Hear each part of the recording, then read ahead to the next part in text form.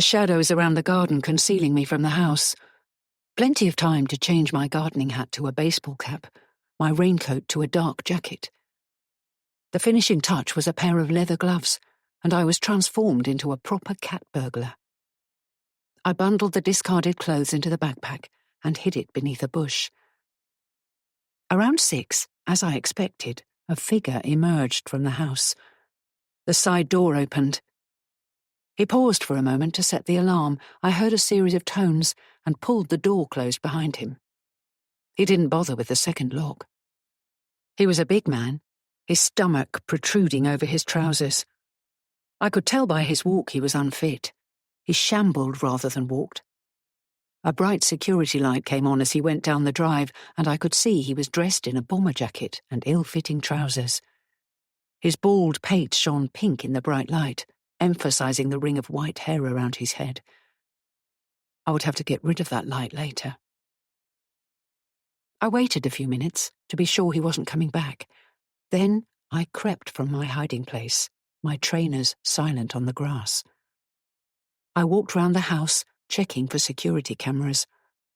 There were 4. With my stick, I angled 3 out of 4 away from the house. The 4th, set high up on the top floor, I would have to avoid as far as I could. The security light was more of a problem. I had to disable it, but I couldn't reach. At the bottom of the garden, I found a shed unlocked. I was looking for a wheelbarrow or a large pot I could upend to stand on, but straight away I spotted a small set of steps, exactly what I needed. That was careless. Nobody in their right mind would leave a stepladder in an unlocked shed. He'd become lazy. I suppose he thought nobody knew about the money. Within minutes, I'd stepped up to the light and smashed it with my stick. When he came back, he'd assumed the bulb had blown or the light was malfunctioning. The likelihood of him investigating in the darkness after a few drinks was nil. I did the same with another security light on the back of the house, put the steps away exactly as I found them, and returned to my den in the bushes, where I settled down to wait. The time passed slowly, but it gave me a chance to consider all the angles. I was in no danger of falling asleep, given what I was about to do. My heartbeat was already so loud I was scared it would be heard by a passing pedestrian. I had a couple of hours to calm myself before he returned, but I stayed alert, ready for the moment. It came soon enough. At the click of the opening gate, I got into a crouch and peered through the foliage. A dark figure tottered down the drive. Excellent. I needed him to be drunk, careless, and a long way from alert. He fumbled with his key and went inside, the light from the hallway silhouetting him. A series of electronic beeps told me the alarm was disabled. That was the first hurdle crossed.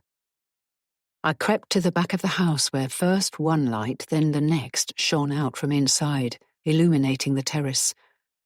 I'd checked out the sitting room in my first recce, and I was pretty sure that was where he'd settle down for the rest of the evening, hopefully with a strong drink to hand.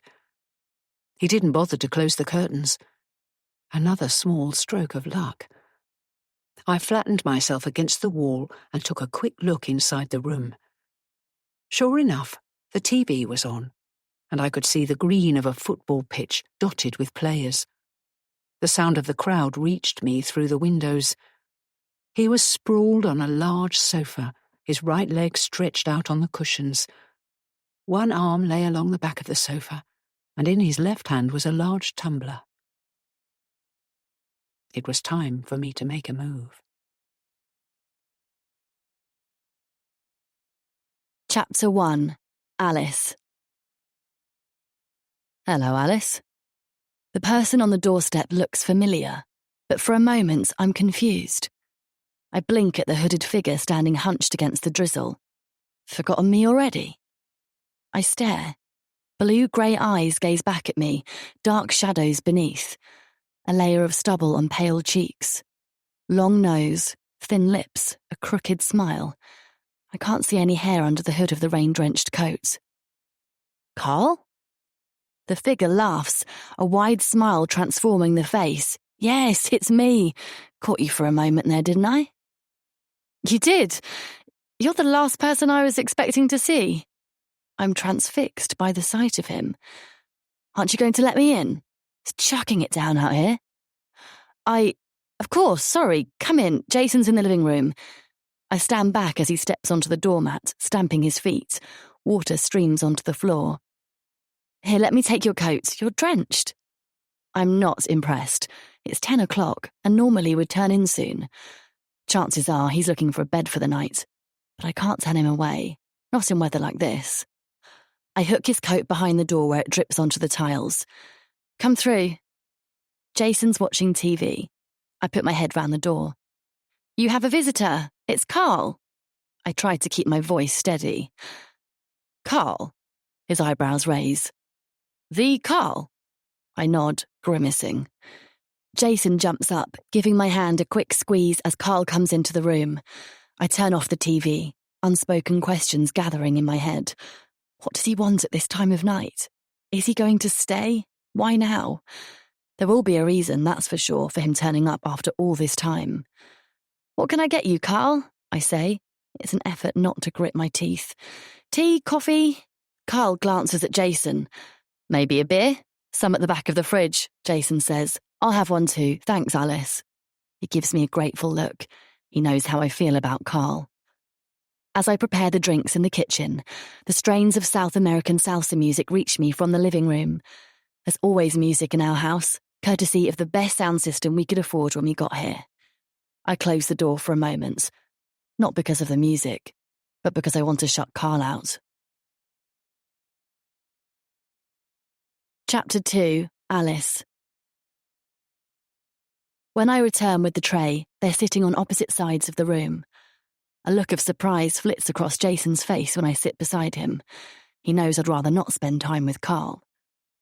I watch Carl's face as his eyes flicker around the room. He nods approvingly at the bookshelves, the pictures on the walls. Great setup you've got here, kids. Not yet, Jason says, smiling at me. We moved in together about 4 years ago. Nice. Carl runs his fingers through his damp hair. I needed to get out of that rain. He jumps up, stepping over to the window, where the curtains are half shut. He peers into the darkness for a moment. Yes, still pouring out there? But I get the impression it's not just the weather he's checking. So, Carl. Jason flips the top off his beer and pours it into a glass. What brings you here after all this time? Can't I visit an old friend? Sorry, old friends. He flashes a smile at me. I don't return it. Without a reason. He takes a long draught of beer. Of course, it's good to see you. Jason hesitates. But I am surprised. How long has it been? 9, 10 years? Carl shrugs. He taps his fingers against the beer bottle in time to the music. Yeah, at least that long. But it's a spur-of-the-moment thing. Had a bit of time on my hands, so I thought I'd visit the old stomping ground, call in on some mates, spend a few days at my mum's. You've lost weight, Jason says. It occurs to me that he's not looking well. I wonder what he's been doing to look so run down. Carl and Jason grew up together, and of the two, Carl was always the robust one, his tall figure oozing confidence and health. Beside him, Jason looked like his little brother, smaller than him, always in his shadow. To be fair, he was younger by a couple of years. But now Carl looks older than his age, thin, a little hunched, his trousers hanging off him. The skin on his face is grey, his once lush hair dull and greasy. A bit. Too much burning the candle at both ends. Carl grins. He was always a late bird, always the one who found the next place to go, the next party, the secret gathering where drinks and drugs flowed. Same old Carl then, Jason says. What are you up to? Married? Partner? Kids? Job? No, none of that. Still waiting for the one. Jason snorts. Don't give me that. You're too happy being single. You could say that. As for work, well, Carl stretches, thin wrists appearing from the fraying cuffs of his jumper. Bit of this, bit of that. Done some building work, labouring, you know. Worked in a casino for a while, that was a laugh. But it's better down here in the big smoke, more lively, you know. Working for a tree surgeon. Not full-time, but it's something. Sounds great. Better than being indoors all day anyway. Can't quite imagine you in an office. Any more beer where that one came from? Carl tips the bottle, his Adam's apple popping. It's Jason's turn to go for the drinks, leaving me with Carl. There's a brief, awkward silence. I watch as he stands again and checks the street outside. Something going on outside, Carl? I say. It's as if he's expecting someone else to arrive. Just checking on the weather, he says, returning to his seat. But somehow, I don't believe him. It's my turn to go to the window. There's no movement outside. The street shines with wetness, the orange light of the street lamp reflecting off puddles on the pavements. A row of parked cars glistens through the rain. Pointedly, I close the curtains. Jason returns with the beers, handing one to Carl. You'd better stay over. You can't go back out in that. Brilliant. Thanks, Jason. If it's not too much trouble. Carl glances over at me, and I don't meet his eyes. This is Carl all over. He knew we'd have to offer him a bed for the night. Jason turns to me. Alice, did you want another tea? No, thanks. I'm shattered. I'm going to turn in. Carl is clearly holding back, no doubt because of me. I'll get the real news from Jason later. Don't look tired at all, Carl says. You look pretty good to me. Thanks. I don't meet his eyes. He won't get round me the way he does with other people. I'll say goodnight, leave you two to catch up. Okay, love, see you up there. Jason touches my hand as I leave the room. Yes. Night, Carl. Night, Alice. The rain drums on the roof, droplets running down the skylight above the stairs. It lets the light in during the day and frames the stars on a clear night. But not tonight. Chapter 3. Alice. As I pad around the bedroom, preparing for bed, my mood worsens. Carl turning up unannounced late at night can only mean bad things. I peer out of the window again, wondering what that was all about. But there's no movement. No cars feeling their way down the street, no dark figures lingering across the road.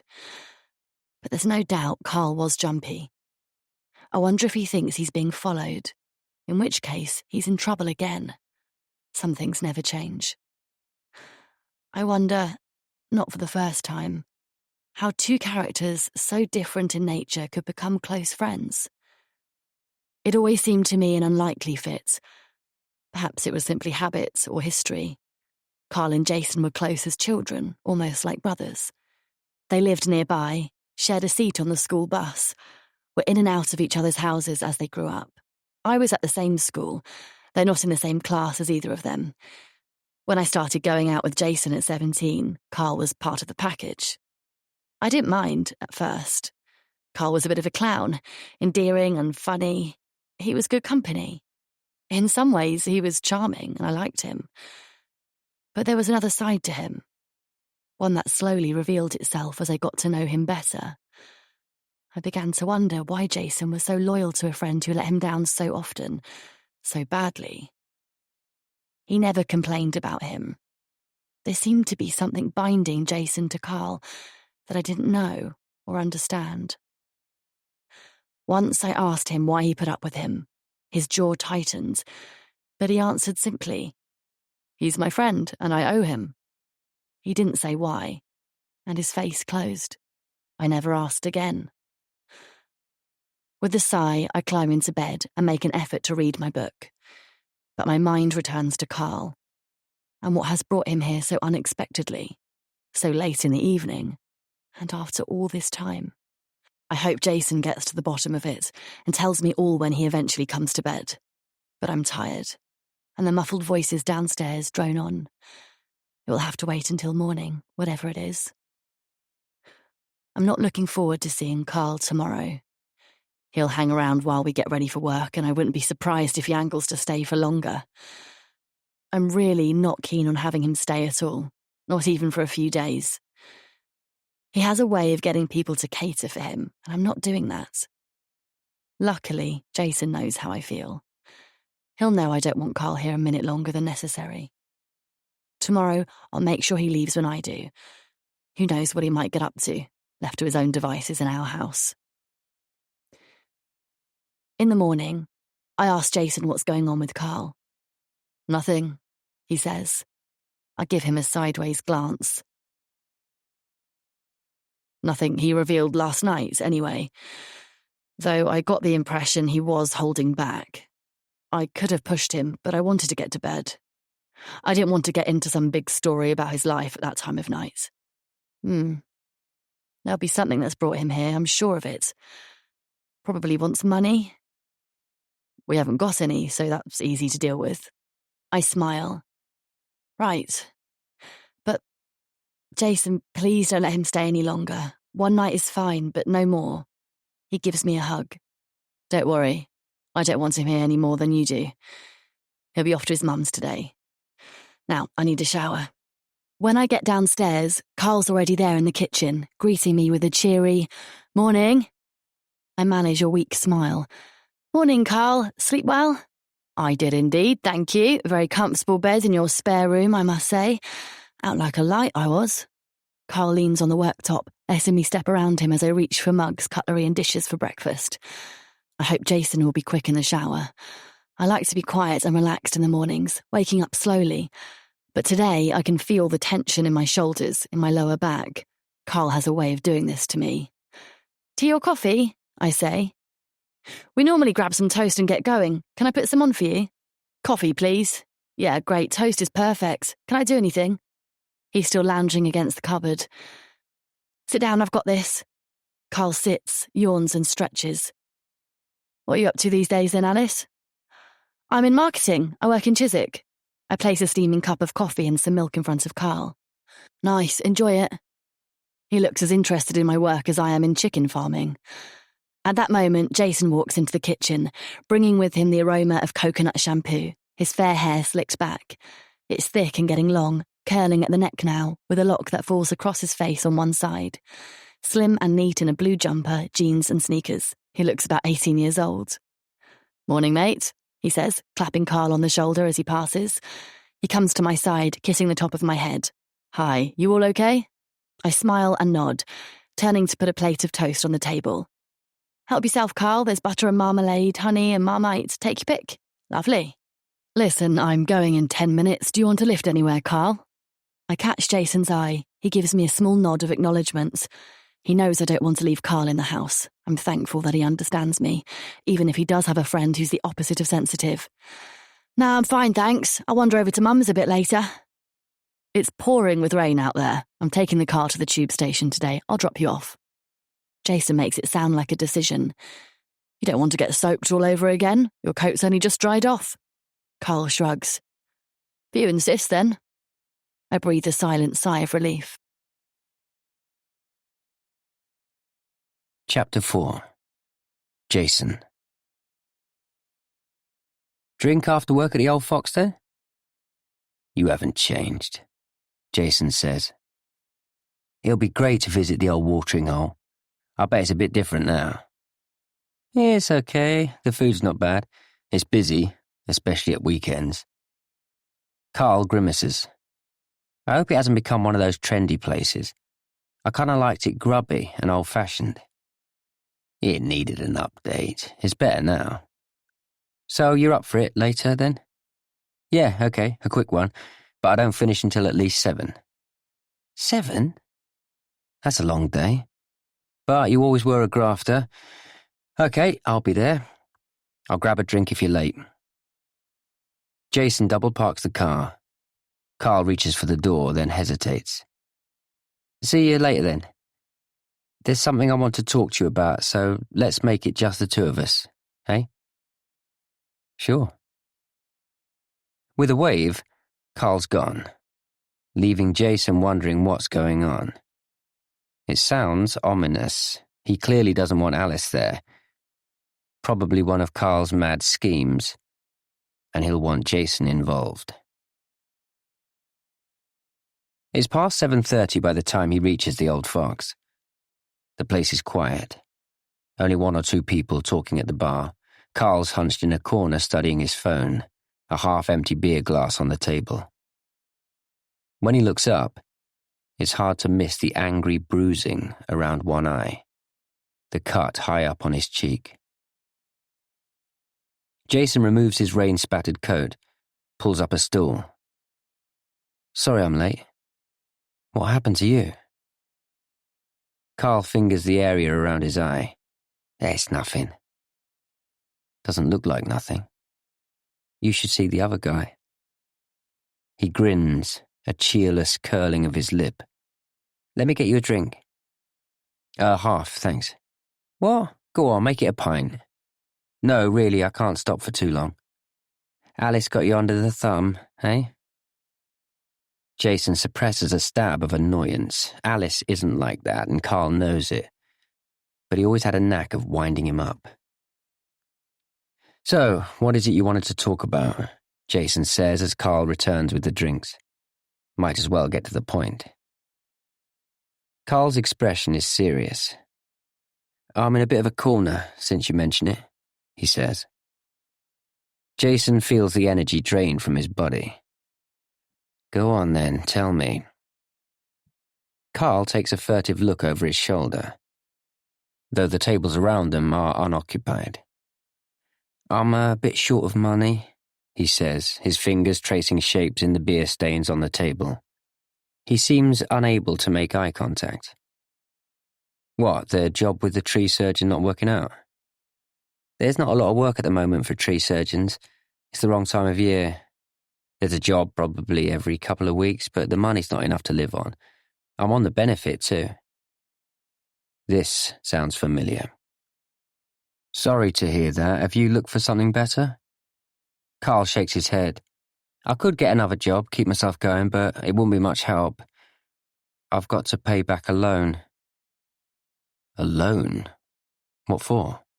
It doesn't matter what it was for, but it's a lot, and I can't just go to the bank. There's no way they'd lend me anything, not right now. I don't have a proper salary, no assets, not even a proper fixed address. Carl glances up at Jason. What are you going to do then? Jason can guess what's coming next, but he wants Carl to say it. Listen, mate, can you help me out? Jason begins to shake his head, but Carl goes on, the words rushing out now. I don't mean you have to give me a savings, that's if you have any, but you have a proper job, a mortgage. You could get a loan easy. I'll pay you back on a regular basis, I promise. Even if I have to get 3 jobs, I won't let you down. Jason almost laughs. If there's one thing he knows about Carl, it's that he always lets you down. He shakes his head. Carl, mate, I don't have any money. Neither does Alice. A look of disbelief passes over Carl's face. But you've got that nice house. You've both got steady jobs. It's not like that, Carl. Carl's voice drops now, and he leans forward, a desperate look in his eyes. Look, I don't like to ask. You know I wouldn't unless it was important, but I really need this. I need your help here. Jason hesitates. What he wants to say is that it's out of the question, that Carl's the last person he or anyone in their right mind would ever lend money to. Alice would blow a gasket. But there's no point. Speaking the truth would only lead to bad feeling. I know you're serious, and I'd like to help, I really would, but what I mean is we don't have any money. We saved for ages to get the deposit for the house. We both have a salary, yes, but the mortgage takes up all the extra. We're barely keeping our heads above water. There's no way the bank would lend us any more. It's hard enough as it is. Carl snorts, shaking his head. Jason, please, I'm not just serious. I'm desperate. And there's no one else. You're the only person I know who could help. We go back a long way. We're mates. Please, I'm begging you. Jason feels a flush crawl up his neck. He's never dealt well with confrontation. This is too much. Carl is pushing too hard. No, he says. I mean it. I can't get you any money or lend you any money. If there's anything else I can do. Carl stares at Jason for a moment, then looks away. Does this have anything to do with... Jason nods towards the injured eye. The purple swelling seems to be getting worse. Carl avoids his gaze. Maybe. Are you being threatened? Because if you are, you should tell the police. That's what they're for. And listen, Carl, there are ways of dealing with debt. I don't know how much you owe or who you owe it to, but citizens' advice. Carl snorts. Citizens' advice? Police? Forget it, mate. We're not talking about Toy Town here. This is serious. And it's not going to go away. I've got to go. He downs the last of his drink and stands. Jason watches as he walks away, his shoulders hunched. At the door, he pauses and turns, a strange expression on his face. Think about it, Jason. You owe me. The door swishes closed behind him. Chapter 5. Jason. Though he knew it was coming, it's still a jolt in the gut. It's what kept him loyal to Carl for all those years. You owe me. But they're adults now, both of them. Years have passed without it coming back to visit him. But still it triggers those feelings of helplessness and inevitability that dogged him throughout his teenage years. All the old feelings come rushing back. There are always elements of danger about Carl. Jason knew it then and he knows it now, so why does he feel so let down? Perhaps, without knowing it, he was hoping Carl might be different now. Stupid of him. Of course he hasn't changed. But what's this feeling of guilt? There's no reason at all for Jason to feel guilty. Carl waltzes into his life again after all these years, and almost the first thing he does is ask for money. Why should Jason have expected anything else? He learned his lesson early on. Lending money to friends is not a good idea, especially if they're Carl. You'll never see the money again. But from the look in Carl's eyes, he's in deep trouble this time. There's no point wondering what he's done. It will only confirm Carl's recklessness, his eternal misplaced optimism. Jason knows he hasn't heard the end of it yet. That comment when Carl left the pub, think about it. That's a bad sign, let alone you owe me. Carl can be relentless when he wants something. He can be hard to refuse. It's a good thing that Jason genuinely has no money to spare. If not, there's a danger he might give in, despite everything. No lights greet him as he opens the door. He dislikes coming home to an empty house. But he's not surprised that Alice is late. She's probably met a friend for a drink on the way home, knowing he wouldn't be back on time. It's probably just as well. Alice will be furious if Jason tells her what Carl wants, even though he said no. Perhaps it's best not to tell her at all. Chapter 6. Alice. Annoyance stabs at me when I see Jason's text. He doesn't go out a lot. He's a home-loving type, not one to spend hours in the pub with friends, or to leave me wondering what he's doing. It's one of the reasons I love him.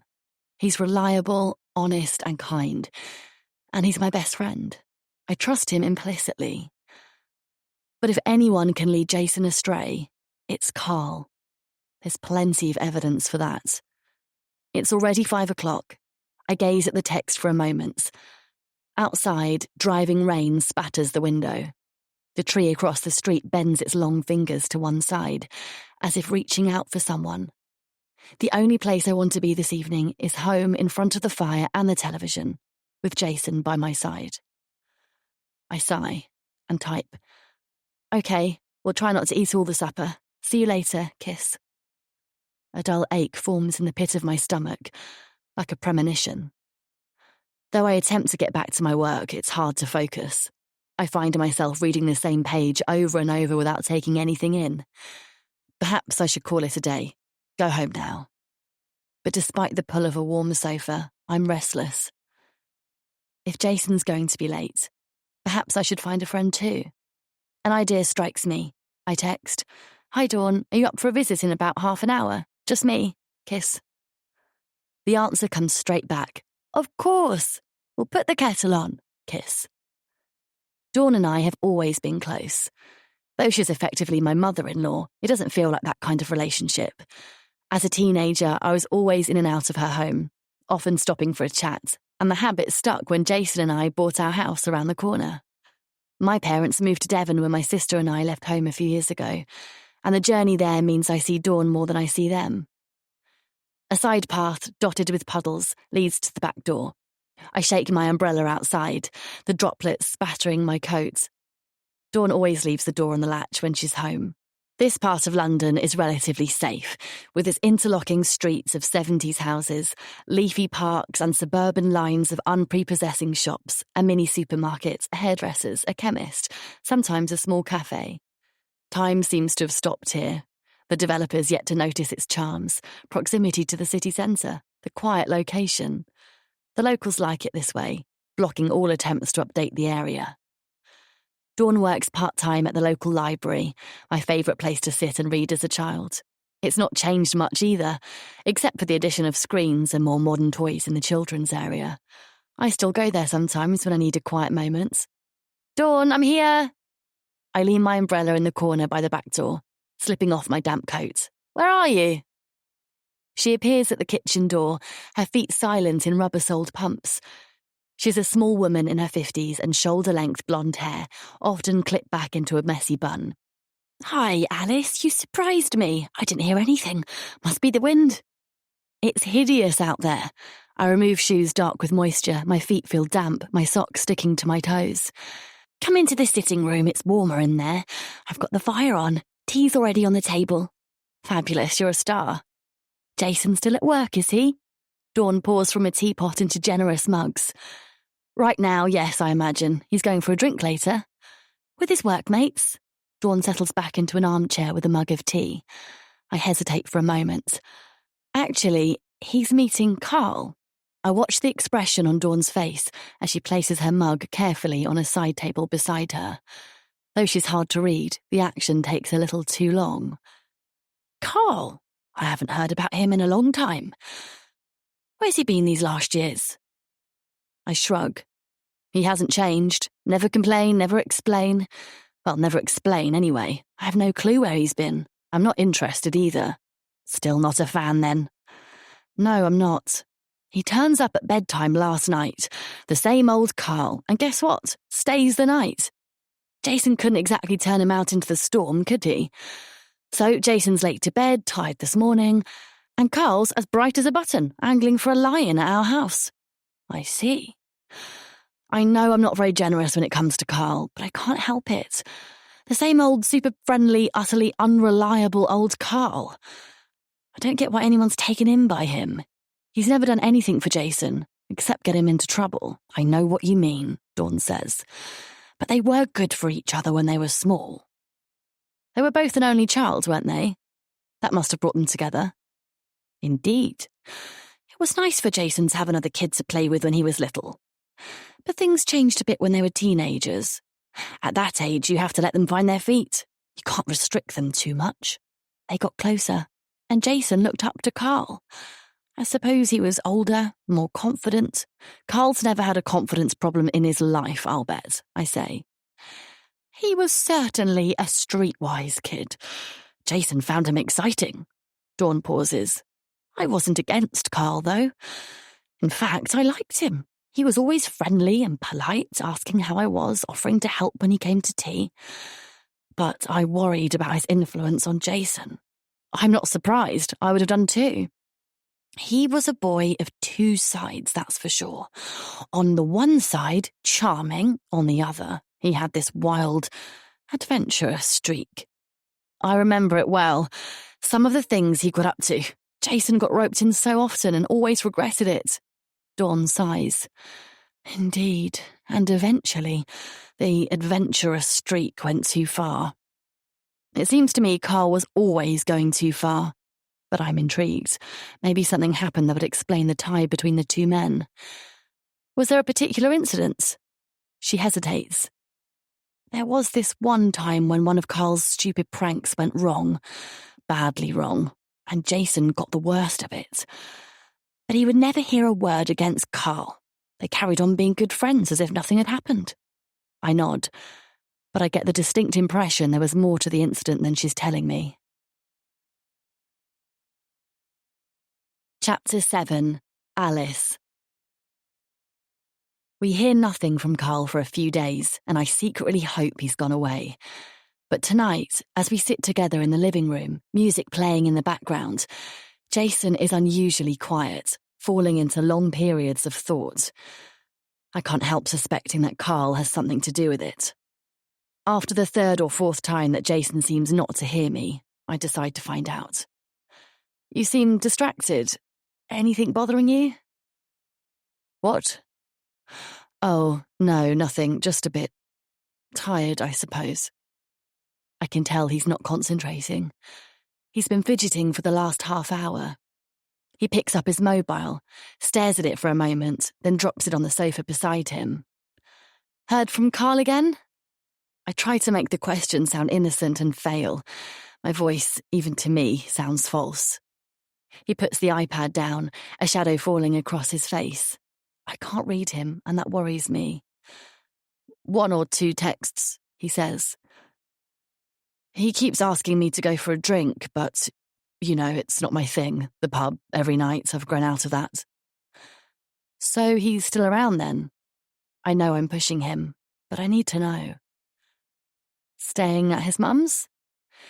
Yeah, I think so. You think so? Or you know? My heart gives a warning beat. This is what Carl does. He gets in the way, confuses people. 1 minute, he's the best friend, generous and amusing. The next, it's all gone wrong.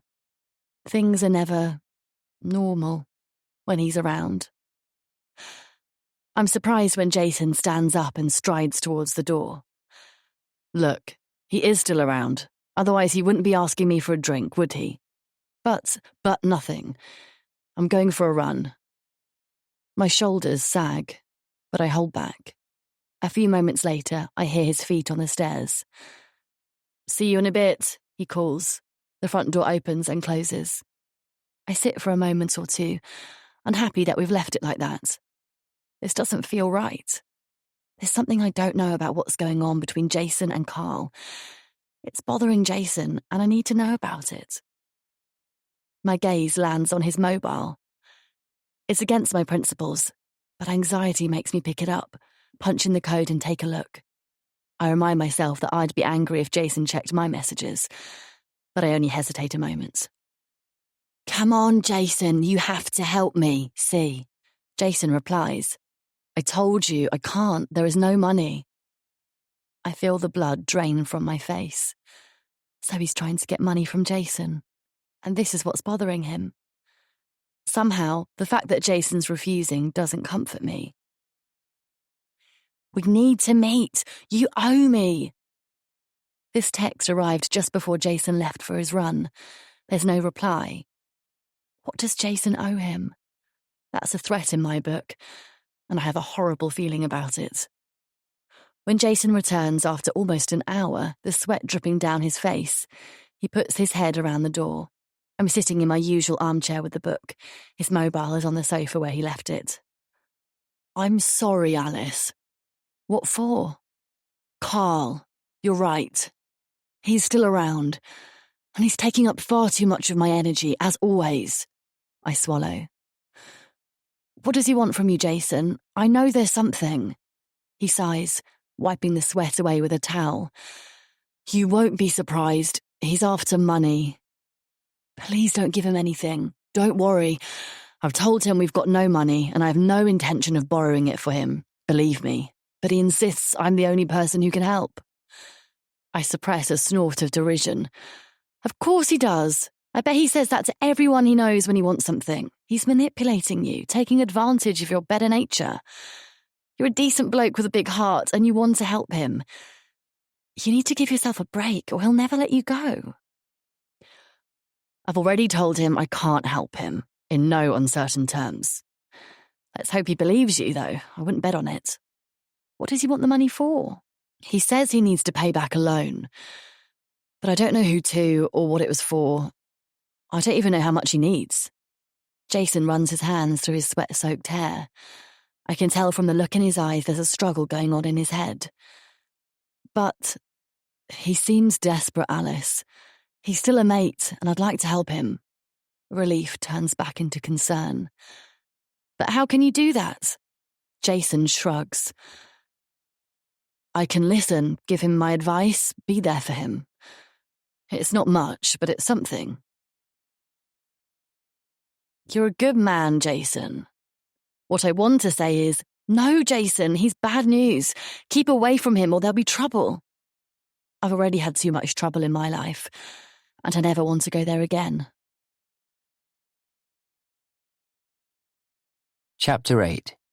Jason. Look, I'm here, but it doesn't mean I can get you any money, and I don't have much time. Sorry, one drink, and then I need to go. Carl grins. The swelling around his eye has subsided, leaving only a dark smudge, its edges turning into a yellow stain on the pale skin of his cheek. Thanks for coming. I mean it, Carl. I'll help you if I can, but not with money. Carl taps a rhythm on the table with his fingers. They're back in the old Fox.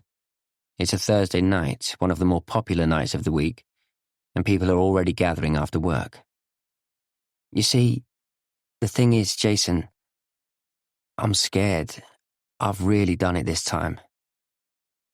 Startled, Jason watches his face. Carl is never scared, or at least, he's never admitted it. You're scared of what? Not what. It's who. This loan. Ah, the loan. You haven't told me what it was for. Carl shifts in his seat, glances over his shoulder. Nobody else is taking any notice of the two men sitting in the corner.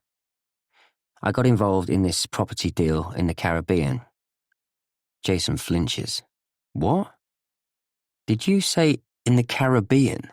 I know it sounds too good to be true, but it looked brilliant, Beautiful place. Practically on the beach. Bona fide developer. Building luxury villas. Swanky brochures. Professional website. Lots of experience with other developments. Great return on investment. They said I'd get my money back and more in the first couple of years. It's not hard to guess what's coming. So, it didn't work out. He keeps his voice flat. A few months in, the developer went bust, disappeared with the money, all of it, gone. No website, the phone's dead, emails bounced.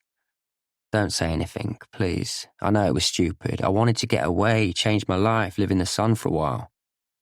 Oh, Carl. There's really nothing else to say. Yeah, well, but the thing is, the person who lent me the money, he's kind of a mate, or he was. He's cash rich, always throwing money around. So you thought you'd have a bit of it, and now he wants his money back. Of course he does. Jason can just imagine what Carl's kind of a mate is like. Carl nods. He's hardcore, drugs and that. I didn't know, I thought he'd done well for himself, inherited money or something. Jason wants to shake Carl for being such an idiot. Tell him how obvious it is. How did he not see it coming? How did he get himself into such a mess? But he doesn't say any of it. There's no point. What precisely do you mean, hardcore? Carl shakes his head. Christ, I am such an idiot, Jason. I don't know why I did it. This bloke, let's call him Nick, he's got minders. Minders, I tell you. Was the black eye down to him? Carl nods. One of his guys caught up with me. He would have done a lot worse, but he grabbed me by the jacket. I was lucky it came off and I ran. Had to abandon the jacket. It was a good one, too. This sounds bad, Carl. Can't you talk to him, persuade him to give you more time? Carl scoffs. He's not that kind of guy. Talking's not his way. So, tell me about him. It's not just him. There's a whole family of them in West London. They're into all kinds of shit. Protection, trafficking, drugs, casinos, you name it. All around the world, it's huge. How did I not see it? Now he's got me over a barrel and he's as hard as nails, won't listen to any excuses. Carl's eyes flicker. He swallows, a strangled groan escaping from his thin lips. This is 10 times worse than Jason could have imagined. Carl might be flaky, but he's no hard criminal. He pushes the boundaries always, but never quite flips over into crime. How much, Carl? Carl's foot taps, his eyes flitting as he checks the room out. More people have drifted in. A large group at the bar are laughing and talking. A couple sit at the window table deep in conversation, but there's nobody close enough to hear. Nick. He's called Nick. He's loaded. It's a drop in the ocean to him, Carl says. But he's like a dog with a bone in business. Never lets anyone get one over on him. Come on, Carl. How much? Carl's voice drops to a hoarse whisper. 100 grand. And if you say anything about how stupid I am. For a moment, Jason's stunned into silence. What? £100,000? What was he thinking? But Carl's watching, a desperate look on his face. When? When are you supposed to pay it back? Last month. They're after me, Jason, and if they catch me again, they'll fucking kill me. Chapter 9. Jason. It's hard to imagine a worse scenario. An old friend, feckless but on the whole harmless, gets conned into investing in a dream property scheme on a Caribbean island. He borrows the money, a huge amount for almost anyone, on the promise that his investment will be returned in record time. Almost certainly no legal papers, no formal agreement. The lender and so-called friend turns out to be a ruthless criminal. Quite possibly a gang leader who rules by aggression and violence. Carl watches Jason, waiting for his reaction. But Jason can't find the words. It's a huge amount of money, far more than he expected, and more than Carl can possibly hope to pay back, especially with his job history. Jason, you have to help me. I've got no hope of getting the money together. I don't have any savings, nothing. Mum's no use. I don't mean she's useless, but she has no money either. She has the house, and I know she'd offer to sell it, but I can't. I won't ask her to do that. It's the only thing she has. I can't even tell her about this. It would kill her. I'm desperate, Jason. I don't know what to do. Shit, Carl. He's still reeling. I know. Carl drops his chin to his chest. Jason keeps his voice steady with some difficulty. I don't know what to say. I really don't. Did I hear you right? 100,000. Keep your voice down. Carl takes a nervous look over his shoulder, but still nobody's close enough to hear. Jason takes a deep breath. Okay, let's think this through. Where are you living, officially? I'm renting a room in Acton. It's cheap, nothing special. But they've tracked me down. I can't go back there. I've given notice. I've been couch surfing and living rough for the last few weeks, trying to keep my head down. I daren't stay at Mum's for much longer. I can't put her in danger. Jason can't help feeling angry with Carl for asking him to help. What does he think he can do? Jason's always been as straight as a die, except when Carl led him astray, but that was years ago, before he grew up. He likes his job. He's happy with his life with Alice. He doesn't need this kind of drama. The dark world of criminal gangs and violence is like a foreign land, something he's only seen on TV. He shakes his head. I want to help you, Carl, believe me. I know you saved me once, but yes, I did, Jason. And now you need to save me. Chapter 10. Alice. Jason's meeting Carl again, and I'm trying not to care. It's not that I don't trust Jason. It's that Carl is the most manipulative person I've ever met. I throw on my joggers, put some music on and try to get Carl out of my mind. Supper's just about ready when I hear Jason's key in the lock. "In here," I call. "Smells good," he says, putting his head around the kitchen door. "Almost done." I lift my chin for a kiss. Then I notice the look on his face. "Are you okay? You look kind of shell-shocked." The skin on his face is grey. The lines on his forehead seem to have deepened. What's Carl been up to this time? I want to say it out loud, but Jason knows I'm suspicious. I don't want to come across like the jealous woman. Jason's eyes skitter away from mine. "It's been a long day." "And Carl, did you see him?" "I did." He sits at the table, runs his hands through his hair. It looks like a hopeless gesture, as if he doesn't know what to do. "And?" "It's bad. I'm not sure I should tell you, it's so bad." I knew it. "Tell me." "This loan he mentioned. He borrowed a lot of money from a very bad guy, some kind of criminal gang leader who's threatening him. He's really scared this time, Alice. I've never seen him like this before." "Wow, Carl scared. Must be bad." I try to make light of it, but Jason's face is serious. "I think it is. I don't know how to help him." "Are they violent?" "Just a bit. He thinks he's going to end up in the river with his throat slit." Chapter 11. Alice. Jason picks up his phone and stares. He makes a strangled noise and holds it up for me to see. 8 messages from Carl. I can almost feel Jason's stress levels rocket. Something bad must have happened. Nobody sends 8 messages in quick succession unless it's urgent. The first message says simply, "This is bad, call me." The next, "Call me ASAP." The messages get increasingly panicky until the last one, "Ditching this phone, I'll call you." There are 6 missed calls, all from Carl. Once again, the colour drains from Jason's face. "Try him," I say. There's no point telling Jason to ignore the messages. He taps the screen and waits, his eyes wandering around the room. No answer. I reckon he's ditched it. Doesn't sound good, does it? Jason paces the room. "I don't know what to do, Alice.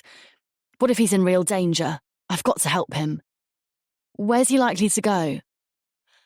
"He'll have left his mum's. He won't want to put her in danger. He could be sleeping rough." "But where? There are so many places in London he could be. Searching for him could be never-ending." "I don't know. The railway line, maybe. We used to hang out there, or the subway." "Alice, I've got to go and look." When he looks at me, his eyes are anxious, appealing. "I know. Be careful, though, won't you? And keep in touch." He grabs his phone and his keys. "I will." "Want me to call anyone? What about his mum?" "Don't worry, I'll start there. Carl's mum, Julie, lives just around the corner. I won't scare her. I'll find some excuse for needing to see him. If you find him, bring him here. But please, don't worry, I'll make it crystal clear. He can't stay for long." I nod, blow him a kiss. A moment later, the front door slams. I hate the idea of Jason out on his own, searching the streets of West London in the dark. But trying to stop him is useless. Jason is a rescuer. Always has been, and now he's trying to rescue Carl. Though to be fair, it does sound as if Carl really is in need of rescuing this time. I wonder what you do, ultimately, when you owe a lot of money and you have absolutely no chance of paying it back. Worse, if the people you owe it to are dangerous and you can't go to the police. I fear Carl might have to disappear for good. Chapter 12. Jason. Jason climbed into the car, shivering in the damp air. This was not what he had planned for the evening, but he must find Carl. If he draws a blank with Julie, Carl's mum, he'll check out their teenage haunts, the old railway line, the playing fields, the skate park. Then the places where the homeless hang out. Not that he knows where to go, but he can take an educated guess. Perhaps there's a hostel of some kind. Or maybe Carl's holed up in a deserted building. A scene from a film flits through his mind. A man on the run. Empty warehouses, derelict factories. Is it worth checking them too? If he can find any. He's never noticed such places in the local area, but in London they're not unusual. What else can he do? If he goes to the police, he risks landing Carl in trouble. Carl's mum opens the door as far as its chain will allow, peering through the gap with wary eyes. Jason? Hi, Julie, yeah, it's me. Come in quick, close the door. She looks out into the street, checking in both directions before turning back to him. Is everything okay? Fine, come through. She gives him a swift hug before leading him down the hallway. She seems smaller than when he last saw her. Though her step is firm, her movements quick and efficient. Her dark hair pulled back into a thick ponytail. I'd love to join you, he says, nodding at the steaming mug on the kitchen table, but it's only a quick visit. I'm looking for Carl. Aren't they all? She says, almost to herself. She points him to a chair and sits opposite. The kitchen is barely big enough for a table. It's exactly as it was 15 years ago. The same cracked tiles on the floor, the same pine cupboards, neat and clean, and like a picture from the past. What, has someone else been here? He tries to keep the dismay from his face. 2 blokes, one smartish, the other bald, in jeans. Heavy-looking fellow. Luckily I saw them from my bedroom window. Right away I was suspicious. I pretended to be out. Didn't open the door. They nearly smashed it in, yelled to Carl through the letterbox. I was scared. I hid for a full half-hour after they'd gone. What did they say? Told Carl to watch out. They're coming for him, something like that. Did you see their faces? Not clearly. I watched as they left. They got into a car parked down the road and drove off. When was this? About 6 o'clock yesterday evening. I was lucky to spot them under the streetlights. I don't know what would have happened if I'd let them in. He hesitates. Julie, I don't want to scare you, but don't open the door to anyone unless you know who they are, okay? What are your neighbours like? Good people, friends. Call them. Tell them what's happened. Ask them to be vigilant, to know anything strange. If you're really worried, is there anywhere you can go? She gives him a look. I'm not going to be chased out of my house, Jason, not easily anyway. I can go to my sister's if things get bad, but I won't if I can help it. My neighbours will help, both sides. They're young, the husbands are big lads, they'll look after me. But what's Carl been up to this time, Jason? I'm worried about him. He shakes his head. You don't want to know, believe me, Julie, it's best I don't tell you. But I really need to find him, and quickly. Any idea where he's gone? She shrugs. I wish I knew, but I don't know much about what he does anymore. You're the only one of his friends I know. I couldn't tell you who he sees or where he goes. Nor me. Did he say anything about where he was heading? Nothing. I suppose you could try the tree surgeon. He works for them sometimes. Do you have their number? Julie rises from the table. Now, what were they called? I've got a card somewhere. She steps over to a small notice board by the back door where leaflets, notes and cards are pinned at random. She rifles through them, lifting scraps of paper to see what's underneath. Got it. Here, take the number. It might be worth giving them a call, though he doesn't seem to be doing much for them at the moment, more's the pity. Jason types the name and number into his mobile. It might help, thanks. He looks around. Did he leave anything here when he stayed last week? A backpack, I think. Go up to his room, have a look if you want. Thanks, Julie. It's worth a try. He takes the stairs 2 by 2 and pushes open the door to Carl's old bedroom. The middle of 3 doors on the narrow landing. Everything's still there, as it was. Posters of football teams, pop stars, racing cars. Some of them are battered, the corners torn, drooping from the wall. A few books on a shelf, a wardrobe filled with old clothes, a pile of T-shirts spilling out onto the floor, old trainers under the bed, the same old Manchester United bed cover, rumpled, as if someone's been sitting there. On the bed, a backpack. Jason holds it upside down, gives it a shake. An assortment of belongings falls out. Sweet papers, matches, a small green packet of cigarette papers, some tobacco in a tin box. Evidence that Carl still smokes, though there was no sign of it when he stayed the night. He probably knew Alice would disapprove. Jason rummages through a mess of receipts, bus tickets and coins that drop from the front pocket. Nothing there gives him any clue. In the main compartment there's a woolly hat, a scarf, a half-empty bottle of water, a bus timetable, and a few scraps of paper with pencil scribbles on. Some phone numbers. Not local. A larger piece of paper is folded into 4. Intrigued, Jason opens it. It's a rough floor plan, drawn in pencil, obviously without a ruler. There are 2 floors on the plan, the upper floor roughly sketched, indicating a number of bedrooms and ensuite bathrooms. One of the rooms on the upper floor is highlighted in green. The word money scrawled over it. It's the only room without a bathroom attached, and it contains a square box with 5 numbers on it. Jason drops the paper as if it's on fire. What the hell? This is a plan of someone's house with what looks suspiciously like a safe marked in an upstairs room, and if he's right, there, in black and white, is the code to open it. Carl's planning to steal the money. That's how desperate he is. Immediately, Jason wishes he hadn't seen the scrap of paper. He doesn't want anything to do with it. But he can't unsee it now. For a moment he hesitates. Should he take the plan? Or destroy it? But what difference would it make? He's only seen it once for a few moments, and the details, including the numbers, are seared into his brain. He could probably redraw the plan quite accurately, and if he can, then surely Carl, who's intending to carry out a criminal act with the help of those pencil lines, could do it too. He stuffs everything, including the plan, back into the backpack, wondering if he should back out now and leave Carl to his fate. It's tempting, but he can't.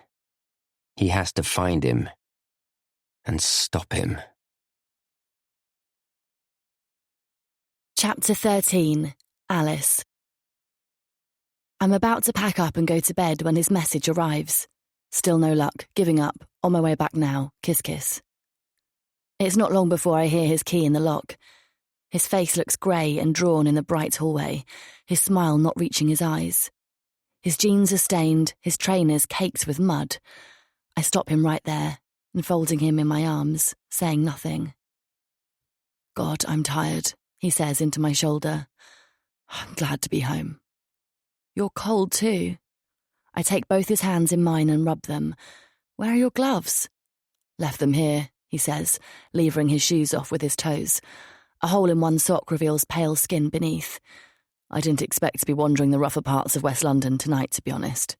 I give him a sideways look. He sighs, holding his hands out. I know.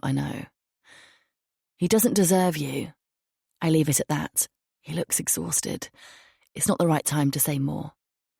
Go on, take a shower, get warm. You look as if you need it. I tried everywhere I could think of, but nothing. I suppose I shouldn't be surprised. If a criminal gang's after him, he'll be properly holed up somewhere. I came back via the old route through the gardens in case he'd hidden himself in a shed somewhere. That's how I got so grubby. At the bottom of those long gardens, you'd have no idea if someone was there or not. So, did you check out as well? Jason freezes. Oh no. Jason strides back out to the hall for his jacket and shoes. Within minutes, he's unlocking the back door. I'm close behind, my heart thumping. Hold on, let's grab a torch. It's pitch black out there. He takes one from the hook behind the door and I follow, wondering what the neighbours will think if they happen to see us from their upstairs windows. The garden has no lighting, and on a cloudy night like this, the street lamps struggle to illuminate more than a patch of pavement at the front of the house. A similar garden stretches beyond the footpath at the bottom to the back of a house on the parallel street, and on either side of the narrow lawn, trees and bushes create a corridor of darkness. As we approach the shed, an old-fashioned wooden hut housing the lawnmower and a few gardening tools, there's no warning light. I begin to think it's okay. We're being stupid to think he might be here. In the distance, a police siren blares, fading away into the evening, leaving only the thumb of traffic interspersed with a growl of taxicabs. I shiver. There's a heavy dampness in the air, and I can't imagine what it would be like to spend the night out here in the freezing cold. At the bottom of the garden, the shed crouches, half hidden by hanging branches. There's no sign that anyone has been here. The key's still in the lock, as it always is. No sound penetrating the gloom. "Carl," Jason says, his voice resonating in the silence. "Are you in there?" The door creaks as he pushes it open. In the torchlight, strange shadows fall across the walls and ceiling as he turns the beam from side to side. Old flower pots are piled next to a rickety shelving unit where garden tools and bags of compost are piled in a mess. But there's no sign of Carl. "He's not here." Jason turns to leave. "Hang on a minute." I peer into a corner. "Jason, shine the torch over here. What's that?" In a corner at the very back is what looks like a pile of blankets. In the glare of the torch, I recognise our picnic blankets in a heap. "It's nothing, just the picnic blankets," Jason says, his voice flat with disappointment. "But wait, I didn't get them out. They were folded in a bag." I look round. The bag is on the floor to one side. I pick up one of the blankets. A packet of Rizzlers falls out. I bend to retrieve it. It's empty. I grab the torch from Jason's hand, sweeping the floor. A couple of spent matches and a crisp bag, also empty. I turn to Jason, who's staring at the flimsy box of cigarette papers. "It's him, Jason." Slowly, Jason takes the packet from my hand. "You're right," he says. "He was here." I turn back to the heap of picnic blankets. I pick up the next one and gasp. In the centre is a deep, dark stain. It looks like blood. Chapter 14. Alice. Darkness folds itself around the shed as we walk back to the house, shaking with cold or shock. "My God, Jason, what do you think happened?" "I know as much as you do, I promise." He shakes his head. He looks even worse than he did before. I close my eyes. "What are we getting into, Jason? He could have put us in danger by coming here." "Probably why he didn't stay. He's not that stupid." I snort. "But he is, though, isn't he? He's got himself into tons of shit in the past, many times. Now it looks like he's really gone and done it." Jason looks exhausted and utterly miserable. "Do you want to call the police?" "No, they won't do anything, they never do. Anyway, we still have nothing, just a friend who's gone missing, but isn't really missing and he's injured. He could have hurt himself climbing over the fence for all we know. He reckons he's being chased by somebody, we have no idea who, and he owes them money. The police will laugh at us." It's not enough for them to go on. Jason shivers. It's late, and the heating's already been off for a couple of hours. "Look, there's nothing more we can do today. Let's go and get warm." "Please, tell me the whole story," I say as we climb into bed. "I don't know the whole story." "No, but how much does he owe, and who to?" 100,000 quid. His words fall like stones onto hard ground. My head swivels, my eyes widening. "What? Oh my word, 100,000! You're kidding. Seriously, 100 grand? Nope, not kidding. I wish I was." "But who to? How come?" "He called him Nick, but that's not his real name. Said he's into everything bad, drugs, girls, casinos, you name it. From a criminal family with a gang to protect them. Couldn't be worse, really. But 100,000 quid? The size of it has me reeling. I'd thought maybe 10, 20, but this, it doesn't bear thinking about. What the hell was he doing? Now I know why he's so scared, but it was a property deal, right? Is that what it's all about? Yes, some scheme in the Caribbean, believe it or not. A too good to be true property deal in the Caribbean, that figures. Can't he get the money back from the developer or take it to court? Jason shakes his head, frowning. It's useless. The guy's gone bankrupt. He's legged it. There's no way to get it back. It takes a few minutes to clear my head. I can't imagine ever being in debt for that kind of money, except for a mortgage, I suppose. But that seems different somehow. A mortgage is agreed by two parties, and you only take one on if you can afford the repayments, or at least that's what sensible people do. That's the only kind of debt I've ever contemplated. Otherwise, I hate owing more than a few pounds on a credit card, and even then I pay the balance off every month. Jason's the same. Neither of us take risks when it comes to money. I suppose, I hesitate. What? If you went to the police? You suggesting the police, that's a first. I know, but maybe he can get some kind of protection. I doubt it. He'll get locked up for not paying his debts, and this guy Nick will still get to him. He won't be safe in prison, not with a gang like that. Wherever he's sent, he'll be vulnerable. He'll end up in a wheelchair. Or dead. My stomach lurches. When I say he's in serious shit, I mean it, Jason says. He can't get a loan for more than $1,000 or $2, and even then only from one of those dodgy operations that rips you off so you can never pay them back. He's got no job, no references, no house to sell, no savings. Is there a deadline? I mean, perhaps we could get it extended. He's way past the deadline. The bad guys are out to get him. Even if he's able to get some of the money now, I doubt he'd get away without a terrible beating, or worse. But then they'd never get their money. That's what I said, but he's not convinced. Christ, I almost feel sorry for him. I really do, for the first time. He's reckless and stupid, but he doesn't deserve that. Jason looks shocked. You do? Is there nobody in his family that can help? His mum, some distant uncle or cousin, anyone? Jason grimaces. He can't ask his mum. She has no money. She'd have to sell the house. She'd be homeless and he couldn't live with that. He's adamant he won't go that route. But I'm not going to encourage him to. There's no other family. What happened to his dad? Dead end, I'm afraid. He took off when Carl was little. He's never known him. In school, he'd just say he didn't have a dad. He made it clear that was the end of the conversation and nobody pushed him. Doesn't he have any ideas of his own? He must be able to find at least some of the money, surely. I can't believe he's utterly helpless, despite all the evidence. I'm afraid not. He's out of ideas. Well, he'll have to leave the country, I say. That's all there is for it. He'll have to go a long, long way and stay there. God, Alice. I wish I knew where he was. Then at least I can try and help him. You've always tried to protect him, Jason. Even when he let you down all the time. Jason nods. I know. More fool me.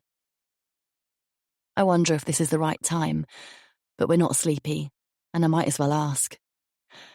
Did something happen when you were younger to make you feel that you owed him?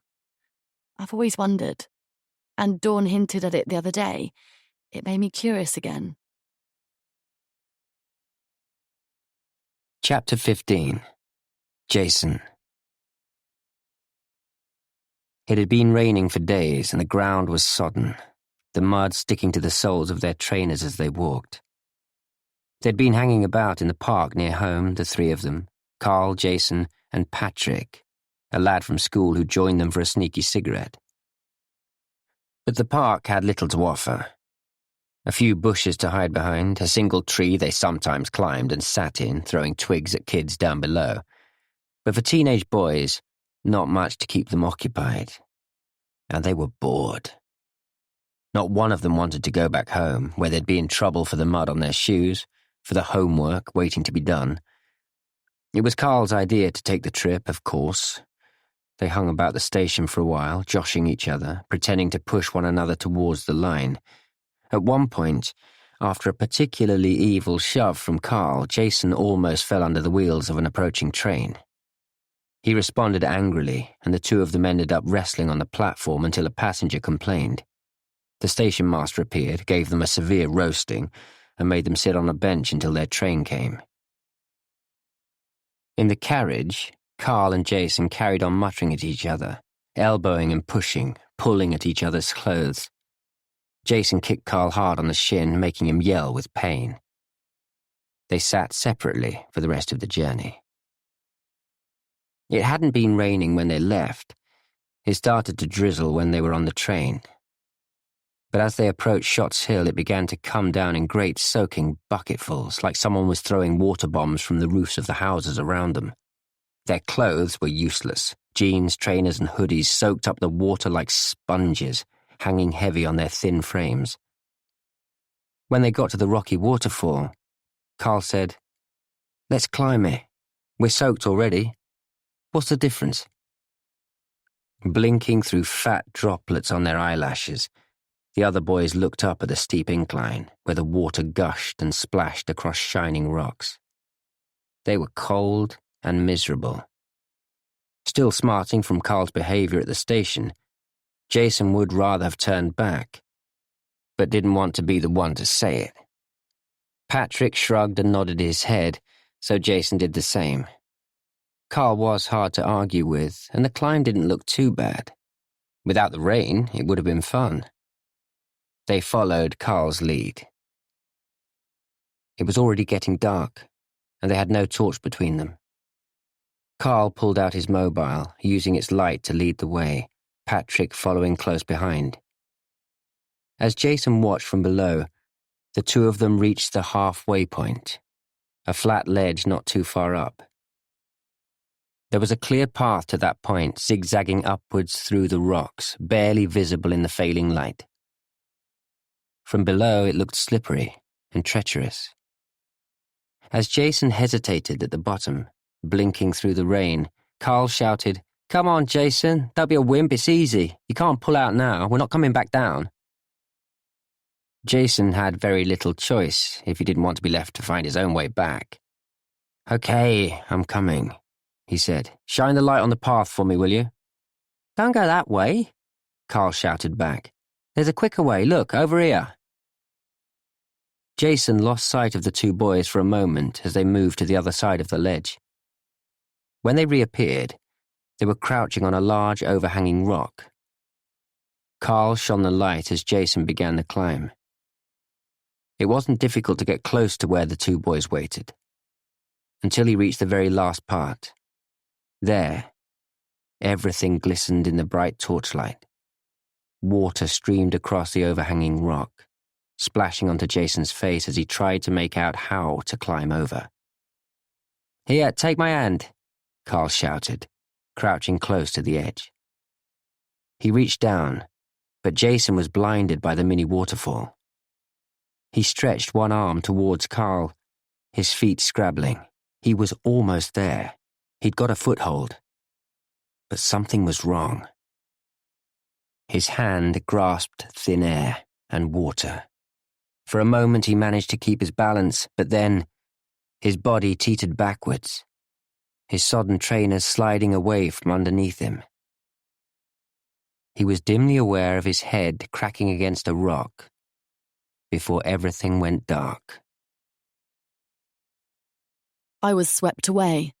The river was running so fast. Patrick called for help, but Carl ran after me as I was dragged down the river. He jumped in and hauled me out. Then he carried me, I don't know how he did it, along the road until a car pulled over and picked us up. I would have drowned if he hadn't saved me. We were taken to hospital. I had a bad head wound and was unconscious, and Carl was suffering from exhaustion. Wow, that was brave. Though it was his idea in the first place. He's not entirely to blame. We went along with it. It was pretty stupid. So that's why Jason is so loyal to him. Carl saved his life. It's a good enough reason. It says a lot for Jason that he feels the weight of the debt after all this time. But it doesn't say much for Carl, still taking advantage. You don't need to carry that debt forever, you know. Carl hasn't exactly been a great friend to you. I know, Jason sighs. I suppose it became a habit. Carl had a hold over me at school and I've never really broken free. It's not right, you know. You've been a good friend to him when he didn't deserve it. You don't need to support him anymore. There's a long pause. Then Jason says softly, "I'm not your dad, you know, Alice." I bite my lip. "I'm sorry, of course you're not." I give him a reassuring squeeze, but deep down, I'm not so sure. My dad was easily led too, to say the least. But why didn't you tell me? I might have liked Carl better if I'd known. There's no mystery about it. I suppose there were things I did when I was a kid that I'm not proud of. That was the worst of them. It was terrible for my parents. They thought I was going to die. I felt so bad for them. It was a stupid adventure gone badly wrong, and they bore the brunt of it. I was ashamed I got dragged into it. They must have been so grateful to Carl. They were. The problem is he makes sure I never forget it. I changed after that day, but I don't think he did, not a bit. He carried on in his usual mad, irresponsible way. To be honest, I was relieved when he moved away. I hoped he wouldn't come back. Well, he's certainly back, I say dryly. Chapter 16. Jason. Jason's brain is buzzing. Sleep is beyond reach. He checks the time on his mobile, creeps downstairs. Wrapping himself in a blanket, he opens his laptop. There must be a way out of Carl's mess. He lists the options, trying to think clearly through a fog of exhaustion. But, too soon, he's out of ideas. He runs his fingers through his hair, gazing at what he's written, forcing his mind to keep thinking, but the whole thing seems hopeless. Carl doesn't have a chance. He's about to go back to bed when he's startled by his mobile. Unknown number. It can only be Carl. Jason, it's me. Carl, where are you? Are you okay? We found blood. I'm outside. Are you up? I saw a light. Hold on, I'm coming. Jason drops his phone in his haste to get to the front door. Carl makes a sorry figure, thin and stooped, a grubby hood over his head.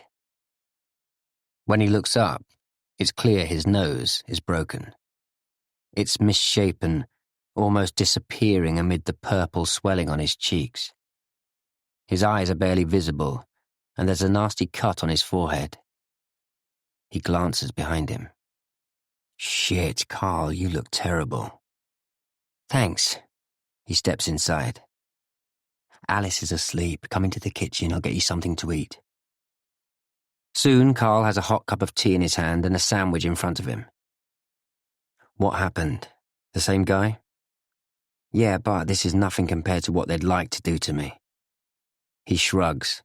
His fingers run down his battered nose. It looks worse than it is. Chasing the money? Yeah. And it'll be worse next time. How did you manage to get away this time? Did you lose another jacket? Carl snorts. Funny. His eyes slide away. It doesn't matter. They won't let me off next time. They made that crystal clear. At least let me clean up that cut on your forehead. It's deep and it's still oozing.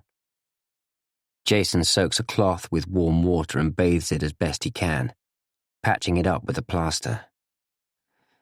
That'll have to do for the moment. You really should see a doctor, though. It looks like it needs stitching. He'll be okay. Listen, Jason, I've found a way out of this. You have? Yes, but I need your help. Carl is suddenly animated, his eyes fixed on Jason. I have a plan. The familiar twist in his gut reminds Jason of his teenage years. He has a horrible suspicion about this plan. Why don't I feel excited about this? Carl's face is a ruin of bruises and cuts, the kitchen light casting grey shadows over the purple patches. He has to lift his chin to look at Jason.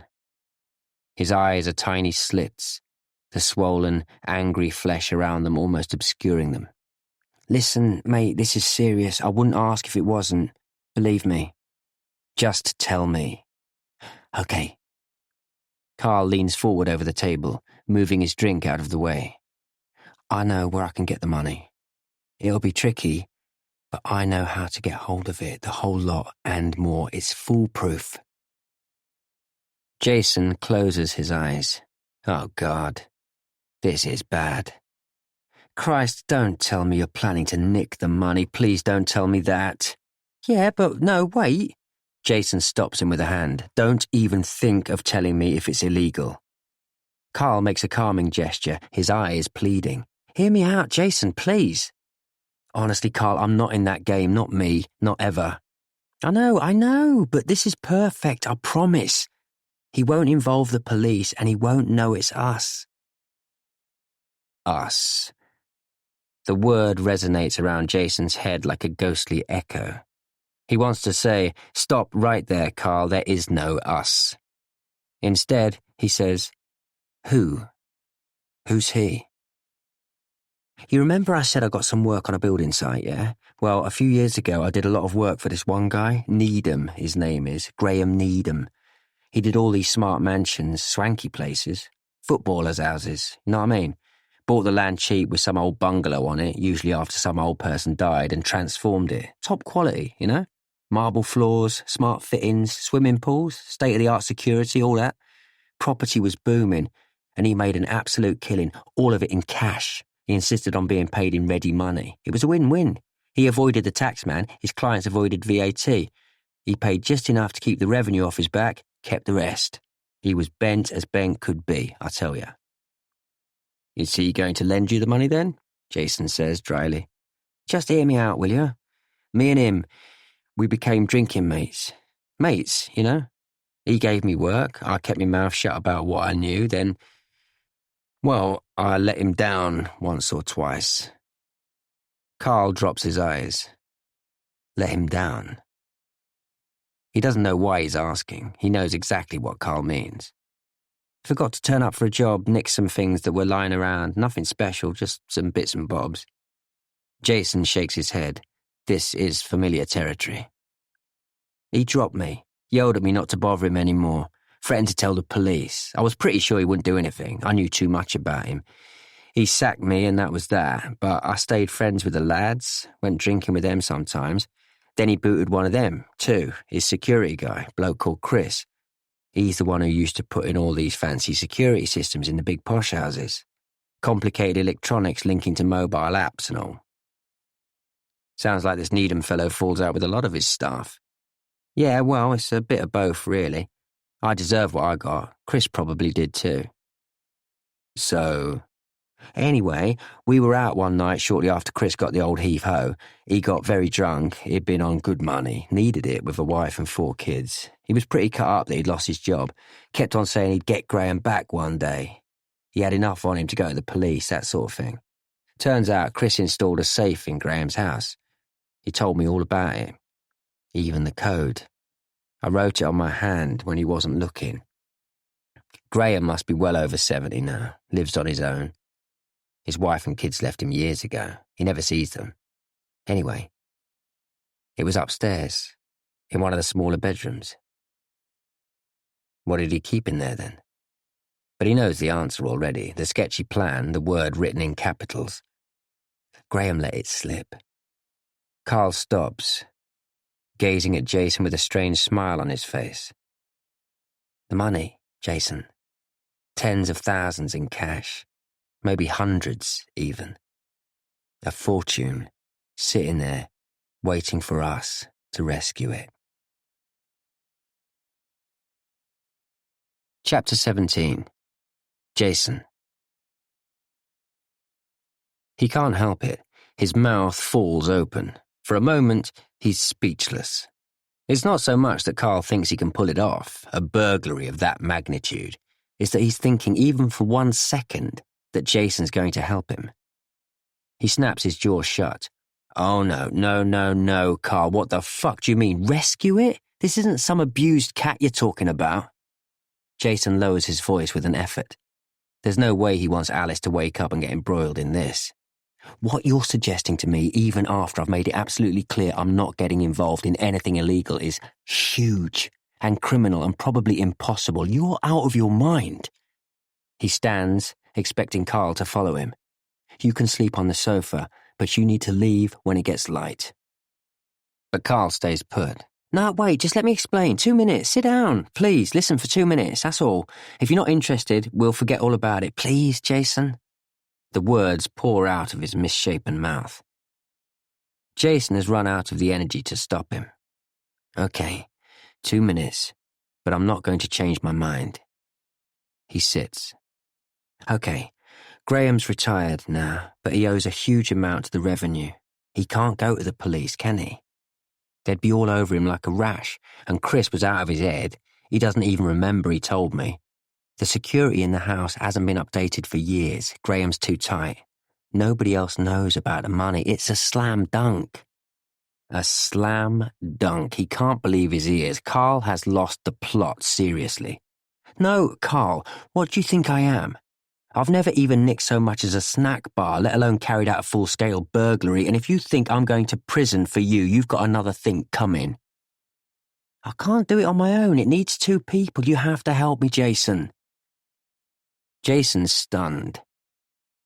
Carl hasn't heard a word he has said. He really is a piece of work. He should have refused to let him in. He should have known this was coming. Fury bubbles in his chest, threatening to explode. Right, that's your 2 minutes up. The answer's still no, and it's not going to change. I'm not doing it. Come on, Carl, I'll find you a blanket. But Carl stays put. He looks to one side and pauses, as if deciding on something. The thing is, mate, you're involved already. It's like a punch in the stomach. What? What do you mean I'm involved? Carl's eyes flick from one side to the other. His voice drops. The bad guys. They know about you. I told them you're going to help me get the money. That's why they let me go. Chapter 18. Jason. You've told them what? Anger, horror, and disbelief flow through him in turn. Carl drops his head. They think we were together in that property deal. What? What do you mean together? How? Why would they think that? They were going to kill me. I had to say something. But you put them onto me? Why the fuck would you do that? You know I haven't got any money. Carl hangs his head. I'm sorry, Jason. Sorry doesn't do it, Carl. So you landed me in it.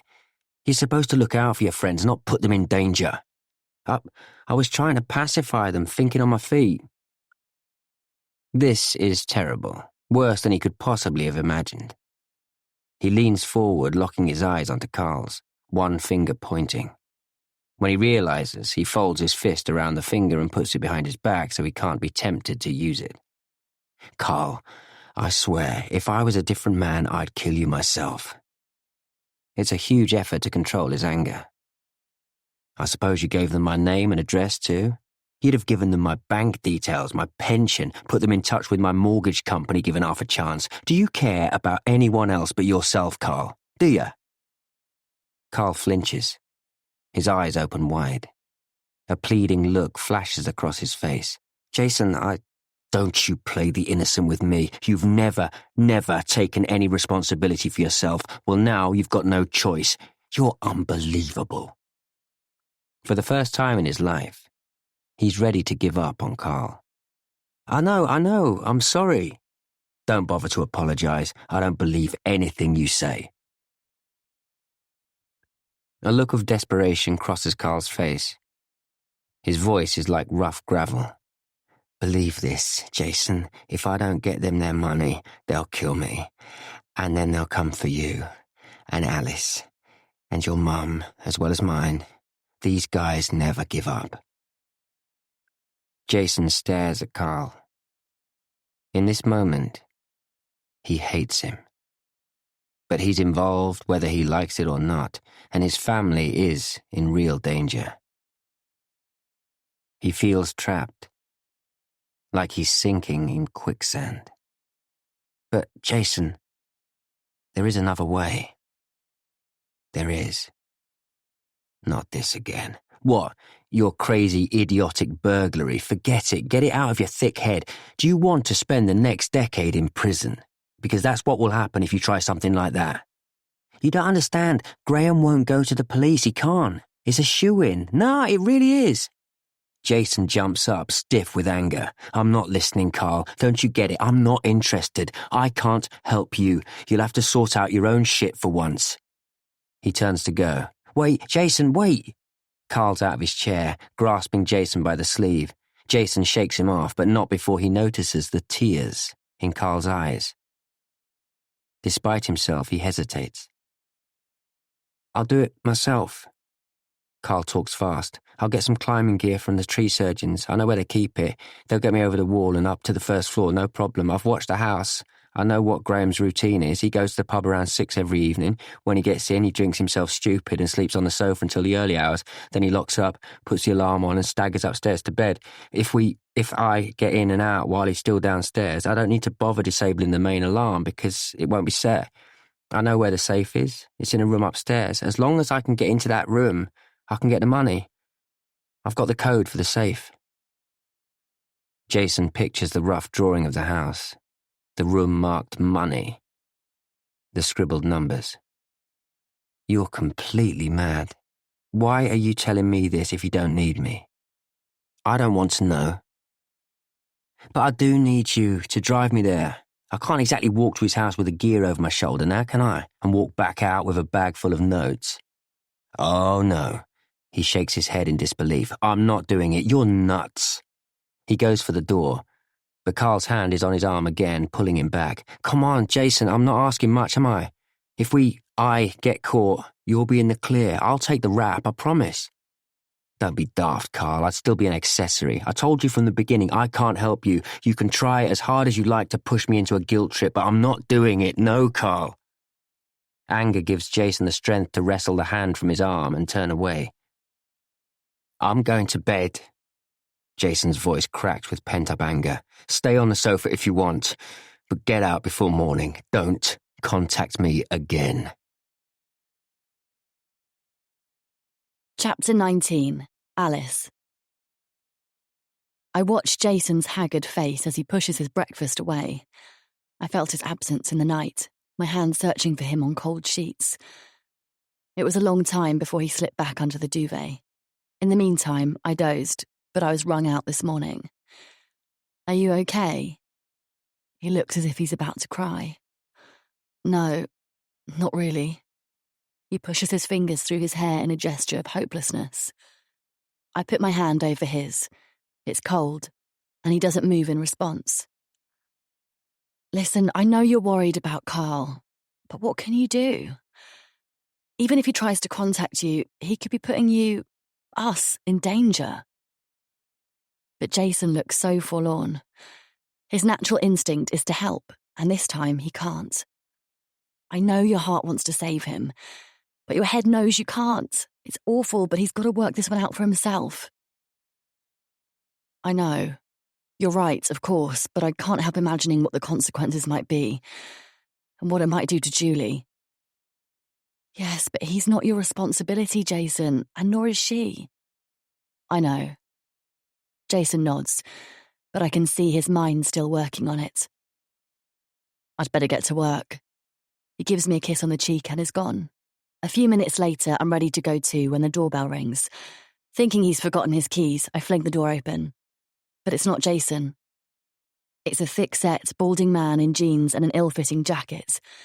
I step back, startled. Sorry to bother you, he says, looking me up and down with a sneer. Do you live here? It's a strange question, and I'm instantly suspicious. Yes, why? Is your husband in? My hackles rise. I step forward, my hand on the door, ready to slam it shut. Who wants to know? Apologies. I was looking for Mr. Jones. Well, he doesn't live here. You've got the wrong house. I start to close the door, but his hand is on it, pushing back. I stand my ground, though I'm quaking inside. I'm vulnerable, and if he decides to come in, I'm not sure I can stop him. Any clue where he might live? Not a clue. He smiles, more like a leer. No worries. Sorry to disturb. He's heading for the gate as I close the front door, my legs shaking with relief. There's something very wrong here. Nobody rings on a random front door like that. I run up the stairs to see where he goes. From the bedroom window, I spot him easily. He hasn't gone far. He's across the road talking to the postman. The postman nods and points at our house. As they look up, I pull back from the window, my heart racing. It's them. They know where we live. My fingers shake as I hold my phone. Jason, someone was here. What do you mean, someone? I thought you'd come back for something, but it was, well, I don't know who it was, but he asked if anyone else lived here and he went and spoke to the postman. They were definitely talking about our house. What did you look like? Bald, thick-set. He asked for Mr. Jones, but it was obvious he'd just conjured that up as a reason for being here. Are we in danger, Jason? Jason hesitates for a moment. Look, I don't know, but it sounds strange.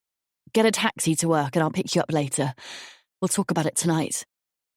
I'm spooked by all this, Jason. You've got to do something. I'm trying, believe me. You have to get rid of Carl. I'm beginning to get really scared. Chapter 20, Alice. I notice the dark smudges beneath Dawn's eyes, the lines etched on her forehead. You look tired, Dawn. Let me help. I take a bag from her. Shopping always gives me a headache, she says. Probably that dreadful lighting at the supermarket. But nothing to worry about. Sit down, both of you, and chat to me while I cook. Jason, tell me about Carl. What's he up to now? You don't want to know, Mum. That bad, eh? She turns concerned eyes to him. I throw Jason a warning look. We don't want to worry Dawn with Carl's antics. He's got everyone else running around after him. Dawn doesn't need to waste her energy on him too. Jason gives me a small nod. He'll work something out, I'm sure, he says. He always seems to find a way to dodge the bullet. Let's hope his luck doesn't run out this time then, Dawn says. How's Julie? She's pretty worried about him. I'm not surprised. I'd worry if I was his mum. Thank goodness I'm not. Dawn pats Jason on the leg. Wouldn't change my Jason for the world. Hasn't he spoken to her? I'm angry enough with Carl. For him to leave his mum guessing is pretty shabby in my book. Nope. He hasn't been in touch with her, not even a text to say he's okay. What I want to say is, he's a bastard through and through. Why are you bothering with him? But I resist, though I can't help my frustration breaking through. He's not okay, though, is he? This time, he's really gone and done it. Jason flashes me a warning look. What's he done? Dawn's eyes flick between us. Nothing you need to know about, Mum. He's got himself into another scrape, a bit more of a grown-up scrape than usual, that's all. Well, don't get dragged into it, will you, Jason, please? It's fine, Mum. Please don't worry. I won't do anything stupid. Dawn gives him a nod, reassured. But he won't make eye contact with me. There's something he's not telling me. I'm sure of it. Chapter 21. Jason. His mobile rings, number unknown. Normally he wouldn't bother to answer, especially at work. But with all that's happening, he can't ignore it. Cursing under his breath, he taps the green telephone icon. Hello? This is D.S. Bennett from Acton Police. This number came up on a mobile phone we're investigating. Can I ask who I'm speaking to? The voice is male, strident. Alarms screech in Jason's head. His chest tightens. Jason Green. Let me explain. We were called out to an incident last night, early this morning. A man is in hospital. He's in an induced coma with a severe head injury. We haven't been able to identify him. He had no belongings with him, only this phone with your number on. Jesus Christ, Carl, what have you done? The fist behind his ribs tightens its grip. His breath comes in short, sharp gasps. He forces himself to breathe normally. What should he tell the police? Really? The word escapes as a strangled squeak. Do you have any idea who this might be and why your number is the only one saved on his mobile? He plays for time, speaking slowly while his mind rushes on. He's glad the police officer doesn't know him, because his voice no longer sounds like his own. I'm not sure. Can you tell me anything about him? What does he look like? Youngish, slim, Caucasian, dark hair. Wearing jeans and a hoodie, piercings in his left ear. a tattoo of a rose on his right arm. Anybody come to mind? That's Carl.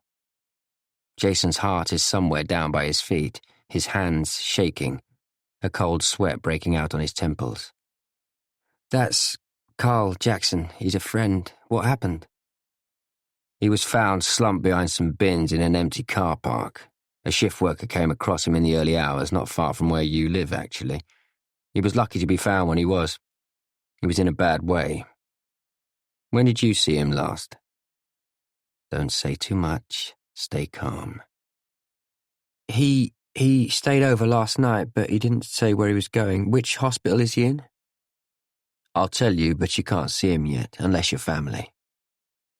He spells out the name of a nearby hospital. Do you know any relatives we can get in touch with? Yes, I know his mum. She lives near here.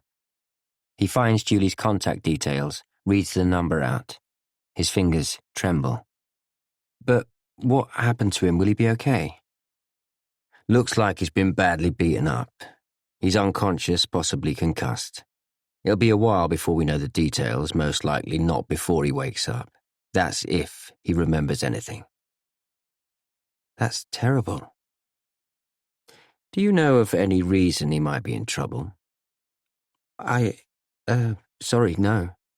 He stammers. Sorry, it's the shock. I understand, sir. From his tone, the officer understands only too well. Jason is prevaricating. He knows something. He curses himself for being so readable. I wonder if you could come into the station to give us a statement. You might be able to help us with our inquiries. Okay, when? He almost chokes on the word. He's always been a terrible liar. Even in that short phone call, he's given himself away. If he goes into the police station, he's not sure he can stand up to their questioning. But if he's got to go in, at least it gives him some time to organize his thoughts. Thank you, as soon as you can, please. Ask for me, D.S. Bennett. Jason's mind whirs as he cuts the call. He doesn't know what to do next. Should he contact Julie? She's probably speaking to the police officer right now. The idea of a police interview is terrifying. He can't tell them about the loan. That would only land Carl in trouble. He certainly can't tell them about the plan to steal it. But it will be on his mind the whole time. How will he manage to get through an interview if he's shaking with nerves at the very thought of it? If he's going to persuade the police he knows nothing, he's going to have to put on one hell of a performance. Chapter 22. Jason. Carl out of intensive care and conscious. Jason breathes a little easier. Julie's next text has the opposite effect. Carl asking for you urgently, can you come? A sense of foreboding creeps over Jason like a shadow blocking out the sun. This can only be trouble. If he was terrified before, Carl must be beside himself now. He needs no further proof that Carl's life is in danger. I'll come ASAP. Hope you're okay. Thanks. He's very scared. Hope you can help him.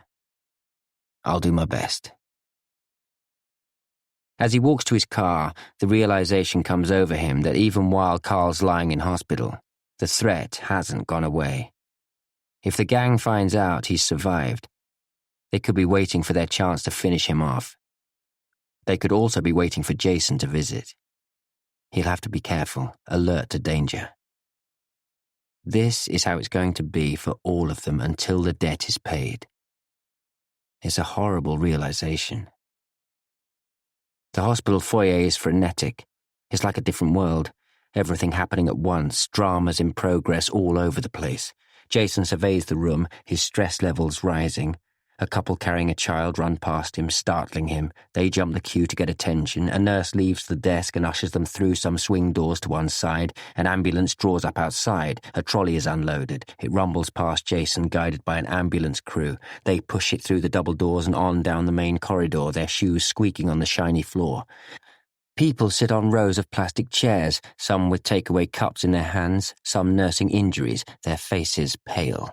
Children play on the grey linoleum, their mothers watching over them with tired eyes, while a drunk shouts and guffaws to himself in a corner. Jason waits in line, intimidated by the noise, the bright lights, the never-ending movement. He watches the entrance doors, just in case. They swish every few seconds as people come and go, and outside there's a constant stream of headlights as ambulances and cars disgorge their passengers and move on. But nobody seems interested in him. At the desk, he asks for Carl, saying he's his brother. Now he's here. He must see him, even if he has to lie to do it. The receptionist, a uniformed woman whose eyes flit around the room as she speaks, gives him directions without a question. 5th floor, ward on the right. He hurries towards the lift, following a line of yellow footprints painted on the floor, keeping an eye on the stretch of corridor behind him. A slim figure lies in a bed by the window, its head resting on a pile of pillows. Something about the profile is familiar. But when Jason approaches, the head turns, stopping him in his tracks. One eye is buried in purple, swollen flesh. Most of the face is swathed in bandages, as are both hands. A flimsy hospital gown reveals dressings on one shoulder, and there's a dark smear of blood on the pale skin of his neck. Carl? The figure tenses, its chin lifting as the single eye searches through bruised flesh. The damaged mouth moves. Jason. It's almost a whisper. Jason draws up a chair, trying to keep the shock from his face. He's never seen anything like it. There's not much skin to be seen, but what he can see is swollen beyond recognition, splashed with a rainbow of wheals. It's as if a toddler has taken a paintbrush to Carl's body.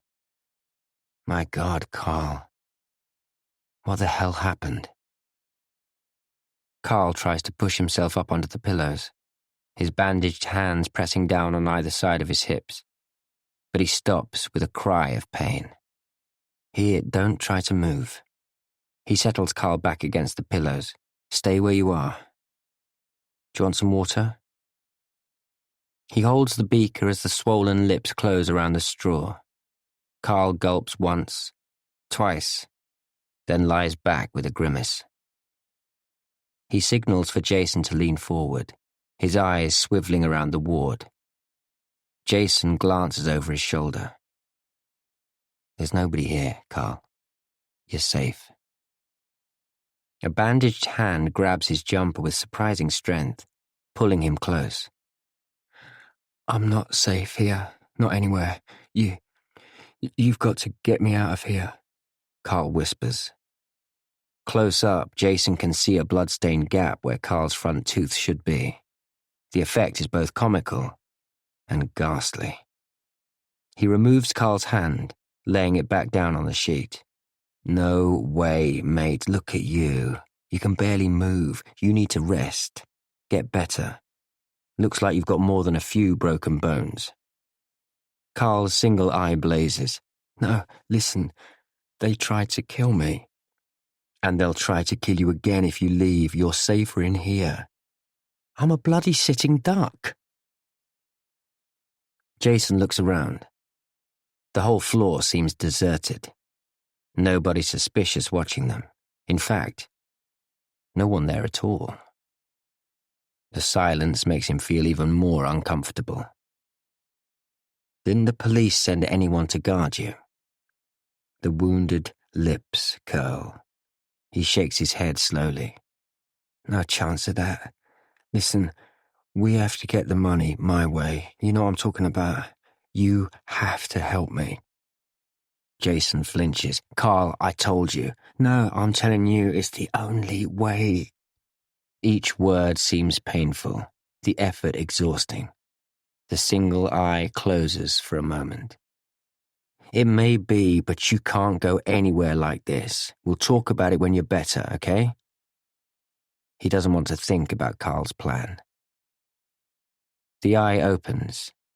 It's like a laser beam, pinning Jason into his seat. I gotta get out. Carl, listen to me, you can't leave. Out there, where are you going to go? How will you get better? Here, you've got a bed, food, someone looking out for you. Anyway, you look gruesome, hardly recognizable. No one's gonna come near you. It's a feeble attempt at a joke.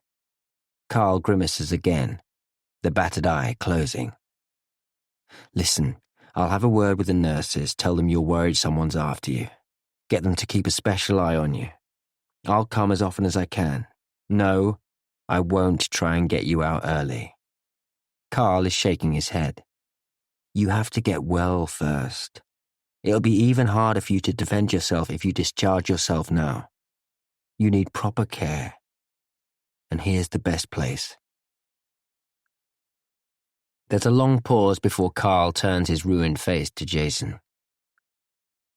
They'll come for you next, he croaks. Chapter 23. Jason. Driving to the police station, Jason bites the inside of his cheek until it bleeds, the metallic taste giving him an odd sense of relief. Seeing Carl, the state he's in, has shaken him to the core. He must stop. Try to relax, or he'll give himself away for sure. He's relieved to find it's not DS Bennett taking his statement, but a junior officer. She's small and neat, her hair pulled back into a bun. She looks about 20. She asks only a few questions, writing everything down carefully, interrupting only to clarify a point. He's able to act the innocent, which of course he is, he reminds himself. It's just that he's not revealing everything.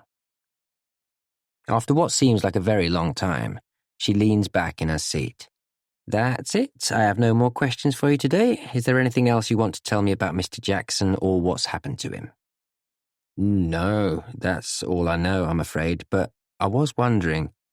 Yes?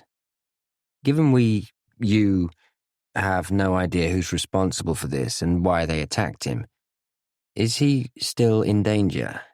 I mean, if they thought they'd killed him, what happens when they find out he's alive? She seems taken aback, so he pushes home the suggestion. Sounds like they almost did kill him, to me. She nods. Indeed, the doctor said if he hadn't been found when he was, he might not have made it through the night. I'll talk to my superior officer. She stands, pushing her chair back under the table. Thank you. Will you put a guard on his room? I'll have a word. She opens the door and gestures for him to go ahead. Thanks. It would be reassuring to know someone's keeping an eye out. And you're sure you have no idea who might have done this? He keeps his gaze steady. I have absolutely no idea. Chapter 24. Alice. You've known since this morning. I sink into a chair. Oh, Jason, why didn't you call me?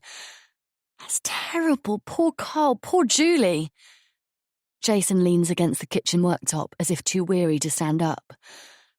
Honestly, I didn't have time to call you. By the time I'd gone to the hospital and given my statement to the police, I really needed to get back to work. They were good about it, but I felt bad. I worked like crazy this afternoon to catch up. Luckily, I managed to get most of it under my belt by the time I left. I'm whacked. What did the police say? Did you tell them he owes money? He shakes his head. They didn't ask. I open my mouth, but close it again. It's not up to me what Jason decides to tell the police. You said yourself you don't want me to get involved, he continues. I don't know who this guy Nick is. I know nothing about him or his family. What's the point in telling them? It'll only get Carl into trouble. He's right. If the police are to be involved, it's Carl's decision, not Jason's. And I want nothing to do with the cops. I shake my head, still shocked.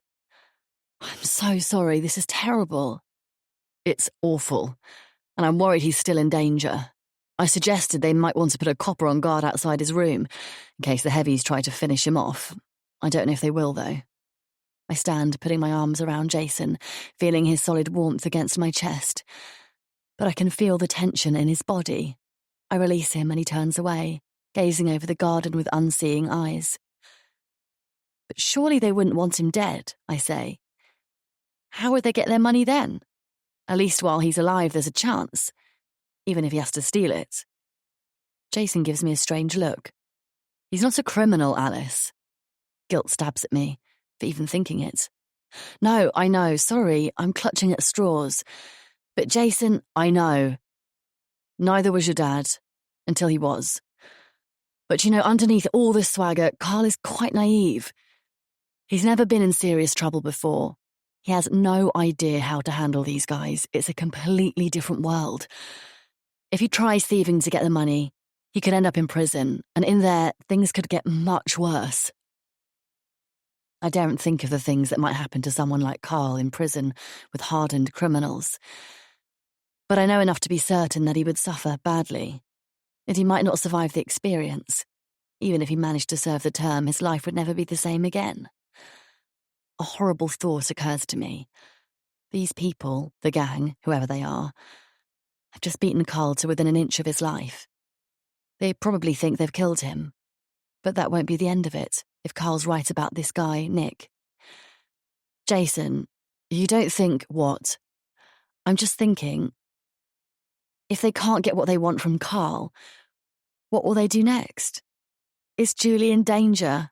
I hesitate. Are we? There's a long pause, but Jason doesn't answer. Jason, I'm beginning to feel panicky now. Surely they can't expect us to have that kind of money. And if we did, why would they think we'd give it to Carl? He hangs his head. I'm sorry, Alice. His voice is gruff, emotional. What do you mean? Why are you sorry? He can't meet my eyes. What? My scalp tingles. I feel the blood rush to my face. You mean they do? Chapter 25. Alice. So we're all in danger now. Me, Julie, Jason. Probably Dawn as well. How could Carl be so thoughtless, so reckless with our safety? It's not worth asking what he was thinking. He clearly wasn't thinking of us. But then it is Carl we're talking about. It takes a few minutes for it all to sink in. The man at the door, he was checking us out. The bad guys think we're involved in the calamitous property deal, that somehow we're helping Carl to get the money. We could be next on their list. I squeeze my eyes shut. I can't believe this. I'm sorry, Alice, Jason repeats. I'm as angry as you are. He was determined to drag me into all this somehow, and now he's made it impossible for me to stay out of it. Wait a minute. How long have you known this? He came to the house. That night I couldn't sleep. He told me then. That was 2 days ago. I wanted to tell you, but I didn't want to scare you, especially after that guy appeared at the door. The panic rises in my chest. I know only too well what people like this are capable of. You should have told me straight away, Jason. I'm not just scared, I'm terrified. They nearly killed Carl. Do you think they won't do the same to you? And what about Julie? You need to warn her. Now I'm panicking, the tears swelling in my eyes.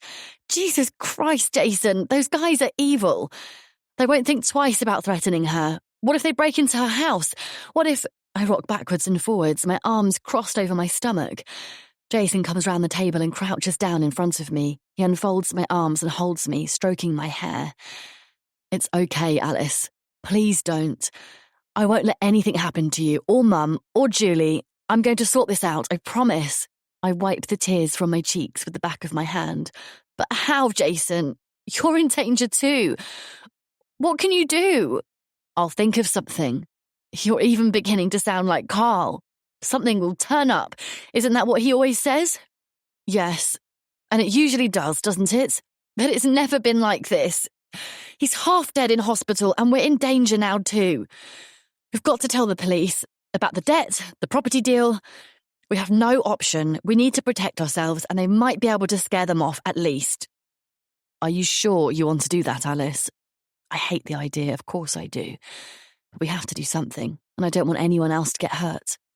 I can't see what choice we have. Okay, we'll call them tomorrow as soon as I get home, all right? I nod. But I've got a horrible feeling we might be making things worse for ourselves. Chapter 26. Jason. Rain spatters the pavements as Jason walks the half-mile home.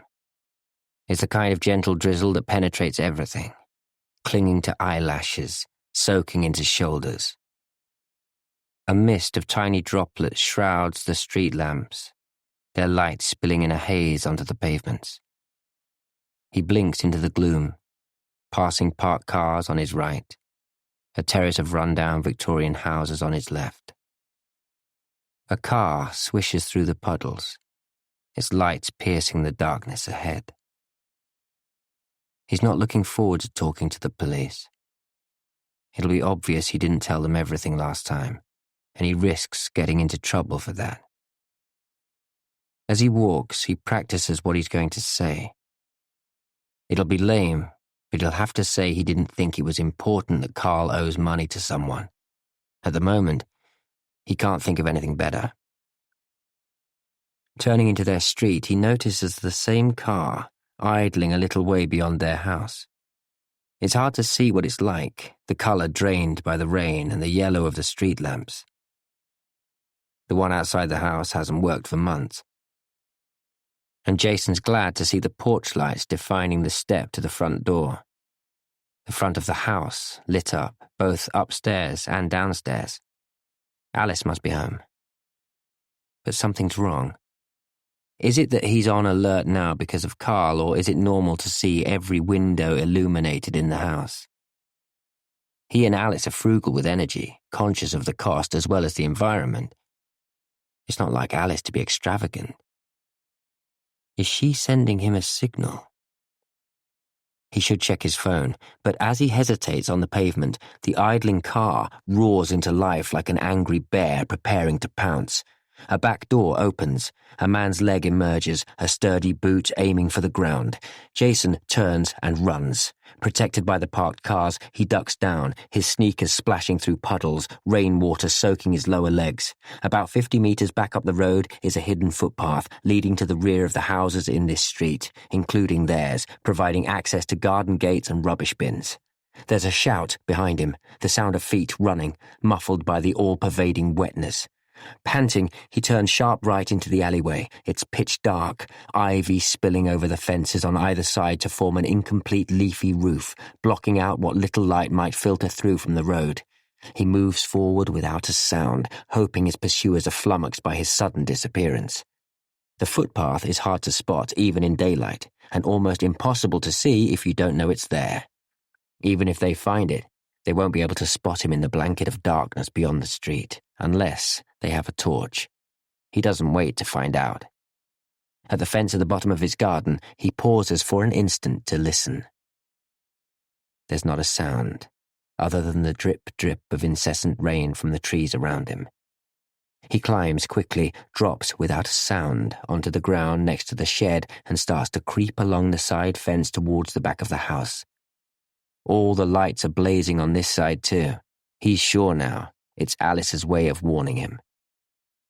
A noise from behind. He freezes, turning slowly. The shed door is ajar. A hoarse whisper. "Jason, quick, get in here, shut the door." Alice's face appears out of the gloom. He hurries in and closes the door. She's in his arms, cold and shaking.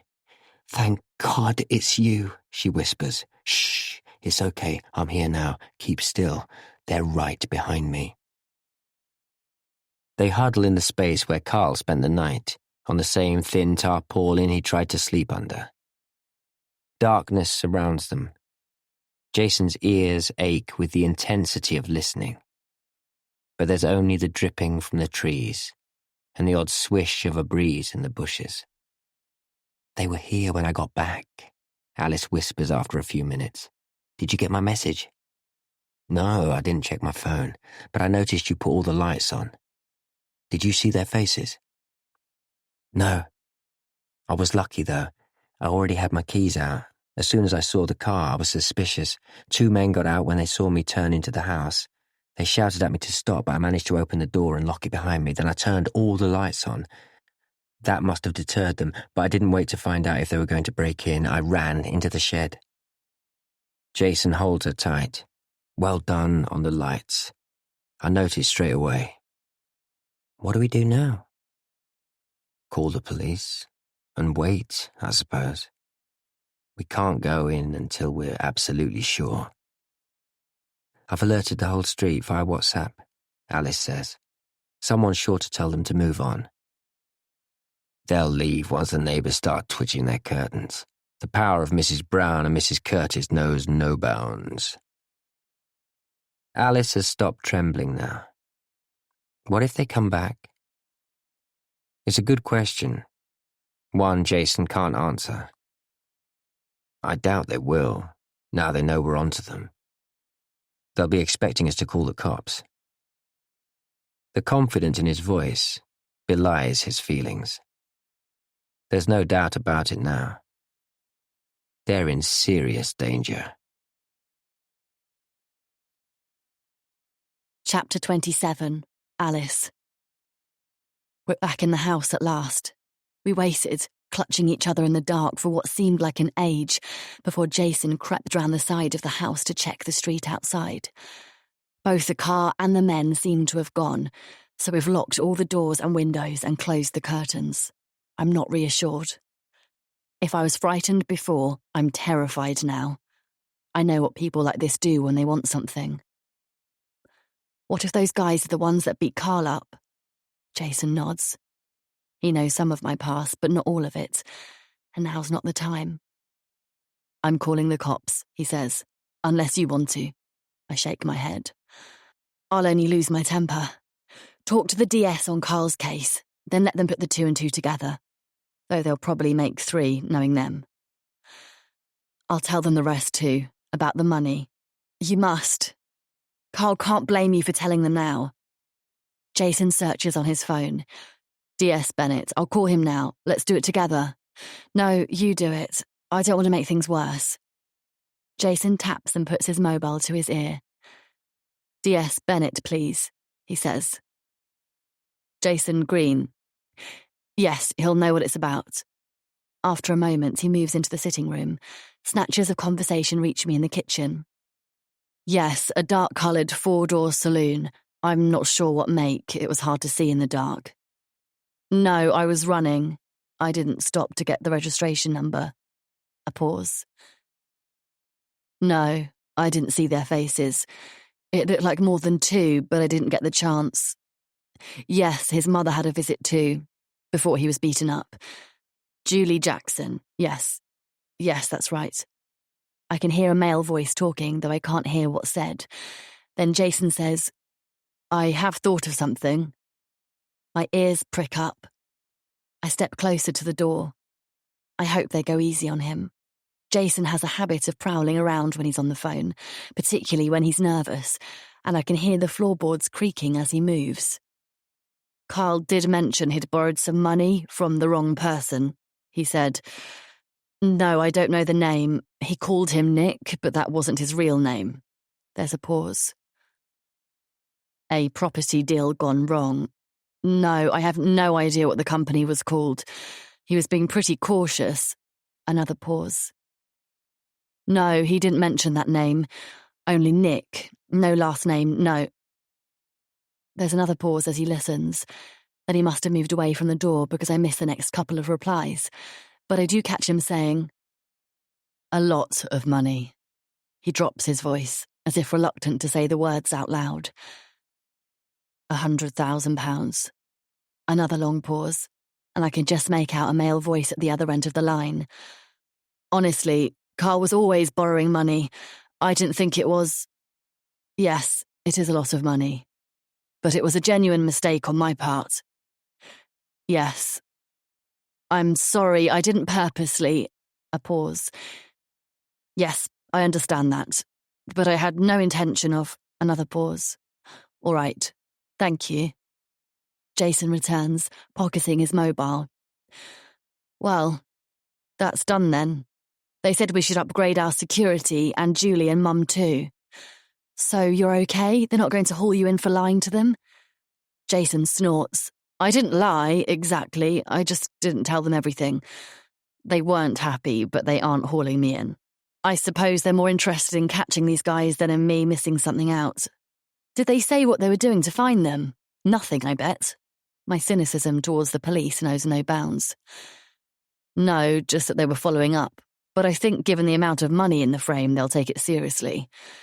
They asked if Carl had mentioned a particular name, so maybe they have a lead. Oh, what was the name? Neville. Last name, I think. But it means nothing to me. The blood drains from my face. I'm lucky to be standing at the sink, because a dark curtain begins to fall across my eyes. I lean forward to steady myself, turning on the tap with fumbling fingers. Alice, are you okay? Jason sounds as if he's talking from within a bucket. There's a rushing in my ears. I'm fine, just need a drink. I cup my hands, not trusting myself to go to a cupboard to get a glass. I drink deep and splash my face with cold water. After a moment or two, I steady myself. I'm okay, I say as Jason's worried face appears through a haze of droplets. But I'm not okay. I'm not okay at all. Chapter 28. Alice. Neville. Just the sound of it makes me want to throw up. All the triggers come back at once. The horrible nasal voice, the threats, the shame. I've buried the name, hidden it in the back of my mind, interred it. Until just now, as far as I knew, the Nevilles were cancelled. They were out of my life for good. Yet here they are, popping up again, and I'm right back to my childhood. My mum was strict, conservative and religious. My father not so much, though he went along with her on most things. Mum was quite happy at home, cooking and looking after me and my sister while Dad went out to work. He was a civil servant, a manager at the West London branch at the Department of Social Security. I never really understood what he actually did. My mum's social life was the church. She always said it with capital letters to make it sound more important. She attended Sunday services throughout my childhood, dragging the rest of the family along too. On the other days of the week, she was at coffee mornings helping to clean and tidy the church, organising the summer fete or helping at fundraising events. The church was her life, and she lived by its rules. My dad didn't get involved. He preferred the pub with his mates when he was allowed, or an evening at the social club. We weren't a well-off family, but my older sister Sarah and I weren't aware of any deprivation. We didn't have a car, but that didn't matter in our part of London. Christmas was a religious event, with just a few presents exchanged on the morning before church. We knew no difference. I was 8 years old, Sarah just 10, when everything changed. The doorbell rang. We were sitting at the kitchen table finishing our supper. Mum looked at Dad, her eyes wide with surprise. "Who could that be?" she said. We never had visitors in the evening. Morning coffee time, yes, or at tea time when Mum's friends would arrive with cake and biscuits, but nobody visited after supper. I remember my dad's face. He had a strange look in his eyes, and I noticed a flush creeping up his neck, which I found fascinating. "Dad?" I said. I suppose I wanted him to explain this odd phenomenon, but he averted his eyes, dropped his napkin on the table and said, "I'll go, everyone stay here." We heard male voices at the door, then footsteps in the hall. They, whoever they were, disappeared into the lounge. This was unusual. Visitors rarely went in there. Friends of our parents came into the kitchen, and on the rare occasions when our school friends were allowed over, we went upstairs to our rooms. My sister and I looked at each other. Something wasn't right. "Mum?" Sarah said. "Who's that?" I really don't know." But she turned away, clearing the table without looking at us. "I'll wash up, girls. You go and do your homework." We were astonished. It was always our job to wash up. We took it in turns to wash or dry, and though we hated it, we would mess about and laugh while we did it to relieve the boredom, while our parents withdrew to the lounge to watch TV. But we were obedient girls, so we said nothing more and retreated to our rooms. At least we did for a short time. We decided to creep back to the stairs to keep watch. This occasion was unusual enough to make us curious, and so we waited on the top step, hoping to catch sight of the person or persons who'd interrupted our family's evening routine. It seemed a long time before the door opened, and out came a tall policeman in full uniform, followed by a stranger in a long raincoat. We shrank back when they reached the door, but as they left, the policeman put his tall hat on, to our delight, and the other man donned a brown felt hat. Neither of them shook my father's hand. When they'd gone, my father stood looking at the front door for what seemed like a very long time, before walking slowly back to the kitchen. He closed the door behind him. We looked at each other. The kitchen door was always open. Something very serious must be happening. Our parents wouldn't tell us why a policeman had come to our house. We tried to find out, of course, and when our parents became tight-lipped and said it was nothing to do with us, we were even more intrigued. But all they would say is that it was grown-up business, something our father was dealing with, and we were not to concern ourselves. The atmosphere in our house changed from that day on. Dad had a permanent frown, and Mum's mouth seemed to set in a hard line. Often the kitchen door would close when Dad got home from work, and we could hear muffled conversation, their voices low and urgent. They began to argue, something we'd never known before, and we started to feel miserable, confused, excluded from a family crisis. We spent a lot of time in our rooms.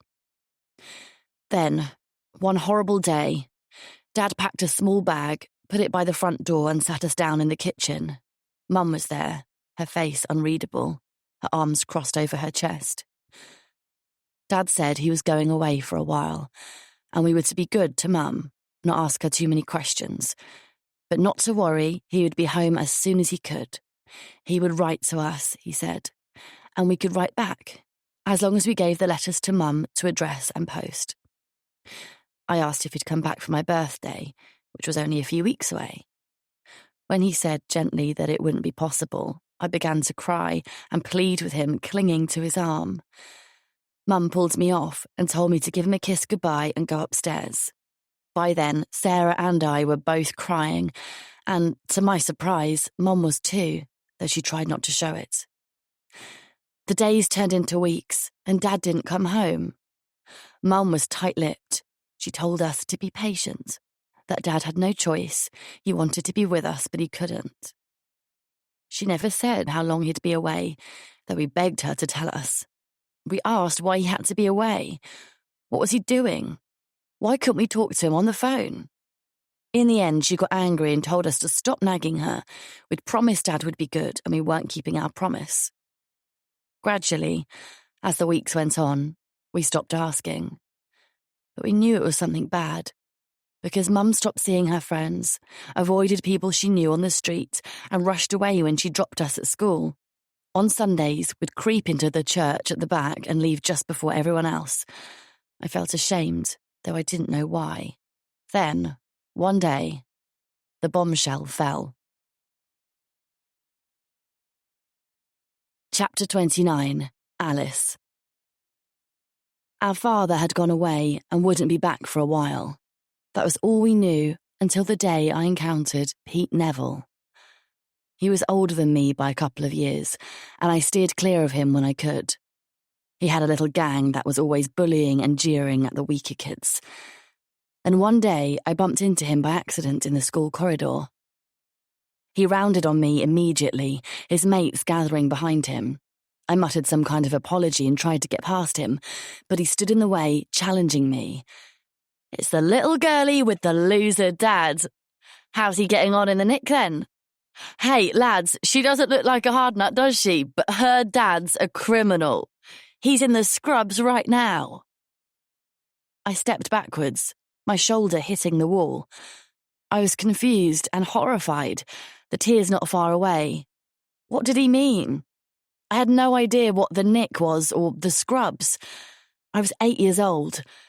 But I knew this was bad. He spotted my reaction and turned the knife. You didn't know? Ha! Baby girl didn't know her daddy's been banged up.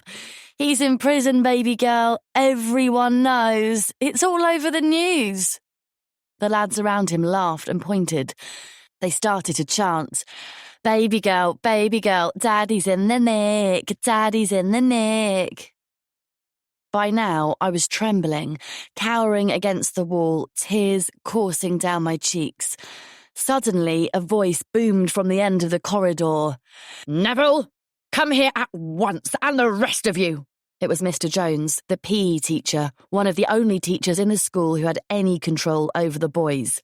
What the heck do you think you're doing? Do you think that makes you look big and strong, picking on a small girl? Well, it doesn't. It makes you idiots, cowards, big bullies.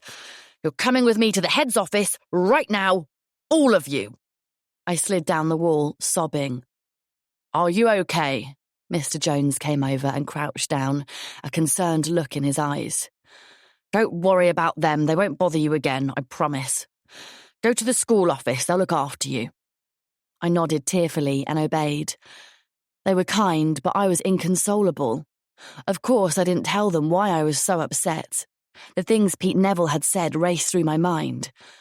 Was our dad really in prison? Disbelief, horror, denial. All kinds of horrible feelings swept over me. First, I felt sick, then numb with shock. Mum was called to come and collect me. She went in to see the head first, while my sister was summoned to comfort me. I couldn't speak, so she sat quietly with her arm around me until Mum came to get us. She was white as a sheet. Come on, girls, she said, not unkindly. On the short walk home, Sarah kept asking what had happened, but Mum wouldn't talk until we got home. She sat us down at the kitchen table. Girls, I have something to tell you. Your father... She broke off, her voice cracking. She swallowed with some difficulty.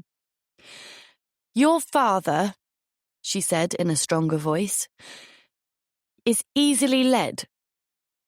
We looked at her, a queue of unasked questions on our tongues. She held up a hand. So it's true, I whispered. What's true? What's true, Mum? Sarah cried, a look of panic on her face. Dad's in prison, Mum said, swallowing hard. I'm sorry, girls. I didn't want you to find out like this. Sarah wailed, a horrible, anguished sound, and I went back to sobbing hysterically. Mum came round the table and held us, soothing us with small shushing sounds. It's all right, she kept saying, it's all right. When at last the tears stopped, she handed us some tissues and sat down again. Sarah gulped and took a deep breath. Tell us what happened, Mum. What did he do? He got in with a bad crowd, very bad indeed. There are evil people in this world, you know, who take advantage, who are selfish and cruel. And she stopped, looking from me to Sarah, our tear-streaked faces, our pleading eyes. I'll get to the point. Your father's a good man, he is. But he has had a friend. Oh, he's not a friend anymore. You can't call him that. He's despicable. That Jack Neville, that boy's dad. Then almost to herself, she added, as they all are, the Nevilles, criminals, gangsters, thugs, the lot of them. I told him time and time again not to have anything to do with them. But would he listen? She shook her head, her eyes glazed. Then she seemed to come back to the moment. He persuaded your father to put our life savings, all the money we had, into some kind of scheme. I don't really understand how it was supposed to work, but he promised it would grow into much more money without your dad having to do anything. Your father got his other friends and lots of people at work to put their money into this scheme. But it turns out, she took a deep breath, it turns out that the whole thing was illegal, and the police came after your dad.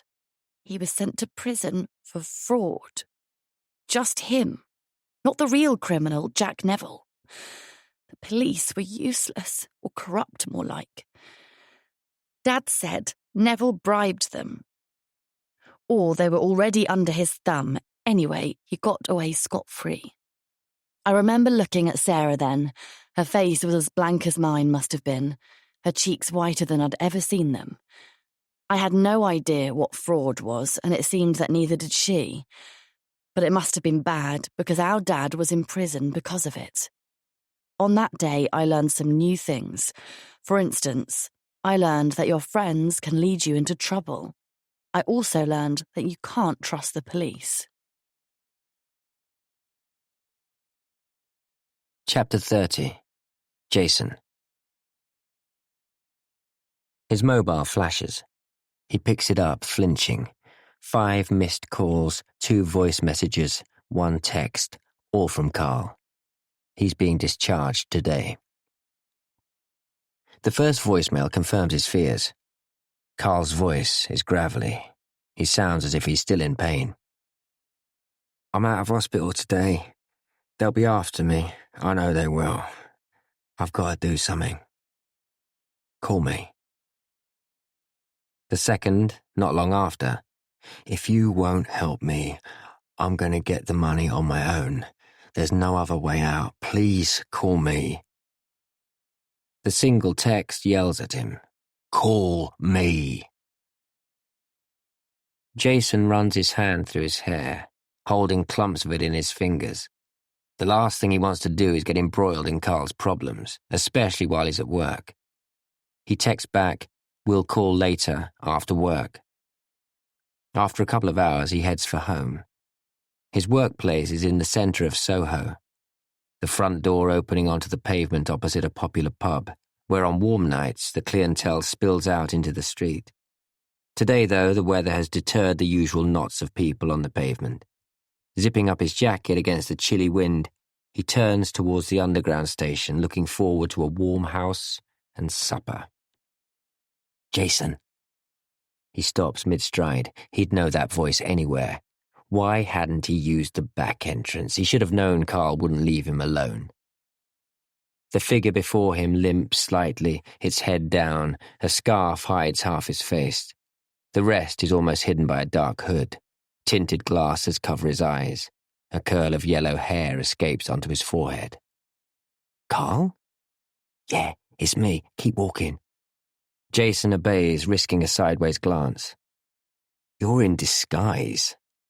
I had to, Carl says, looking over his shoulder. They were outside the hospital waiting for me.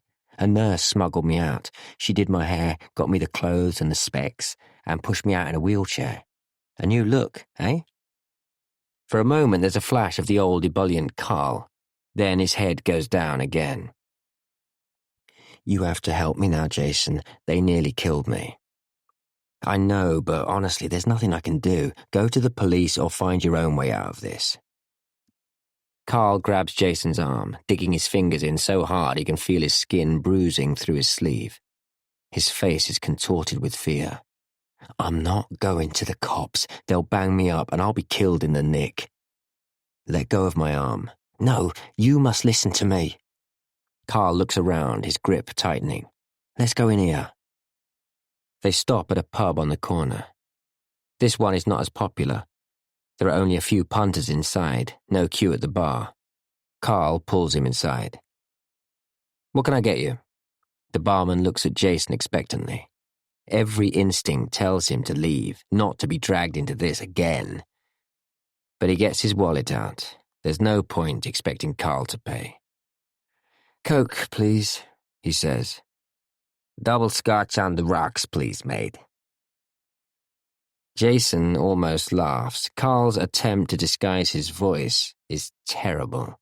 He sounds like a South American gangster. If you think that's helping, think again, he says. Keep talking like that and you'll have every criminal in town checking you out. As soon as the drinks arrive, Carl grabs the whiskey glass, taking a huge gulp.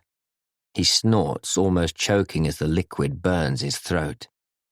Steady on, Jason says. I'm only staying for one, and I'm not intending to buy you another one of those. Okay, but I needed that. Before this goes any further, Carl, I'm serious about this. I'm not getting involved. I'll help you leave the country. I'll even pay for your ticket, but otherwise there's nothing I can do for you.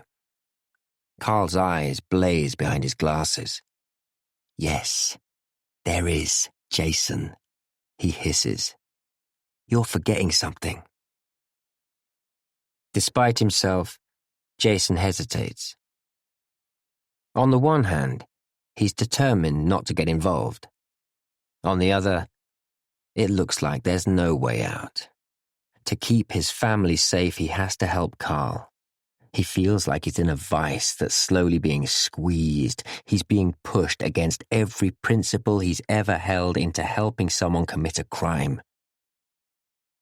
Perhaps he could lend Carl his car, just for a few days. As long as Carl uses false plates, Jason will be in the clear, and he can easily claim not to know why Carl needs it. But that won't work. Carl can't exactly park the car outside and unload the heavy gear, or carry it even a short distance. He'll need to be driven there and dropped off. It looks like Jason has no option. The vice tightens. For a moment he stares into Carl's hopeful eyes. With a last effort, he says, "Are you trying to ruin my life, Carl?" Carl snorts. "No, I'm trying to save mine." Jason knows what he's thinking. Like I saved yours. It's hopeless. He feels his shoulders drop in defeat. "Look, I've got to go," he says. "Tell me where the house is." "So, you'll help?" "I'm not saying that. Send me the address. I'll think about it." Outside the cafe, the fresh air hits him like a punch in the belly.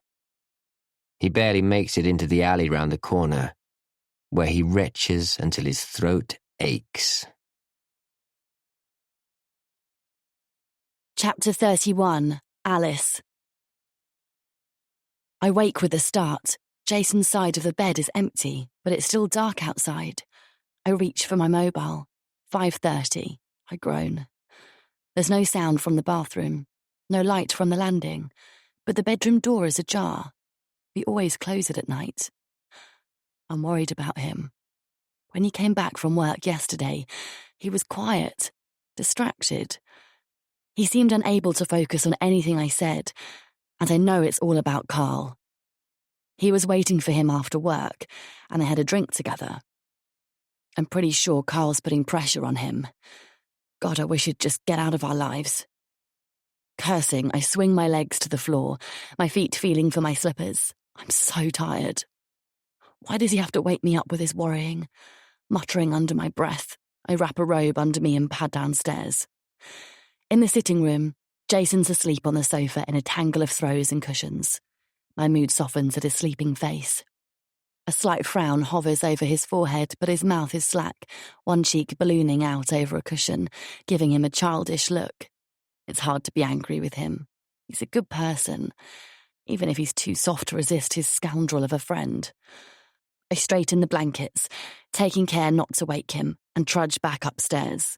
On the landing, I pause to look at the full moon, casting its eerie light over the garden, making silvery tracks over the roof of the house behind. My eyes take a little time to adjust, but as I turn to go, a movement in the bushes down below startles me. The cats, perhaps? The next-door neighbours have two, and they're always on the prowl through the gardens in the street. But then I freeze, my scalp contracting with a frisson of fear. It's too big for a cat. It's a man. If it wasn't for the moonlight, I would never have seen him. He's in all black and he's creeping towards the house. In an instant, my feet are taking me down the stairs, so fast they barely touch the carpet. "Jason!" I call as loudly as I dare. I run to him, shaking him by the shoulder, my eyes on the back window. "Jason, quick! There's someone in the garden! Wake up!" Jason's awake in a flash, his eyes widening with shock. We creep together towards the window.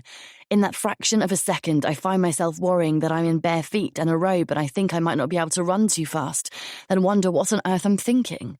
At first, we can see nothing from the window, But a moment later, there's a sudden movement in the shadows, an almighty crash from the kitchen, the sound of breaking glass, a massive thump. I clutch at Jason's arm in terror. Christ, Jason, what was that? He holds me behind him, still peering through the window as a black shadow races across the grass to the darkness at the far end of the garden. We freeze. I'm listening so hard my ears hurt, but there's no sound from the kitchen. Jason steps across to the fireplace, grabbing a poker. "Stay behind me," he whispers. Crouching, we move together towards the kitchen door. All is quiet. "Careful, there's broken glass," Jason says. He steps through and I follow, treading carefully, keeping to the edges of the room. When he turns the light on, I'm dazzled for a moment, as if someone has pointed a flashlight into my eyes. The scene before me unfolds, bit by bit. A huge lump of concrete sits in the middle of the floor. The sheer heft of it is incredible.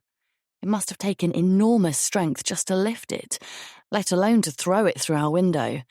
Shards of glass are scattered everywhere around it. In the sink, on the worktops, even as far as the table. But that's not the worst of it. Next to it, a grubby piece of rope around its neck, is a dead cat. My hands fly to my face in horror. I know this cat. It belongs to Mrs. Curtis from over the road. It's a regular visitor to our garden. I run to the front door and grab my boots, wrestling with them and cursing in my haste. I grab Jason's Wellington boots and race back to the kitchen. "Here, put these on." Shaking, I loosen the rope from the cat's neck and cradle it in my arms. Its head flops over my arm. Its neck is broken. Tears rush to my eyes. "Mrs. Curtis will be devastated, poor thing." "Wrap it up and put it outside." "Here, I'll do it. We shouldn't touch anything else. Go and put some clothes on. I'm going to take some pictures." "For the police?" "We must, Alice. This is out of control now." I take a deep breath. He's right. Though my heart sinks. This is clear evidence that we're in the frame. I dress hurriedly and run back downstairs. Jason is outside assessing the damage. "Come and look," he says. Outside the back door, he's staring at the back wall of the house, a torch in his hand. Beside the destroyed window, someone has scrawled a muddy message in big letters. "You're next." Chapter 32, Alice. By the time the police arrive, I'm panicking about making the kitchen secure for the night. I wonder if there's an emergency service for people who've had their windows broken in the small hours. Two tired-looking uniforms go through to the kitchen while I wait in the sitting room. Jason talks them through what happened, shows them our destroyed kitchen window and the chunk of concrete on the broken tiles. They examine the scrawl on the outside wall, and he has to unwrap the poor cat so they can inspect it. For God's sake, surely the cat can't offer any clues. I'd laugh if I wasn't so upset. I compose myself when they come to question me. I keep to the facts and manage not to antagonise them, though it's a stretch when they ask if I think this has anything to do with Carl being beaten to within an inch of his life. But I take a deep breath and keep my face neutral. Yes, I do. Surprise, surprise. But they're not too stupid after all. "Why do you think they're threatening you?" one of them says. She's a young officer, probably not more than 25, but she listens at least. I hesitate because I don't know exactly what Jason's told them. I glance at Jason, who's leaning against the door jamb, listening. The policewoman looks up. "In your own words, please." "I understand," I say carefully, "that Carl may have given the impression that Jason was going to help get the money, or that Jason has the money, I'm not sure." "Why do you think that might be?" I shrug. "I don't know. Maybe because we have a house and decent jobs, and Carl's never owned a property or earned a salary in his life. Who knows what he's thinking?" Jason makes a tiny gesture, his hand facing the floor. "Be careful." I drop my shoulders and breathe. "But we have no money. It all goes on the mortgage and the bills. I just want them out of my house. Years of hating them, mistrusting them, fearing them even, are hard to put behind me. I find myself grinding my teeth." The officer nods at me. She consults her device on which she's been taking notes. What are you doing to find these guys? I say, trying not to sound aggressive. They're obviously dangerous. What happened tonight? It's terrifying. We don't want to end up beaten to a pulp like our friend. Of course not. We are making inquiries. Inquiries, as if that will placate me. Are they leading anywhere? I try to keep the sarcasm from my voice. All I can say is we have a number of leads and we're following up as fast as we can. In the meantime, we have to hope they don't get to us like they got to Carl. That prompts another gesture from Jason, still standing in the doorway. As I've said to Mr. Green here, my advice to you is get a dog, with a big bark preferably. If you can't, or you don't want to do that, get a monitored alarm as soon as you can, the other officer says. It won't stop chunks of concrete, but it will make a villain think twice. It'll give you some protection and peace of mind. Some companies will give you priority as you've been broken into already. Try this one. He hands me a business card. We'll get a marker on your address with details of this incident. If you're worried, call 999. The police handler will know what's happened this evening. Keep your eyes and ears open. And when you go out, go together if you can. Thanks, Jason says. We'll get an alarm installed straight away. The female officer turns to me again. One last question for you, Miss Mayfield, if that's okay. Does the name Neville mean anything to you? I'm expecting it, fortunately. I keep my voice steady and my gaze on her eyes, pausing for a moment as if considering. Absolutely nothing. She holds my gaze for a few moments, then nods and types into her notepad. My shoulders ache with tension. It seems like hours before they leave. Before they do, one of them helps Jason shore up the window temporarily with a piece of wood left over from the kitchen refurb. It's solid enough, and it'll do until morning, but I don't imagine I'll get a moment's sleep until it's replaced, with reinforced glass preferably. And please keep us informed of anything unusual. It could be important, the other one says. I close the door firmly behind them. Chapter 33. Jason. After a night without rest, Jason starts the day early with the gruesome task of returning the dead cat to its owner. He wraps the limp body in a soft towel and crosses the road, dreading the next few minutes. As he feared, Mrs. Curtis breaks down, tears welling as Jason stammers out the story of last night. He blames kids from outside the area and tells her the police are onto them to reassure her she's in no danger. He offers to dig a grave for the cat in her garden later this evening. It's the least he can do. Cradling the bundle in her arms, Mrs. Curtis nods, her lower lip trembling. "That would be very kind," she whispers. "Thank you." Jason walks to his car in a grim mood. The attack on the house has completed the circle in his mind. His family is in grave danger and he needs to do something about it fast. There's no way the police will act quickly enough to keep them safe. The only way out is to help Carl steal the money. He punches the postcode into the sat-nav in his car. From the look of the street alone, it's clear that Needham's wealthy. It's one of those private streets in a suburb of London where the trees are tall and the traffic sparse. Speed bumps every few meters to slow the cars. Big gates, high walls, and entry systems. He walks with intent, though not fast. The last thing he wants to do is attract attention. His aim is simply to get a feel for the area and, if possible, a glimpse of the house.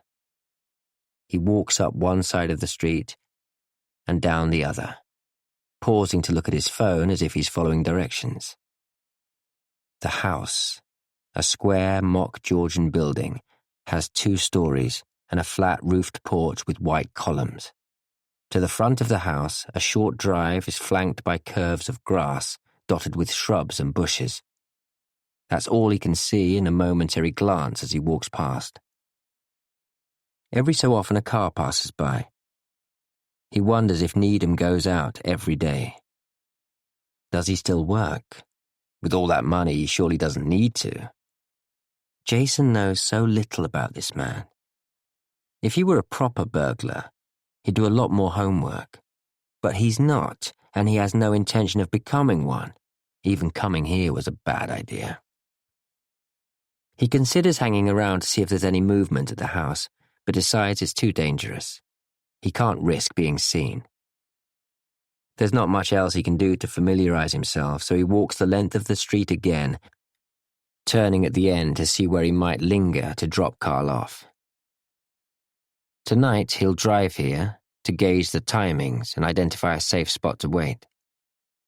He still can't believe he's going to do this. He's under no illusions. If Carl's caught, Jason will be an accessory, simple as that.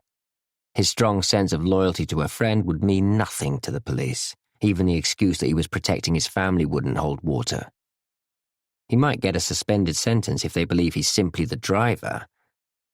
But maybe not. Surely a driver is an accessory if a crime's committed and he helps the perpetrator escape. If Jason gets a criminal record, that's his career over. His life chances severely limited.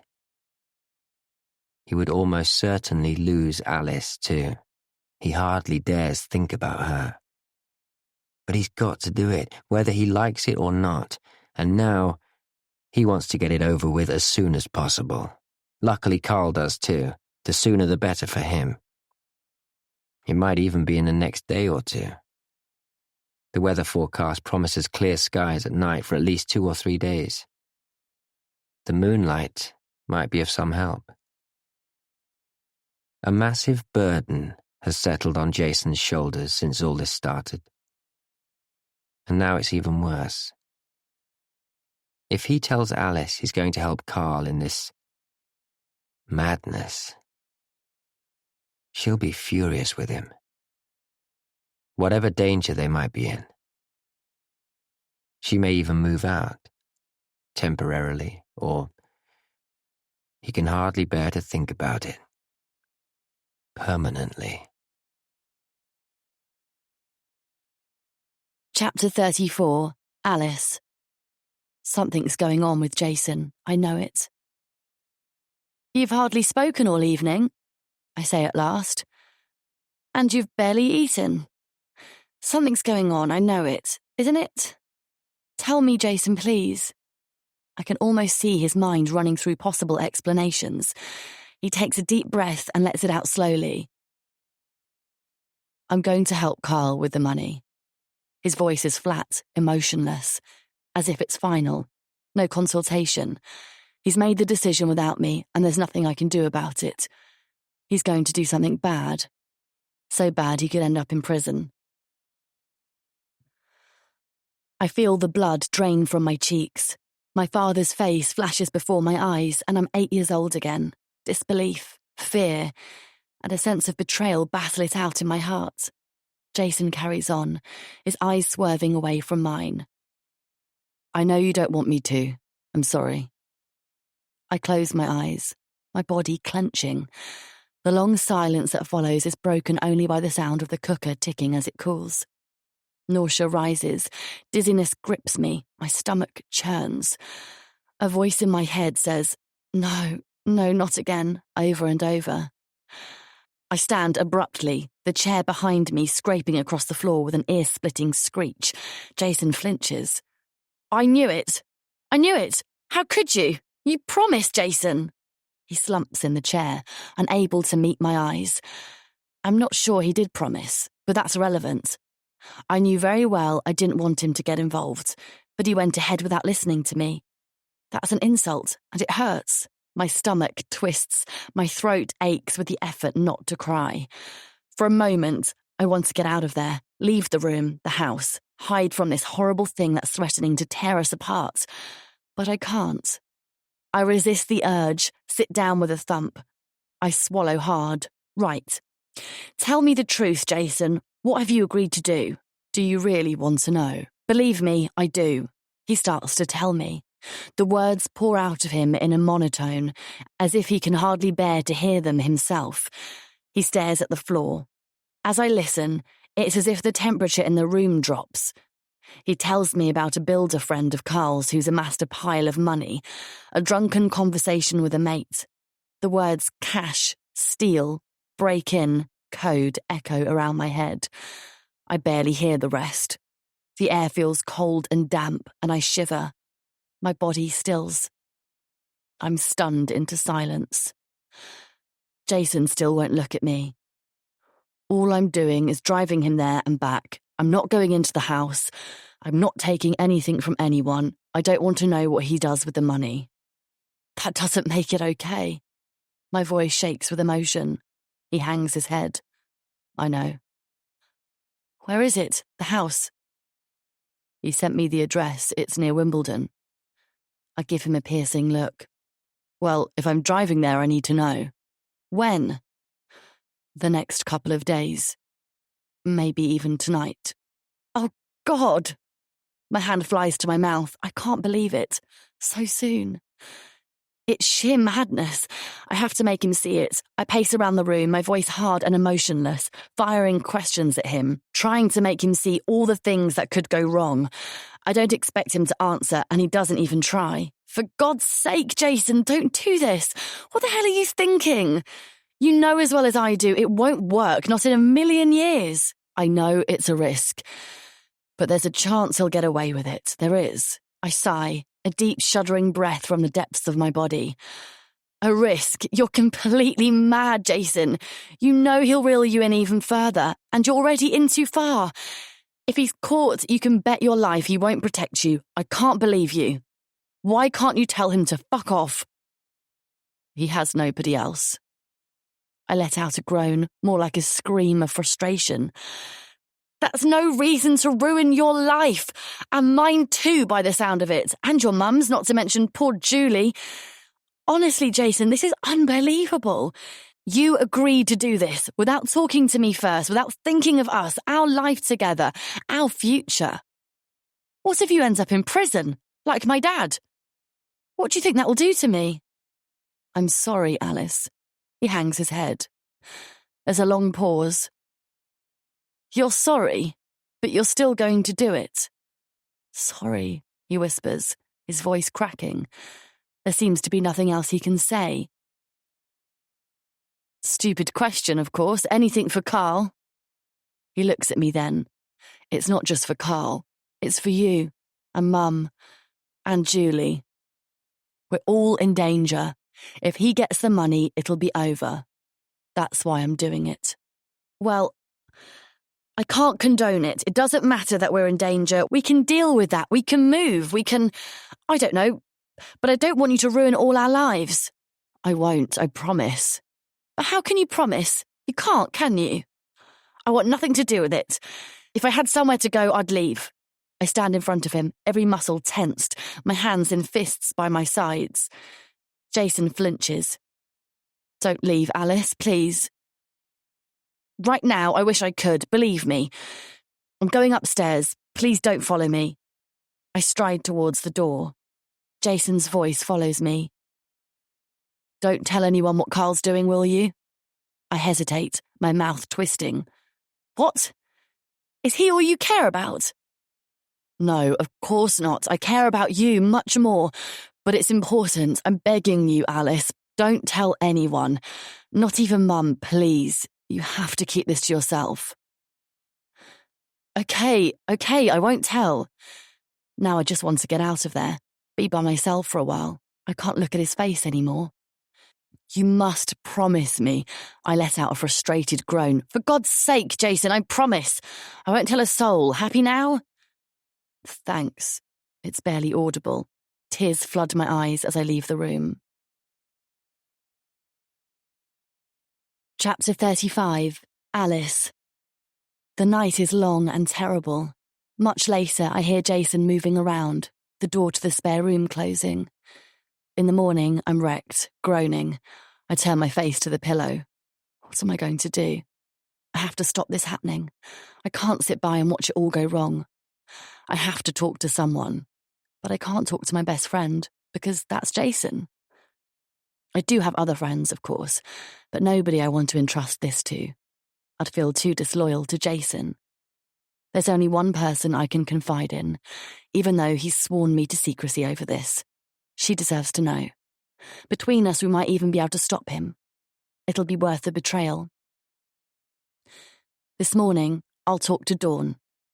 I hope she'll know what to do. I leave early, checking the street both ways as I walk the short distance to Dawn's house. The street is busy with commuters hurrying to and from the station, and there's a constant churn of buses and taxis from the main road nearby. As far as I can tell, there's nobody interested in me. I can see by the curtains in the upstairs window that she's up and about, so I take the path down the side of the house and knock on the back door. I can hear sounds inside, a man's voice reading the news on the radio, cupboards closing. "Door's open," Dawn calls. I step inside. Dawn's at the kitchen sink, her back to the door. She glances over her shoulder and smiles. She's still in her dressing gown and slippers, her hair rumpled. "Come in, sit down," she says. "I've made some tea. Would you like breakfast?" She turns, and for a moment I'm shocked. She seems to have shrunk since I last saw her. Purple smudges underline her eyes. The skin on her face is slack and grey. The hands that hold the mugs of tea shake slightly. She sets them on the table. "Are you okay, Dawn? Sorry to come so early." "I'm fine," she smiles. "You're not used to seeing me looking such a mess. I couldn't get to sleep last night. I was awake for hours. Menopause, probably. Women have to put up with so much. A curse in childbearing years and another one when the first one stops. It's not a fair world, is it?" "You're right about that. Toast?" "Not for me, thanks. No breakfast. I came to... Well, the reason I'm here is..." I stutter, helpless. I had the words already, but now, with Dawn looking so fragile, it's hard to find them. "It's Jason, isn't it? You can tell me." "It is Jason, and it might be upsetting, I'm afraid. I'm not supposed to tell you. He swore me to secrecy, but I'm going to break my promise, because if I don't, he's going to do something really stupid. You have to help me stop him, Dawn." This time, I don't spare the details.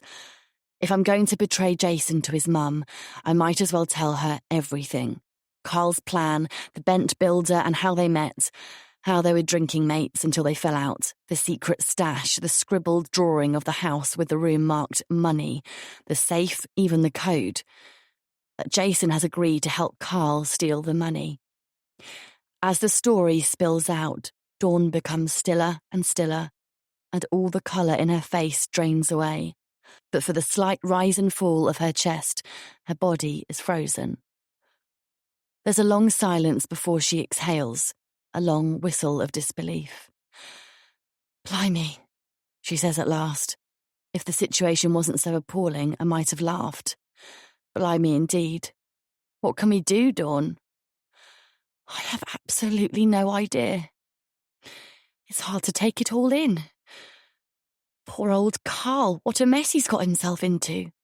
Poor Carl. Damn him, more like. I'm sorry for Jason. He can't say no to Carl, can he? And that rat knows it. It's always been like that. I know which one I'd rather have for a son. He needed a father in his life to sort him out. Some men have a lot to answer for. I mean, men like his dad, shirking responsibility for their kids.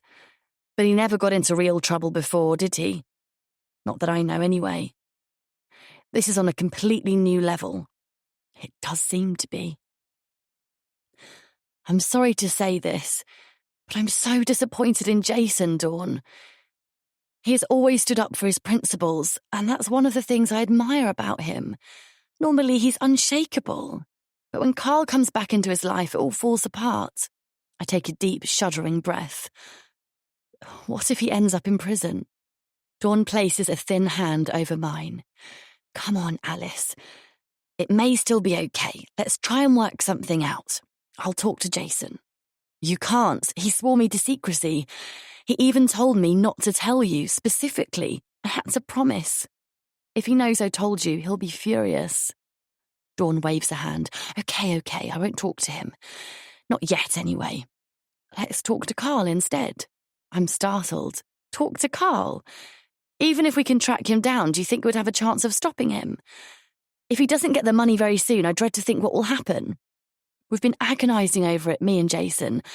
We can't see any way out of it. You're right. He has to get some money, at least to buy him time. She stops for a moment to think. Do you know how to contact him? I think Jason has a number for him, but I doubt he'd give it to me. Carl's still in the area, though, I'm pretty sure, because the house he wants to rob, I can't believe I'm saying this, isn't far, but I don't know where he's living. Probably in someone's shed without their knowledge. Do you know where the house is? The one they're planning to burgle? Near Wimbledon, Jason said. I suppose Julie might have Carl's number? Let's see what we can find out. She doesn't want to be drawn into this mess too. I'm already feeling bad enough telling you. Don't worry, I'll text innocently. Dawn's mobile is already in her hands. When she's finished, she puts 2 slices of bread in the toaster and sits down again. Right, she says. So, when we do find him, and we will, we can do a number of things. Really? Dawn has a way of surprising me. We can try again to persuade him not to do the burglary. I shake my head. We've been through all this 1,000 times. He's dead set on it. I'm beginning to feel it's all hopeless and there's nothing we can do. Dawn raises a hand to show me she understands. Okay, he's not going to change his mind now. So we can cross that one out. Next idea. We lock him in a room and refuse to let him out. I snort. We'd have to let him out one day. Sadly, we would. And it's kidnapping. And that would make us criminals. And we might be putting ourselves in danger from the bad guys. We can't do it. She hesitates for a moment. We could tell the police. Knock the whole idea on the head. What? I say, aghast. Put the police onto Jason. He'd never forgive me. I can't do that, Dawn. I feel the blood rush to my face. I love Jason. I can't do that to him. He'd never survive prison. I know, it would stop them doing the burglary, but it wouldn't help the situation in a lot of ways. Last resort, then. Absolutely last resort. Relief washes over me. Okay, Dawn says, patting my arm. Don't worry. I'm looking at all our options. What about these guys he owes money to? Can we talk to them? I gape at her. They're thugs, Dawn. They almost killed Carl. And I'm sure they wouldn't hesitate if they get another chance. They've already threatened us too. There's no way they're interested in talking. The simple act of looking for them would be dangerous. Don't even think about it. Threatened you? What did they do? I tell her about the broken window, leaving out the gruesome detail of the dead cat and the chilling message.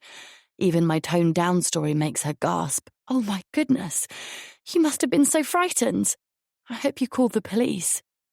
Of course, they came to the house, took details. Not sure what else they could do. But we're getting an alarm as soon as possible. We have to do something, Alice. This is terrible. I can give him some money to get out of the country. Probably enough to get a long way. How about that?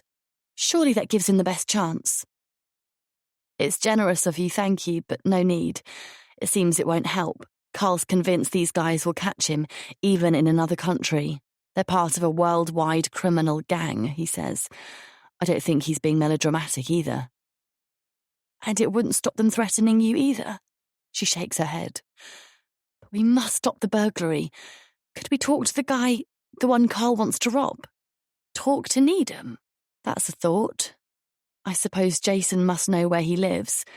But he's not going to tell me, is he? And anyway, what will we do? Knock on his door and say, you don't know us, but we know someone who is going to try and rob you. As far as I know, Needham's pretty dodgy too. We've got no idea how he'd react. And how would it help? I suppose he'd move his money, then Carl can't steal it. But you're right, it doesn't achieve anything much.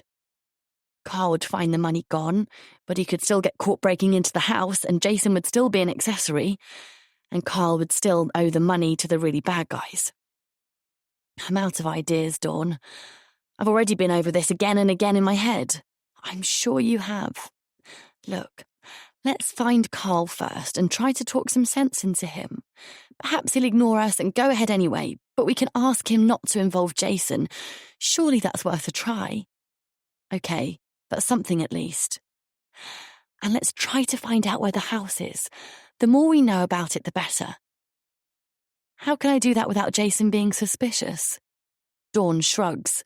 I don't know. But I do know you're resourceful. You'll think of something.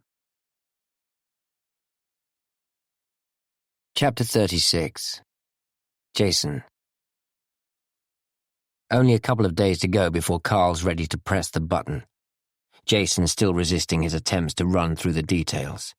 It'll be a gamble, a game of chance, and Carl will be crossing his fingers that he can use the climbing equipment, that the plan of the house is right, that Needham sticks to his routine, that the alarm is easy to disable, that the money is indeed where it's supposed to be.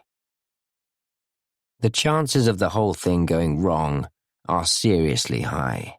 Or, to look at it the other way, the chances of it succeeding are close to zero.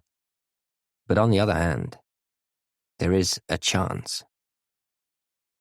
Jason's already stretched nerves are at breaking point, and Alice isn't speaking to him. There's a mountain of things he'd like to say to her, but he can't. Seeing her is agony. She's avoiding him, eating separately, spending the evenings upstairs without him. All he wants to do is fold her in his arms and tell her everything will be all right, but he can't. And it might not be. The front door bangs. He steps into the hall as she removes her coat. She doesn't say hello or look at him, and there's an awkward moment when she attempts to pass him to get to the stairs. Sorry. He moves to one side. It's okay, she says, avoiding his gaze. She takes the stairs 2 at a time as if rushing to get away.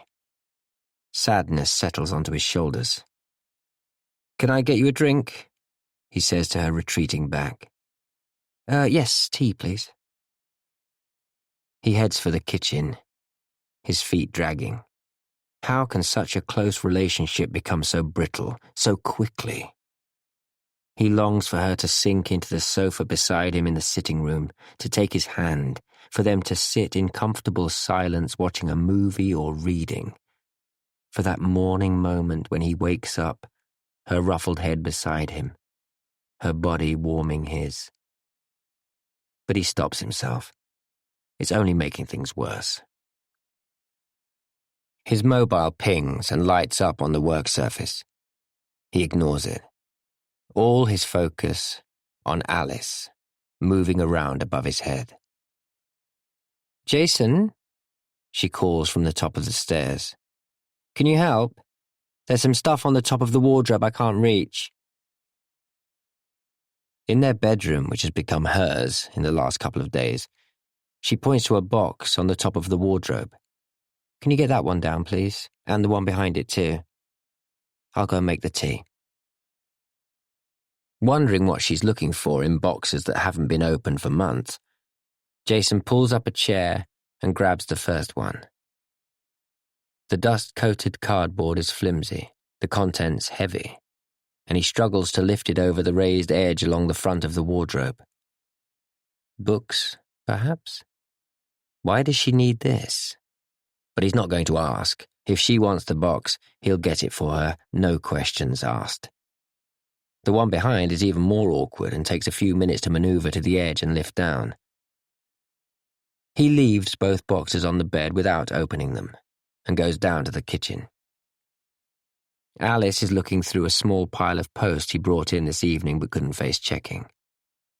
The tea is made, and she's already halfway through her mugful. The boxes are on the bed, he says, willing her to look at him. Right, she says, without lifting her eyes. Thanks. On the way back up the stairs, she turns. Jason, wait. You need to see your mum. I'm worried about her. She's not looking well. Jason nods. I will. I'll go tomorrow. She disappears back up the stairs. A wave of sadness drifts over him again. She won't even stay in the room with him to finish her drink. He's ruined everything, and he doesn't have a clue what to do about it. Chapter 37. Jason. On the way to his mum's, his phone buzzes. Carl. We're on for tomorrow night, then? Carl's hoarse whisper resonates in his ear. traffic noise in the background blurring the words. Jason swallows with difficulty, his mouth dry. He can't believe it's going to happen. In the back of his mind, there's still a grain of hope that it won't, that something will miraculously arrive to solve Carl's problem. But Jason doesn't believe in miracles, and he must get this over and done with. He imagines tomorrow, when Carl will have successfully stolen the money and nobody has caught them and Carl is paying off his debt. Alice will forgive him, everyone will be safe, and life will return to normal. He daren't imagine anything else. "You've got the equipment?" Jason asks. "Yeah, no problem. It's bloody heavy, all that rigging stuff. No way I could carry that for too long, not with my ribs." Yet another reason this could go horribly wrong. "Are you sure you want to go ahead with this?" It's pointless, but he can't resist saying it. "I'll take some painkillers before I go." "How much stuff is there?" "Tons. They leave a bag ready for the next job. That's what I took." "You didn't check what was in it?" "No need. I know what they put in there." "Do you need to bring it all?" "Dunno yet. I might do." Irritation stabs at him, but he tries not to show it. "Check it, Carl. You won't need all of it. Keep it as light as possible." Yeah, it'll be fine." Jason swallows an angry retort. Carl's doing his usual thing, even now with his life at stake. He's not taking anything seriously, hoping it will all work out somehow. He can only pray that Carl's knack of getting away with things kicks in. The whole scheme is steeped in risk, and the rock in his stomach is getting heavier by the moment. "Look, I know you think you're prepared, but how about finding a wall somewhere, having a practice?" Before he's even finished saying it, he knows it's a stupid idea. Carl snorts. "Right, in the park, you think, or at my mum's house? Where am I going to do that then, so nobody notices?" "Okay, I get it, but sort the stuff out, chuck out the heavy things if you don't need them. You'll be quicker, and it'll be less painful." "Yeah, he said." There's a note of annoyance in his tone. "Right. It's not worth pushing him anymore. Carl will do the minimum. He's always been like that. He has never practiced anything in his life." "Tomorrow, then," Jason says. "I'll be at the place we agreed, 5 minutes ahead of time. Don't be late. If anything goes wrong, message me. Don't call, use WhatsApp." "Yes. See you then." "Right." He cuts the call with a terrible sinking feeling, like he's boarded a boat in the face of a tornado. It's too late now. They're committed, and they're going ahead. Chapter 38. Jason. He studies the people on the platform before stepping onto the train. It feels strange. Overdramatic even to behave like this, but he can't take any chances with his mum's safety. He decides to get off the train a stop early to be absolutely sure. Dozens of other people alight at the same station, pouring up the steps and out into the drizzle. Some turn in the same direction as him. He stops at a shop window, pretending to look at his phone, watching the reflection. Only one figure stops too. A man in a baseball cap, his face obscured, also checking his phone. It could be nothing, but he's taking no chances. He takes a circuitous route, checking his back at every turn. The slim figure stays some distance behind him, but it's always there, sauntering along, glancing to one side when he looks. Now he's certain he's being followed. Luckily, he knows the area well. He turns into a short street and takes off, sprinting to the junction at the end. There he turns. The man is still out of sight. He runs to the end of the next street and the next until he's out of breath and heaving. At last he heads towards his mum's house. By the time he gets there, he's soaked through.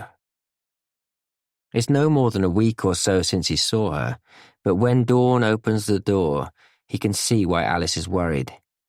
She looks old, all of a sudden. Her clothes a little too large. There's a slight wobble in her step as he follows her to the kitchen. I'll do the tea. He takes the kettle from her hands.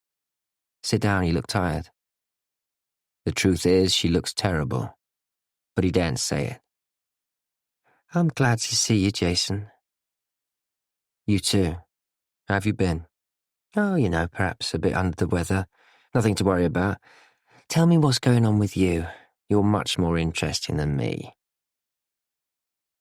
He tells her a bit about work as he makes the tea, but she seems distracted, and his heart's not in it. He barely knows what he's saying.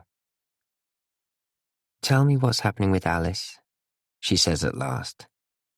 I know she's angry with you. She's a lovely person, Jason. You mustn't lose her. He feels his shoulders droop. I know. I don't want to lose her, but, she has a thing against Carl, and I've been trying to help him with this corner he's got himself into. His mum nods slowly. With money? He glances at her, but there's no sign of any hidden message. I've given him a bit, not much because I don't have much, and anyway, there's no way he can repay me. I'm trying to get him back on track. He's got no work and nowhere to live except his mum's, and he can't live there until he sorts out this problem. So where is he? We don't know.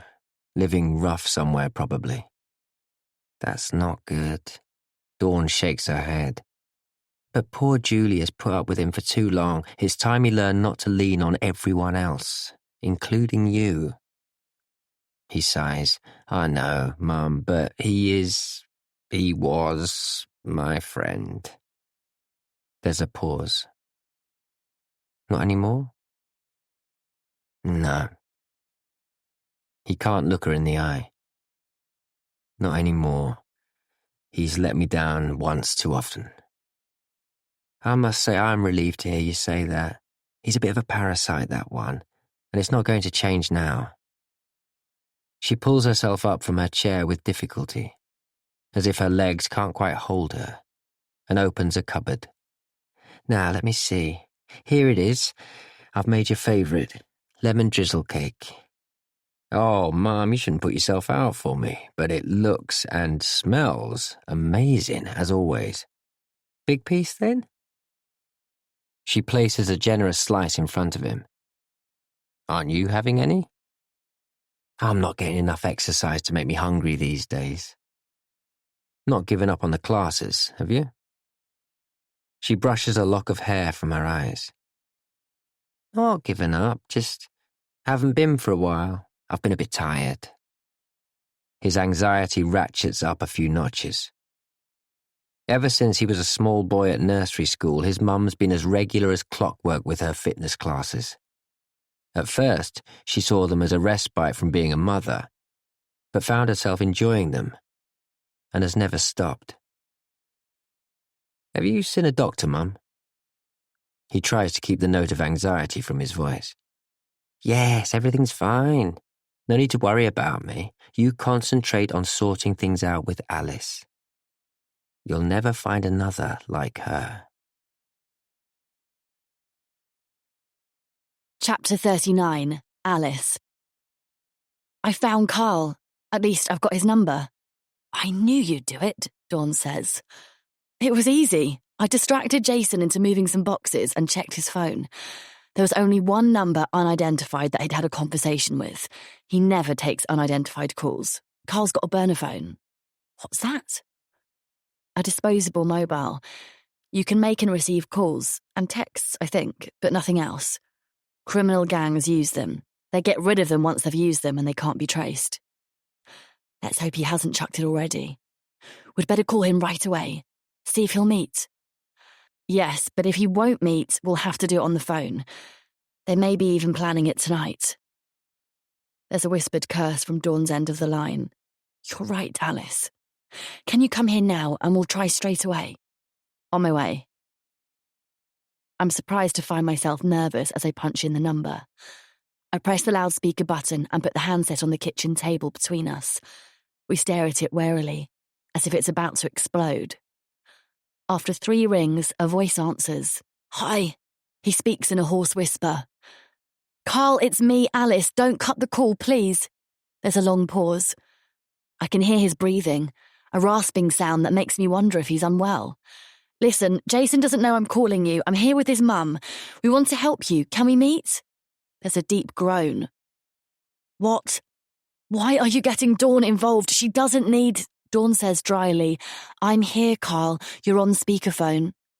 "Dawn, don't get caught up in this. It's between me and Jason. He should never have said anything. All we want is to help you." "Nobody can help me. I've got to do this myself. There's no other way." I lean forward. "But you're not doing it yourself, though, are you? You've got Jason mixed up in it." Dawn puts a gentle hand on my arm. "Let us try and help you, Carl. Will you meet us?" "I can't meet you. It's too dangerous. There's nowhere safe, and if they know that you've met me, they'll be after you too. Anyway, you can't help." "Don't do anything stupid, will you, Carl? Let us..." "No, I'll sort this out my own way. Look, I can't talk any longer. I've got to go. I'm chucking this phone." "But Carl..." The line goes dead. We look at each other, shocked. I grab the phone and press redial, but there's only an engaged signal. "That's it then," Dawn says, making a hopeless gesture. "We can't help him, even if we knew how." She looks devastated, her face thin and drawn, the skin on her cheeks almost transparent. "All we can do is hope he gets away with it." I want to reach out and hug her. She looks broken. "You're right. We have to keep hoping. Listen, I got the address of the guy they're planning to rob too." "You did?" Dawn's eyes widen. "How did you manage that?" I borrowed Jason's car and checked the sat-nav. It was in the list of recently visited places. It didn't take much to work out which one it was. "Clever you." I sigh. "Not that it'll do us much good." I ponder for a moment. "Unless we want to stake out the house?" "I can't see what use that would be." It's Dawn's turn to sigh, a long, drawn-out, shaky breath. "But I might have to look at it on the internet. Can you give me the address?" "Here, I'll write it down for you." I reach for a notebook and pen from the worktop behind me. It's easy to remember. "Thanks. Perhaps it'll give me an idea." Dawn's voice wobbles slightly as she gazes at the scribbled note. "Look, I'm going to keep trying," I say, placing a hand on Dawn's arm. I'm struck by how thin it feels beneath the woolen sleeve. "I'll talk to Jason again today. He knows it's a mad thing to do. And what's he doing it for? Not the money, that's for sure. He won't touch it, even if Carl begs him to take some. Jason is risking getting a criminal record when he's about as far from a criminal as you can get." Dawn rises from her chair, her movements slow and stiff. She walks over to the window and stands, staring into the garden, her arms folded across her chest. "If only his father was around." There's a muffled sob, and I realise with a shock that she's crying. I feel dreadful. "I shouldn't have involved you. It was stupid of me. Please try not to get upset. There's still hope. Perhaps something will happen to stop it. I'll handcuff Jason to a chair, anything to stop him." Dawn manages a wobbly smile, wiping tears from fragile cheeks. "Silly of me. Yes, we must keep thinking. Try everything. Don't worry about me, dear. You did the right thing to tell me, honestly. Let's have another cup of tea and talk about something else for a while." By the time I leave, she seems to have recovered her normal cheeriness. But as I hug her goodbye, I'm aware once more of the thinness of her body, the slight wobble in her legs. Dawn seems to have aged 10 years in the last week. The stress is really getting to her, and if things go badly for Carl and Jason, I daren't think what the effect on her might be. Chapter 40. They say that for each person there's only one true love. One person that will always be deepest in your heart, always and forever. A friend, a lover, a parent, a grandparent, it doesn't matter what their relationship is to you. They are the one. For me, that person is Jason. He is the centre of my world, and always will be, whatever he does. I love him for so many reasons. For his strength of character, his sensitivity, his values. The fact that he shows his emotions without shame, his inability to lie, his vulnerability. His openness and generosity, his innate qualities, if you like. The things that come naturally to him. Of course, nobody is perfect. Everyone is flawed to a greater or lesser degree. Jason is loyal to a fault, for example, which he's demonstrated many times over Carl. He's easily influenced, too soft, too generous. Stubborn, oh yes. But for me, these flaws are far outshone by his strengths.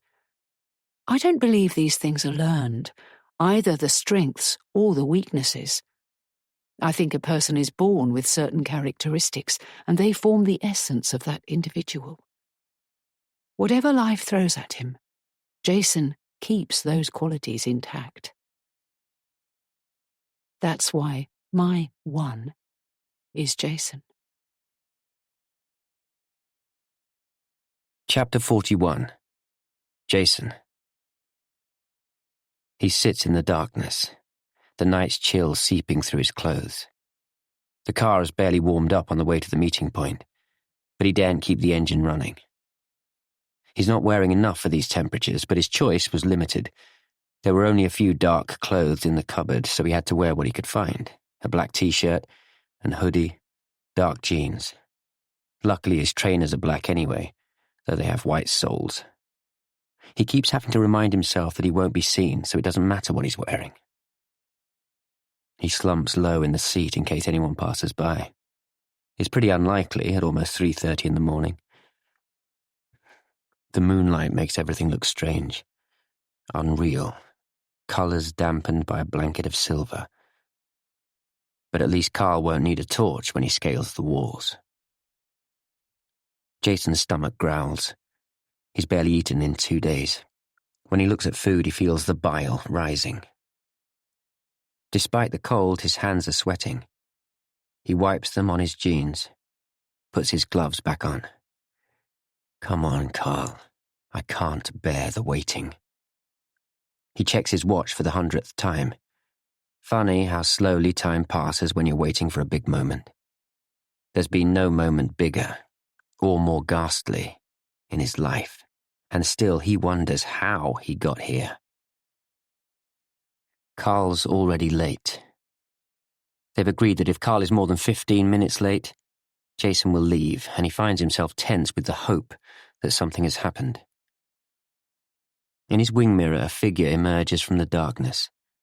It limps towards the car, a bag in one hand. It looks heavy, banging against one black-clad leg. Jason climbs out of the car to open the boot. Christ, that weighs a ton, Carl says, panting, heaving the bag into the space. Great. He hasn't bothered to sort out what he needs. Well, it's his own funeral. Probably, literally. An image of mourners, a dark coffin flashes into Jason's mind. Carl's mum, weeping.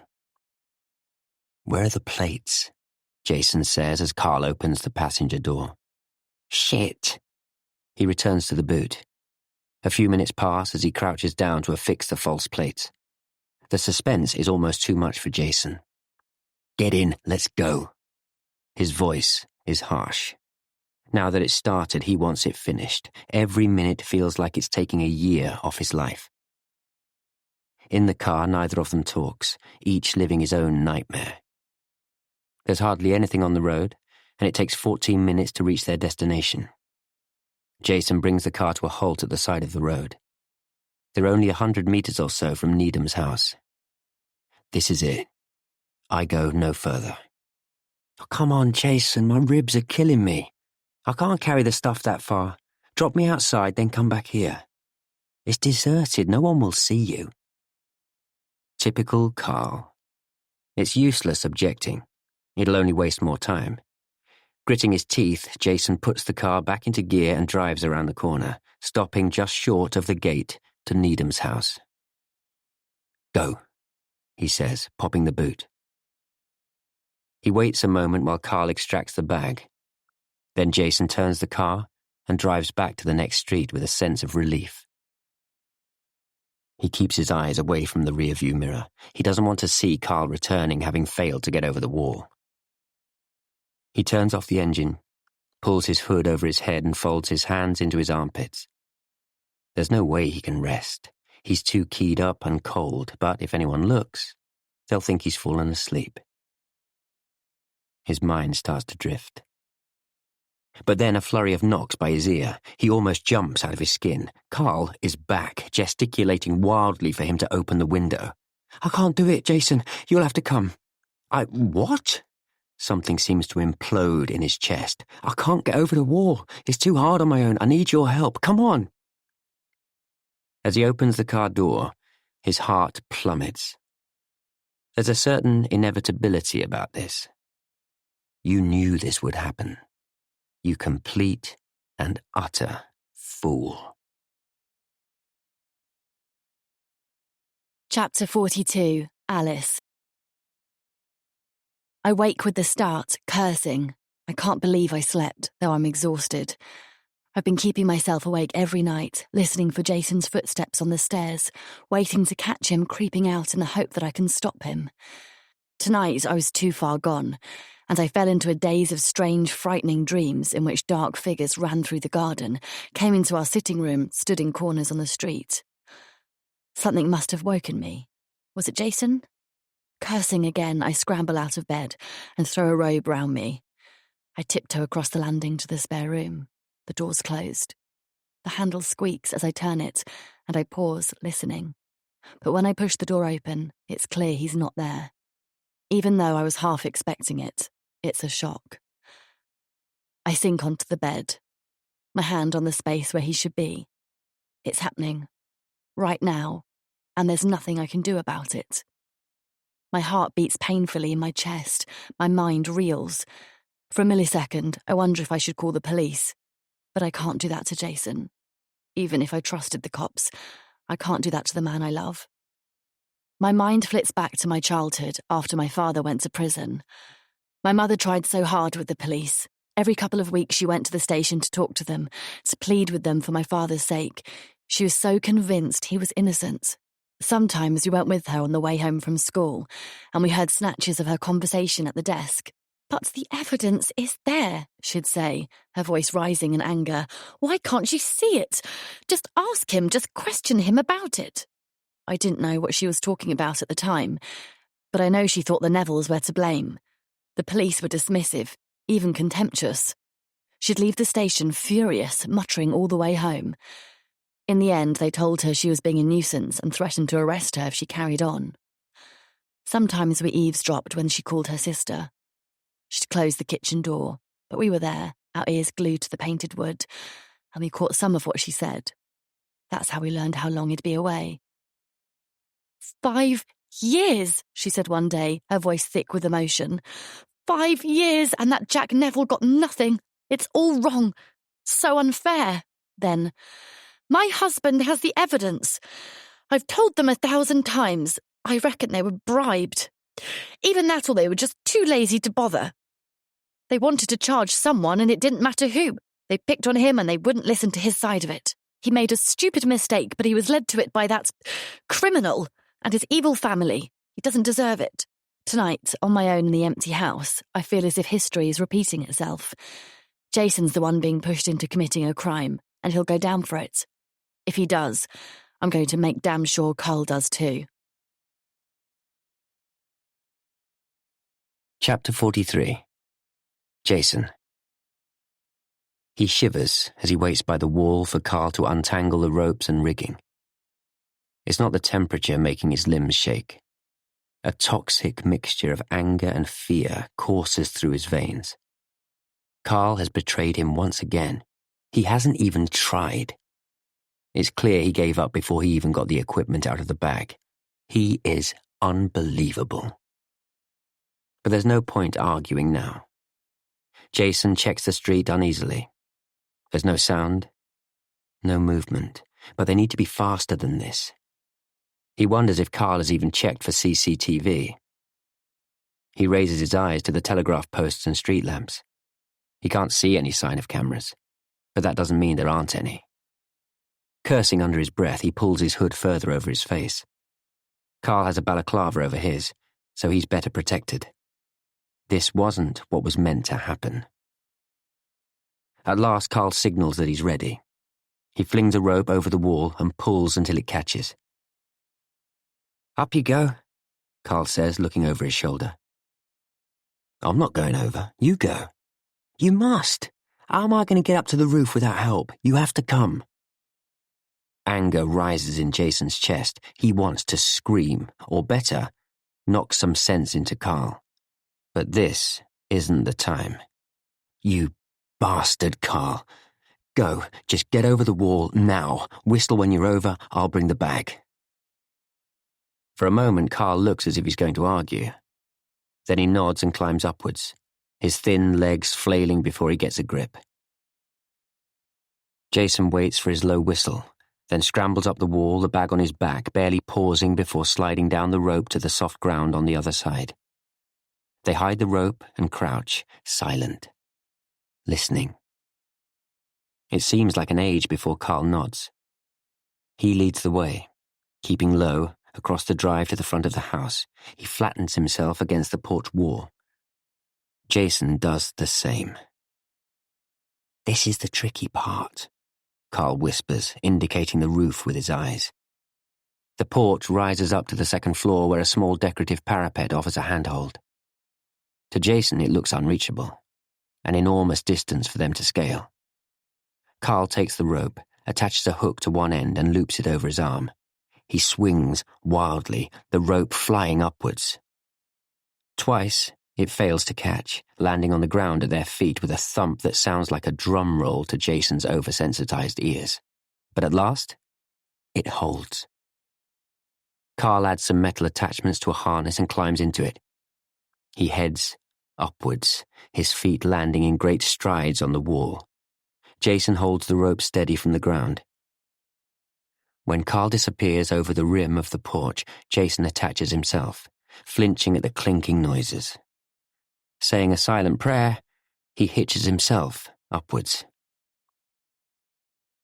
On the roof of the porch, he's relieved to see they're not overlooked by houses opposite or on either side. Tall trees surround them, shielding them from view. Jason can only hope they don't conceal cameras. Needham watching, preparing to spring on them. Carl wrestles with a window, his screwdriver glinting in the moonlight. The window lock gives way, a tiny metallic crack echoing into the darkness. They freeze beneath the window, hearts thumping. 2 minutes pass, then 3. There's no sound from within. They breathe again. "It's okay." Carl removes the lock, placing it carefully on the sill with a screwdriver. He opens the window slowly, checking the dark space inside. "Follow me." "No. You're on your own now." Jason squats in the shadow of the parapet. "I go no further. Go on, get on with it. I'll wait." But nothing. "I'm done. I'm not going in. Go." After a moment of hesitation, his face working through anger to resignation, Carl peers through the open casement into the shadows. He lifts a leg over the windowsill. His body shuffles after it. And he's gone. Moonlight seeps through high cloud, dappling silver on the roof. Crouched in the shadows, waiting, Jason feels strangely alone. He looks out over the garden. Everything is still. No movement, not even a breath of wind. Only a couple of minutes have passed since Carl crept into the house, but it feels like an hour. All Jason's doubts return. What is he doing here? Why did he let Carl persuade him into this? He's never done anything like this in his life before. The sweat breaks out on his hands, his forehead. Alice. She will never forgive him. A black-gloved hand on the lintel. His heart leaps from his chest. Carl scrambles over the sill and grabs the window lock, almost dropping the screwdriver in his haste. It takes a moment to replace the lock and push the window closed. But something's wrong. He's empty-handed, the pack on his back still flat, unopened. Bile rises in Jason's throat. Go, go!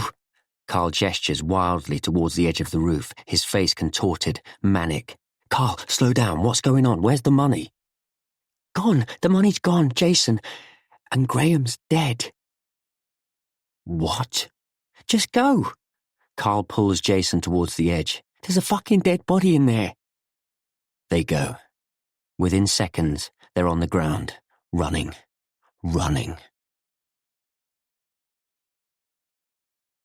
Chapter 44. Jason. He can't stop shaking. Driving away, the two men are struck dumb. The air in the car full of words unsaid, questions unanswered. Jason can barely speak, let alone look at Carl. This is a catastrophe, worse than he ever imagined. A dead body. What does that make them? Suspects in a burglary is one thing, but to be suspected of murder, it doesn't bear thinking about. As soon as they're well out of the area, Jason stops the car. He turns off the engine. They sit, stunned for a moment before Carl turns to open the door. He's leaving, just like that, without a word. Carl, wait. Tell me what happened. How come Graham's dead? No idea. The door's open, Carl's foot on the pavement. But wait, I'm off. Carl cuts him off, his mouth set in a grim line. Getting out of here ASAP. You should too. But where are you going? Shouldn't we talk about this? He can't think straight. One thing is certain, this isn't the end of it. Not with a dead body in a house Carl's just broken into. Nope, we failed. I'm going. Don't try to find me. The door closes. Wait! Jason calls after him through the half-open window. The ropes, the kit, take it with you. But he's gone. Half running in a strange, limping shuffle down the street. Jason doesn't stop to see him go. With shaking fingers, he starts the car. All he can think of is getting away. What an unholy mess. Everything's gone horribly wrong, and to top it all, he has a bag of stolen climbing gear in the boot of his car. He must get rid of it, right now. Though it feels excruciatingly slow, he drives within the speed limit, searching for somewhere to dump it. In a small run-down industrial park, he spots a line of big green bins, the type with sliding lids. Choosing one at random, he throws the bag in. It lands with a deafening clunk. When he gets back, he parks the car in a side street and removes the false plates with shaking hands. Further down the street, he dumps them at the bottom of a bin, making sure they're out of sight. He creeps into the house in the dark, trying not to make a sound. In the kitchen, he pours himself a large whiskey, a drink he doesn't even like, and waits for his body to calm down. His heart is pounding, his throat so dry he can barely swallow. And the shaking doesn't seem to be about to stop. A million questions hammer at him. What on earth just happened? How come Needham was dead? Where's the money? What the hell is he going to tell Alice? All night he stays downstairs, unable to rest. The questions in his mind unrelenting. By daybreak he feels beaten, every joint in his body complaining. But the last thing he wants to do is face Alice right now. There's no movement from upstairs as he leaves the house and heads back to the car. He must behave normally, go to work as usual, try somehow to get through the day. In the car, he listens to the news, waiting for the local report. No mention of an unexplained death. Either the body hasn't been found yet, or the police are keeping it quiet while they investigate, or perhaps something else. He's too tired to think it through. But is he making things worse by doing nothing? Perhaps, now that Carl has deserted him, he should go to the police.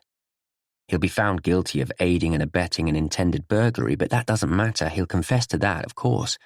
But what if they think he played a part in Needham's death? He has no idea what happened, where the body lay, what it looked like, and what Carl's reaction was, except that he ran. He can only hope he didn't touch him or leave any traces of DNA in the house. They should have reported the body right then. How can he do it now? If Carl's caught, there's no knowing what he might say. He could implicate Jason in the planning, lie through his teeth to save his skin. He braces himself. Right now, there are no answers to all these questions. If he carries on agonizing over what might happen, he'll go out of his mind. He'll go to work, do his best not to think about last night, keep checking the news, and work out what to do later.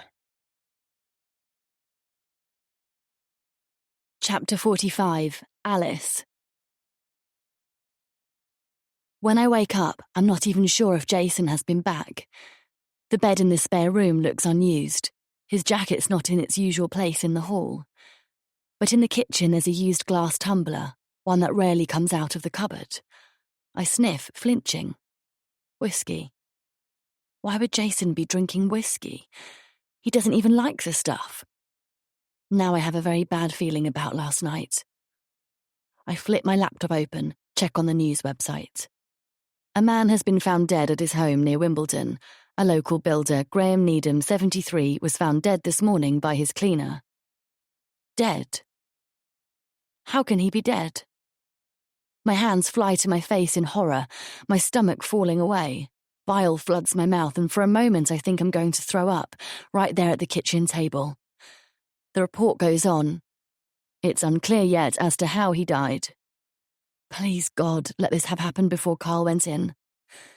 My eyes are glued to my laptop, police tape across the gate to the house, patrol cars in the driveway. Not much detail on what they've found. They'll be inside, looking for evidence of all sorts. DNA, broken windows, damaged door frames. If they find anything suspicious, Carl, Jason too, oh my God, will be in worse trouble than I could possibly have imagined. I dial Jason's number again and again, listening in frustration to the voicemail message click in. Damn it, Jason, pick up, I say out loud.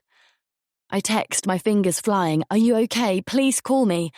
I daren't say more in case the police can track messages. If they suspect foul play, there could be a murder investigation. Murder? The more I think about it, the worse it sounds. My hands begin to tremble now, and I fold them into my armpits, rocking backwards and forwards in the chair. Finally, I force myself to calm down, taking deep breaths. Panicking is not going to help, I tell myself sternly. But I must find out what happened. Dawn's number flashes on my phone. Did you hear the news? She says without preamble. That man, in the house they were going to rob, he's been found dead. My heart hits the floor. You saw it then. But Dawn, this is terrible. I think they went in last night. Jason went out after I'd gone to bed. They must have decided to go for it. Have you spoken to him? No, I can't get hold of him. That's not unusual when he's at work, is it? No, but how did Needham end up dead? You don't think... I can't bring myself to say the words. No, I don't. Though I didn't know they were going in last night. Dawn sounds so calm, I'm confused for a moment. I was dreading telling her, aware of the possible implications, but I underestimated her. Neither did I. Probably a heart attack or something, Dawn continues. He was in his 70s, wasn't he? Do you think he died before they got there? Let's hope so. I'm worried, Dawn. We'll know soon enough. Dawn sounds sleepy, her words slurring slightly.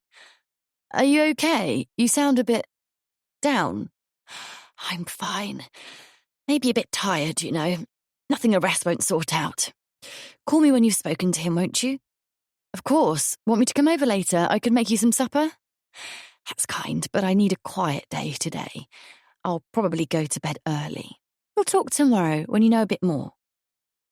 I cut the call, more worried about Dawn than before. I check my messages. One from Jason. My heart almost leaps from my chest. I'm okay. Carl's gone. Let's talk later. I'm relieved, if Carl really has gone. But I'm not reassured. What on earth happened at the house? I'm both impatient to hear and terrified of what I might learn. Chapter 46. At first I laughed at myself, dismissing it as another crazy idea. But somehow it stayed with me, and I let it grow, the details working themselves through as if it wasn't my brain doing it but someone else's. It wasn't long before I started to think it was possible. It could be done, and I was the ideal person to do it. I was better, cleverer than both Carl and Jason. I could outsmart them easily, and neither of them would ever suspect me. I knew how to research, understood how to discover all sorts of things on the internet. With a few hours' work and some dogged determination, I found what I needed. I made lists, worked out a timeline, ran through all the possible permutations of my plan. There were unknowns, of course, but I worked on those too, and thought through all the ways I could handle the different scenarios. I was fairly confident in myself. When I decide to do something, I do it properly, and I see it through. It was risky for sure, but what Carl was planning, or rather failing to plan, seemed far riskier. Was I putting myself in any danger? Yes, but nothing I couldn't handle. Was I putting anyone else in danger, as Carl was? No. I liked the neatness of my plan, the way it sidestepped everything, and I was ready to do it. All that was missing was when they were going to go in, the day and the time, and I was going to find that out, whatever it took. Chapter 47. Alice. He looks like a teenager on his first date. He's white as a sheet, and the hand that pushes back the lock of hair from his forehead shakes. I'm pretty sure I look just as bad.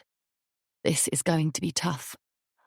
I want him to be truthful, to tell me everything that happened. I might not like it at all, but I must know. Alice. The expression on his face tells me to brace myself. God, Jason, what happened? The words pour out of my mouth. I know he's dead.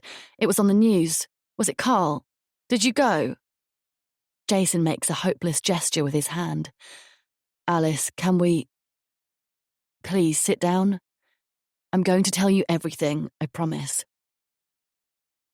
I don't want to sit.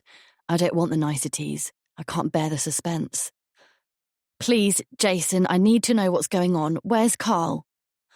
Honestly, I don't know. He took off. I open my mouth to reply, but he stops me with a gesture. I'll tell you all of it, I will. But before I do, please believe me. I'm so sorry about everything. You were right. I should have let Carl sort his own mess out. Now everything's gone horribly wrong. My chest contracts. I can barely breathe. Tell me. He hangs his head, his face tortured, and he tells me. I sit there, frozen, listening. Then, oh God, Alice, he told me to get out of there. He said, there was no money, nothing there, and there was, he swallows. There was a dead body inside. I gasp. I can't help it. There's a whining in my ears and I think I might faint. I close my eyes until the feeling passes. When I open them, he's sitting there with his head in his hands. I know he's weeping. My God, Jason. Tears trail down his cheeks. He wipes them away with shaking fingers. I'm sorry, Alice. I can't tell you how sorry. You knew all along it would be a disaster. Now it's a bloody catastrophe, and Carl's gone. What am I going to do? I shake my head from side to side. I honestly don't know what to say. I have absolutely no idea how it happened. Please believe me. I don't know where the money is. I don't know if Needham was murdered or died of natural causes. I don't even know what Carl did in that house before he came running out. What a horrible mess. It's an understatement, but I can't think of another way to describe it. I suppose my only defence is that I was trying to help a friend. That's all it was, Alice. Please believe me. I'm not a criminal. I would never have agreed to do this if he hadn't been in such a desperate state. I look up at him then, tears gathering. I know, Jason, I know you were only trying to help. I promise, if only I could go back in time, I would. When I heard what he was planning, I should have refused to listen, stuck to my guns. I'm weak, and I deserve to be in this mess. No, Jason, your friend betrayed you. You're not weak. You're too loyal for your own good. Not anymore, I promise you. He's gone, and I won't have anything to do with him ever again. None of this is Jason's fault, and my heart goes out to him. If misplaced loyalty is Jason's biggest weakness, it doesn't make him a bad person. All I want to do right now is comfort him, help him find a way through all of this. I don't know what to do, Alice. What am I going to do? Jason turns pleading eyes to mine. Carl's gone. I could be in the frame for murder. And the gang's still after us. It couldn't be worse. I try to think clearly, but my mind's numb with shock.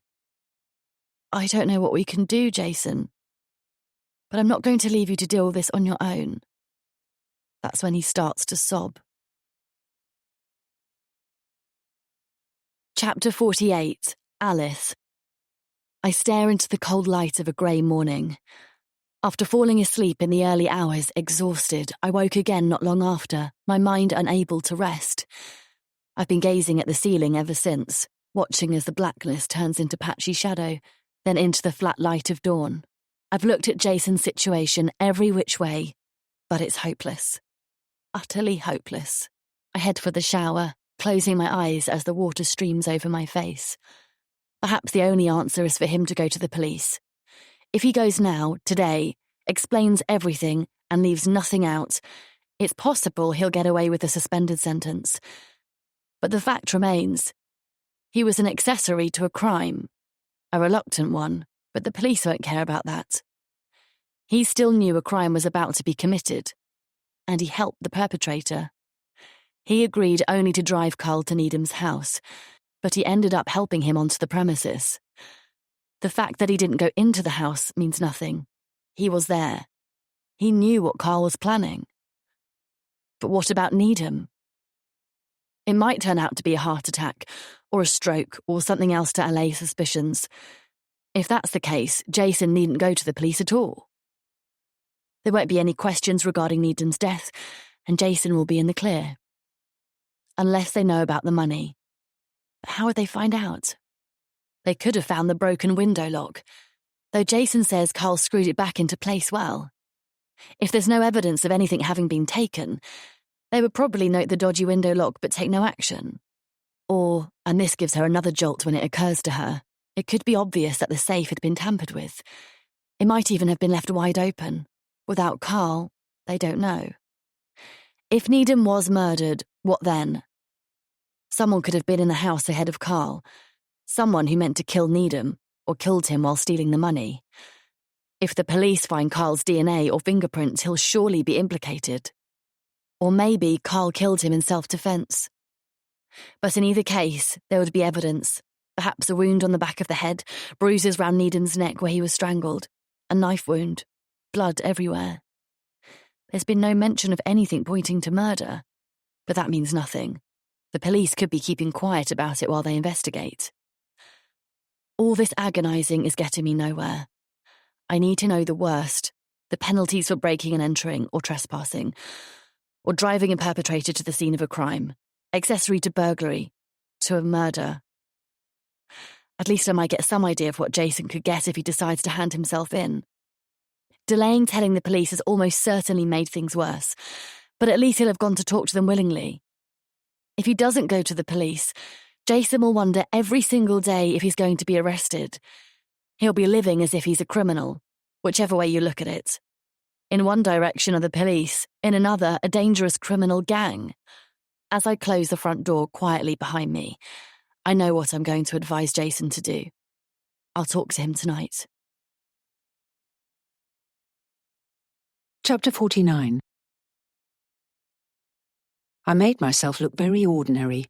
I wore scruffy jeans, my oldest jacket, a scarf round my neck, a gardening hat with a floppy brim. Carrying a walking stick and a small backpack, I took the tube to Wimbledon and found the street. There, I made my way slowly along the pavement, limping slightly. Outside the house, I pretended to have a long conversation on my mobile. That way, I could study it through the gates without looking too suspicious. It was easy to spot the CCTV. In the street, there were 2 cameras facing away from the house. They weren't going to bother me. I could avoid them simply by approaching from the other end of the street. There was another I couldn't avoid, and I could see one attached to the front of the house.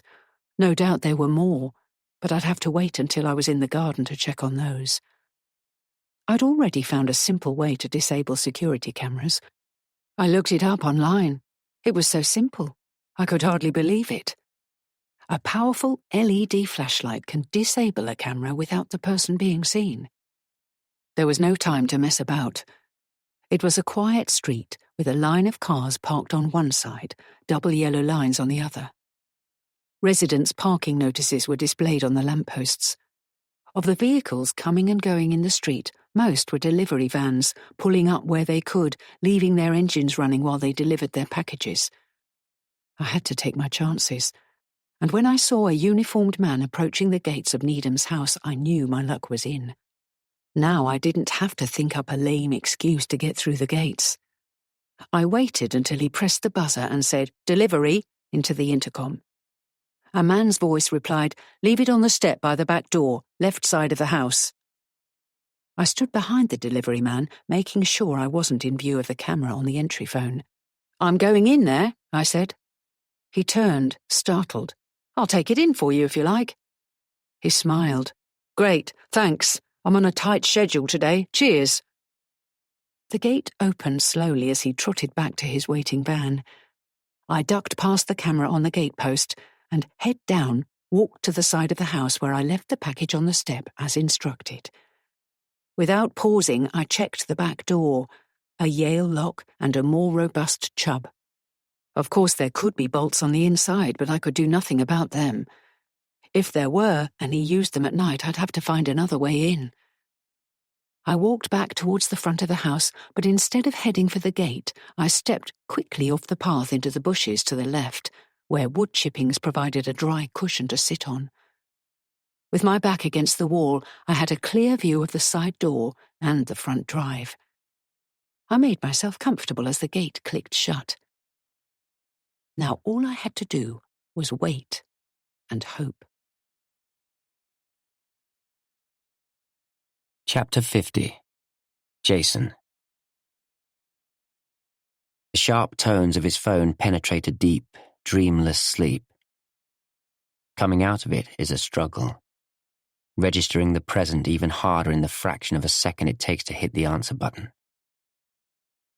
The number is unknown.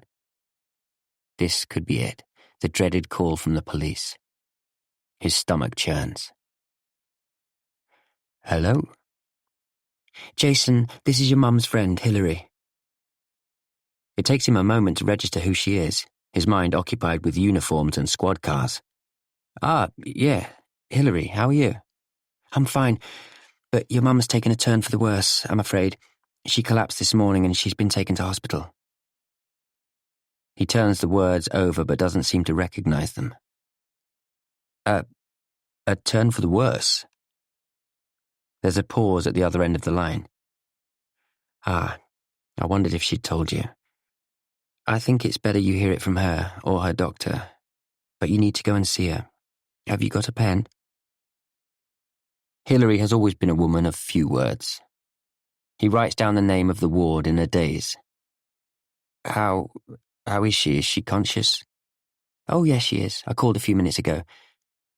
She seems to be what they call comfortable. I Thank you, Hilary. I'll get there as soon as I can. He dresses in a rush, not caring what he looks like. What has his mum been hiding from him? And for how long? It must be serious for her to collapse and be taken to hospital. Alice noticed. But he should have seen it himself. She shouldn't have needed to point out to him that his mother wasn't right. Without even thinking to check the street, he races to the tube station, his mind on one thing only. Nothing else matters right now. The nurse points to a bed in the corner of a small room, curtains drawn around it. She's sleeping now. It's best not to wake her, but you can stay as long as you like. His mum sleeps, peacefully. Her hands folded across her chest.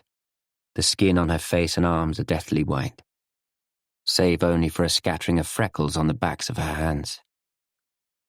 Only the slight rise and fall of her chest indicates that she's alive. They've put a hospital gown on her, and a drip in one thin arm, attached to a bag hanging from a contraption above her head. He draws a chair to the bedside, taking care not to make a noise, and waits. After a while, another nurse puts her head around the curtain, startling him.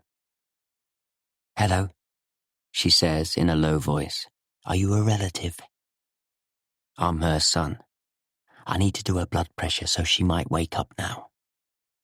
Before you do that, can you tell me what it is? Why did she pass out? Does she have something I don't know about?" "Let me see if I can find the doctor. It's best you talk to her." In a few moments, the nurse returns. She beckons, and they leave the bedside. Jason follows her a short distance to an empty waiting area. She indicates a chair in the corner. "The doctor will be with you shortly." The doctor is a small Asian woman with graceful hands and kind eyes. She sits next to him. "You're Mrs. Green's son?" "Yes, Jason. Can you tell me what's wrong? I didn't even know she was ill." "This is a cancer ward," the doctor says gently. "I'm sorry." He closes his eyes. How did he not know that? He didn't even register where he was in the hospital. What a stupid, thoughtless fool he is. He clears his throat, but he can barely speak. What kind of cancer is it?" "It's a rare form of lung cancer." She says its name, but he hears nothing over the sound of rushing in his ears. "She's been seeing an oncologist for a month or so." "She's known for a month?" "It seems she knew for quite a while before she saw her GP, but did nothing about it. A friend pushed her into getting checked." She hesitates. "I'm afraid it's quite advanced. I'm so sorry." It's like he's fallen into the deepest, darkest abyss. What can you do for her?" he stammers. "Is she having chemotherapy?" The doctor hesitates. When she got the initial test results, she took the decision not to have chemotherapy. He swallows. Why? Why didn't she want it?" "Well, unfortunately, it would only lengthen her life by a few weeks at best. It wouldn't cure her condition. The cancer has advanced too far, and it would make her quite poorly." When she heard that, she said she didn't want to go through all the side effects in the time she has left. She wants to be alert for as long as possible. We're offering palliative care now. "What does that mean exactly? Do you mean—" "I'm so sorry. She has a few weeks, possibly 2 months, at best." Chapter 51. Jason. "A few weeks? But—" A painful thud starts up in his forehead. That's not possible. She was... He's stunned into silence. Only 2 months ago, his mum was fit and healthy, enjoying her classes, walking, shopping, even going dancing. It was hard to find a day when she wasn't busy. This has happened so fast. Too fast. The thudding in his head grows stronger. It is a particularly aggressive form of cancer. It moves quickly, the doctor says. When she first came to see us, it had already spread to other parts of her body. She seemed to know already that the prognosis wouldn't be positive. She accepted it straight away. That figures. His mother was never one to complain. She wouldn't want a drama, even over something as serious as this. Numb with shock, he struggles to find the words. And there's really nothing you can do? The doctor's eyes are full of sympathy. Nothing, I'm afraid. Even if she agreed to chemotherapy, it would make very little difference to her life expectancy. And there are unpleasant side effects. She's in no pain at the moment. Palliative care is very sophisticated these days. There's no need for her to suffer unnecessarily. We'll keep her comfortable for as long as possible. She looks over her shoulder towards the bed where Dawn lies. I think the nurse has finished now. If you're ready to go back, I'm sure she'll be happy to see you. Thank you. And thank you for being honest with me. Could I need a few minutes before I see her. Of course. I'll ask someone to get you some tea if you'd like. That would be very kind, thank you. He sits in the empty waiting area for a few moments, his emotions churning, tears pricking at his eyelids. He doesn't want his mother to see him like this. She would hate to be the cause of grief. But the ground has moved under his feet, and his life will never be the same. Just like that, with a single phone call, a short conversation. She'll be gone by Christmas. He'd never even thought about it. Her death.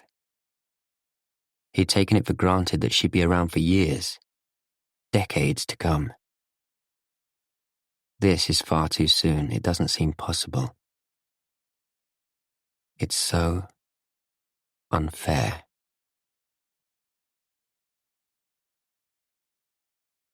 Hi, Mum. He steps through the curtains. Can I come in? Her eyes are open, though there's a sleepy look about her. Jason, dear, of course, sit down. Sorry to drag you away from work. I hope it wasn't a problem. I said not to bother you, but Hilary insisted. He takes her hand in his.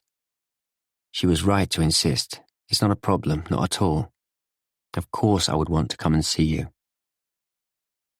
Her eyes search his, and he hopes she can't see the red rims around them. It's okay, Mum. I've had a chat with the doctor and she's told me everything. I'm going to look after you. Her hand is cool and thin, purple veins patterning the skin like rivers on a map. The sight of it is deeply saddening. His own skin is smooth and plump by comparison. Everyone has to go sometime, don't they? Tears threaten again and he swallows hard. But not everyone goes so soon, Mum. She sighs, a deep, trembling sound, and he imagines the intruder in her lungs. I've had a full life, though, haven't I? And the best thing in it is you. He is too choked to speak. She strokes his hand, comforting him as she's always done. Now, tell me about you and Alice. I want to know you'll be okay. You can be really happy with her. I know it. He tries to smile, though it probably looks like a grimace. You're right, Mum, and it's all fine. We're back together. Carl's gone. I've promised Alice I'll have nothing to do with him if he comes back. There are things I need to do to make amends, to make it up to her. But it'll be okay. She smiles, her sigh touching his hair. Thank goodness. That makes me happy. Hang on to her now, won't you?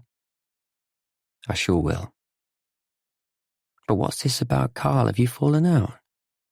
It's a long story, Mum. I'm not going to bother you with the details, but he let me down again. Badly this time. He did something unforgivable. It's not what friends do to each other. Alice is furious with him, and she's right to be. Luckily, he's legged it. Where to? I have no idea, and I don't want to know. He's left me with a bit of a mess to sort out. Don't worry, nothing serious. For once, he forgives himself for telling a white lie to his mother. Nothing I can't manage. She relaxes back into her pillows, her hand still in his.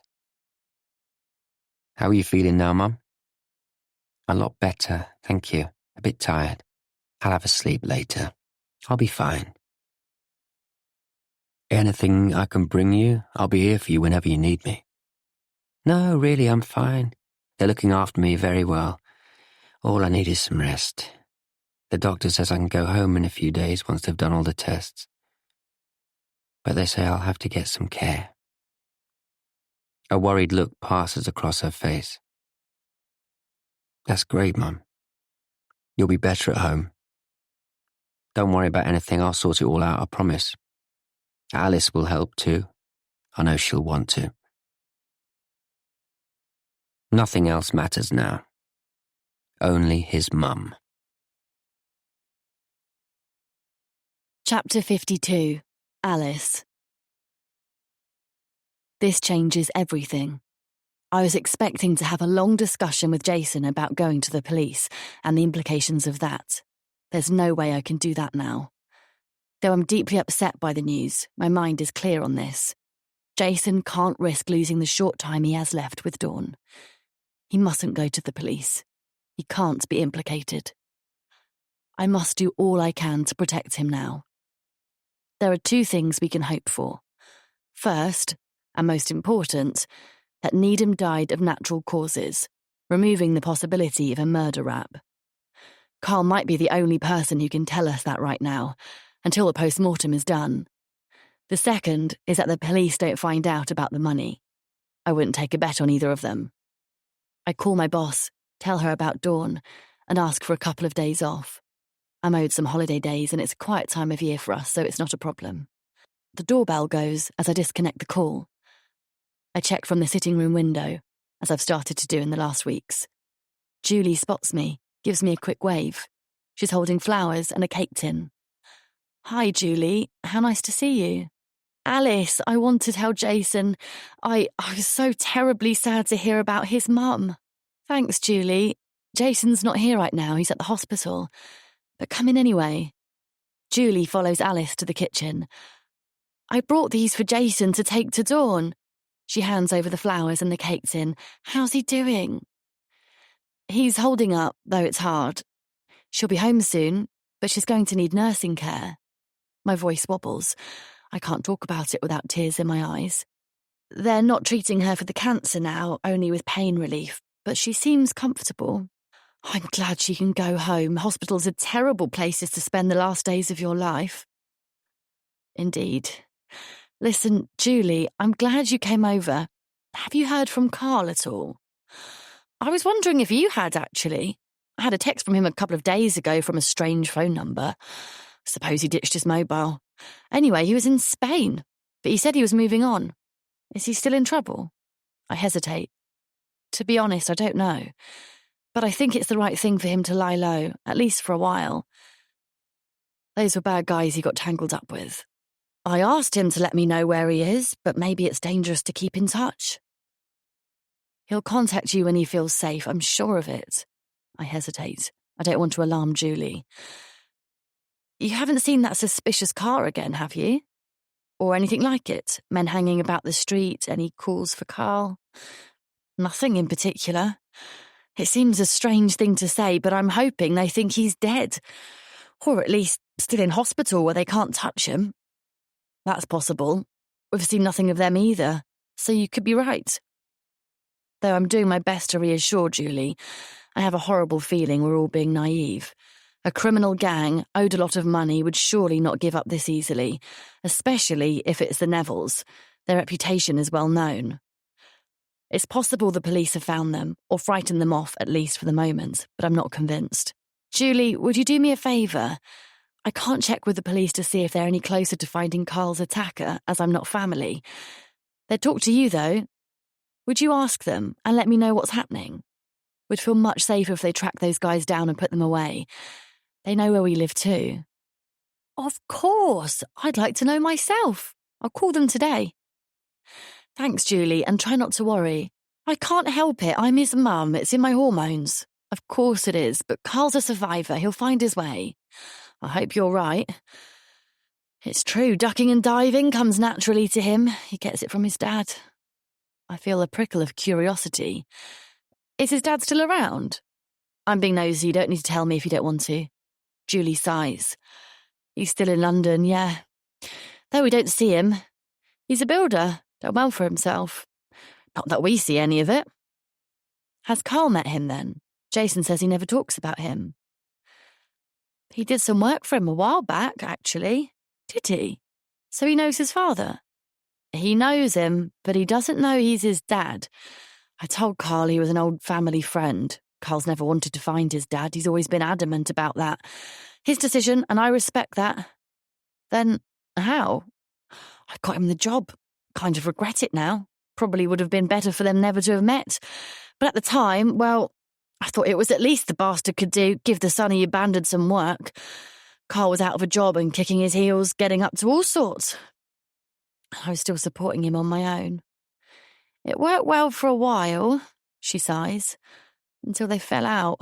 Wasn't surprised, to tell you the truth. I flinch. It's as if someone has hit me over the head. Surely not. No, it couldn't be. Could it? Alice, are you okay? Yes, I'm fine. Sorry. I try to order my thoughts. So Jackson's not his father's name, then? It's mine. We weren't married. Carl was an accident in a good way, you know. He's my son, and I love him, despite all his faults. No, his dad's name is Needham. Graham Needham. Chapter 53, Alice. I freeze. What is it, Alice? You look like you've seen a ghost. Julie puts a hand on my arm, a look of concern in her eyes. I hesitate, but only for a moment. She'll find out soon anyway, and it sounds like she won't be too upset at the news. I'm fine, Julie, but this is a bit of a coincidence. Hold on, let me find something for you. I open the laptop that's sitting on the worktop, locate a browser. A few moments later, I have it. I turn the screen for her to see. It's her turn to widen her eyes. My goodness, I see what you mean, she says, reading rapidly. Wow.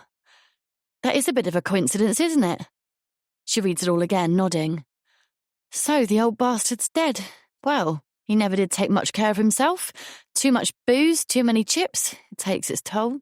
I'm sorry, Julie, but I thought, better you know, isn't it? She waves a hand. Oh, don't you worry about me. I barely knew him. And he did nothing for us. I wonder what happened to his wife and kids. I know he got divorced years ago, but I never did find out where they went. Will you tell Carl when you speak to him? She thinks for a moment. Can't see the point, really. If it comes up in conversation, maybe, but I don't think he'll care. What did the man ever do for him? There'll be nothing in the will for us, that's for sure. A thought occurs to me. Will you go to the funeral? Why would I do that? I never knew him properly. Or his family. No point at all. Look at the time. I must get on, Alice. Keep in touch. Will do. Thanks, Julie. I'm lost in thought as I see her to the door. An idea's been triggered by our conversation. There might be a way to find out what really happened to Needham. I could go to the funeral. Under normal circumstances, I'd think the idea was mad. I know that funerals are public, but I doubt many people go to the funeral of a complete stranger. Certainly not people like me. But these are not normal circumstances. I could discover how he died. It'll be quicker than waiting for the coroner's report. Also, I might learn something about Needham's family. They'll surely emerge, if only in expectation of something in his will. Someone will have to identify the body and organise the funeral. Unless they're so estranged they want nothing to do with it. The family could be a threat to Jason's safety, if they know about Needham's stash of money. And if they do, they'll almost certainly suspect foul play if it's disappeared. They may talk about it at the funeral. I'm not great at pretense. I can't act to save my life, and I worry that I might stick out like a monkey at a tea party.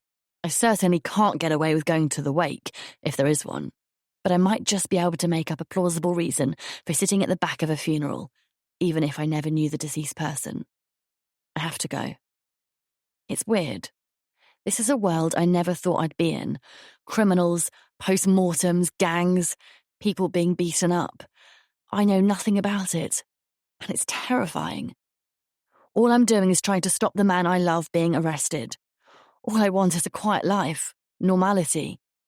The realisation dawns on me, like a dark cloud descending, that normality as we knew it might never return.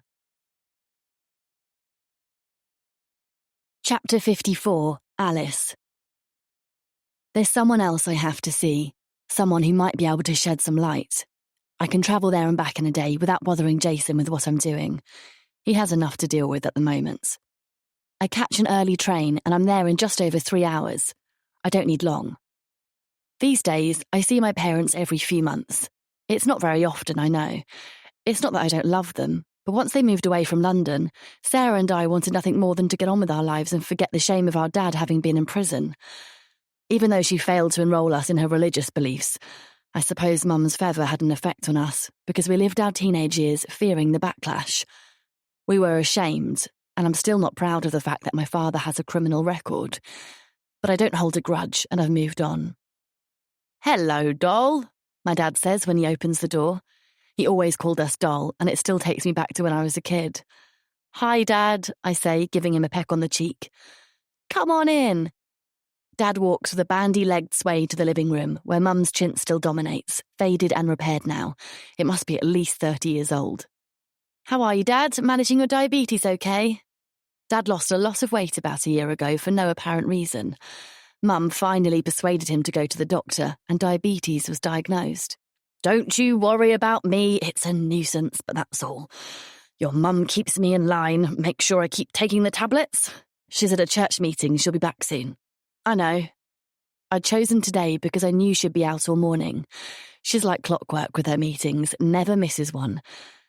"There's something I wanted to talk to you about, though, Dad, before she gets back. Something she won't want to discuss." We sit on cushions misshapen from years of use, bent into the shapes of bodies gone before. I look around the room. All the same ornaments, pieces of china, knickknacks from my childhood memories, all still there, dust-free.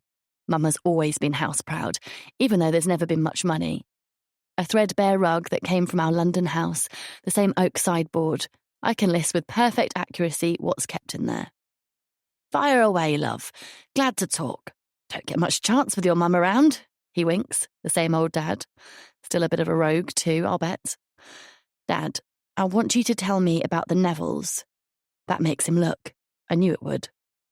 We've never spoken properly about what happened to him, even after Sarah and I grew up. Distance and bad memories came between us. He sucks his teeth, gives me a sideways look. "You're not in any trouble, are you, doll?" "No, not me, a friend. The name came up, and it's got me wondering. I never asked, and you never said what really happened with Jack Neville." He takes a long, slow breath. "You were too young, and then your mum was too upset. She hates to talk about it, even now, the Nevilles, eh?" I nod. "Steer clear is my advice. From what I hear, and I do hear, believe me, they're bigger and badder than they ever were. Not just thieving now, some serious bad stuff going on in that family. Old Jack's some kind of godfather now in West London. If he was ruthless then, you can bet he's 100 times worse now, and the rest of the family." "What happened with you, though? I'm keen to get to the bottom of this before Mum gets back." "I was caught, and Jack Neville wasn't. Simple as that. Your mum never believed I did it. She was 100% sure I was innocent. But I wasn't, I have to tell you that. I knew what I was doing, and I knew it was a dodgy business. It was his idea, But he didn't force me into it. I was happy to be part of it. We joined forces. We fleeced a lot of people out of a ton of money, tens of thousands of quid, in fact. It was exciting for a while. He glances over at me, shrugs his shoulders. I was young and stupid. Wouldn't do it now. Your mum got me straightened out. In the end, I got a fair sentence and he got away with it all, including the money. He shakes his head. He was wily old Jack, had the coppers in his pocket all the time. I wasn't surprised, to tell you the truth. But I know Mum was convinced you were innocent, Dad, but she also claimed you had evidence against him. She kept on at the police to talk to you about it, to bring him in for questioning. They didn't listen, obviously. But was that true? To my surprise, he smiles, then chortles. Bless her, her heart's in the right place. I'm lucky she stuck with me. It's true, I had evidence against Jack Neville. I wasn't as stupid as he thought. Right from the beginning, I kept it all. The numbers, the bank statements, the transfer notes, names, addresses, contact numbers. If the police hadn't been bent, Jack would have been caught and put in prison along with me. And a lot of other bad stuff would never have happened. You can bet your life. Don't you hate him, though, Dad? I'm curious. I'm pretty sure I'd have gone all out to get my revenge. He laughs, a deep, throaty guffaw. I wasn't innocent. Might have felt differently if I had been. He got away with it, but I'm not angry with him. The cops, though, that's a different matter. Once I realised they were in Jack's pocket, I didn't have a hope. I told them all about Jack, but they wouldn't listen. His name wasn't even mentioned in court. He was a wily one, old Jack. Does he know you grassed on him? Pretty sure he would. The cops would have told him. Does the name Bennett mean anything to you? Was he one of them? He's a DS now, but he'd have been a uniform then. Bennett? No. But I reckon they're all retired now on their ill-gotten gains. Interesting. And Jack didn't come after you? No. Why would he? He put me in prison. He was laughing. He didn't need me anymore. I was no more than a piece of shit on his shoe. Does he know you have the evidence against him? Dad shrugs. The police knew at the time, but they did nothing about it. Why would they bother to tell him when they knew they weren't going to cop him? It meant nothing to him, even if he did know. I'm thinking about DS Bennett. My gut feeling tells me he's straight. Dad, you wouldn't have kept the evidence, would you? It's just, I'm thinking it might help my friend. It's possible he's got tangled up with the Nevilles. A look of alarm crosses his face.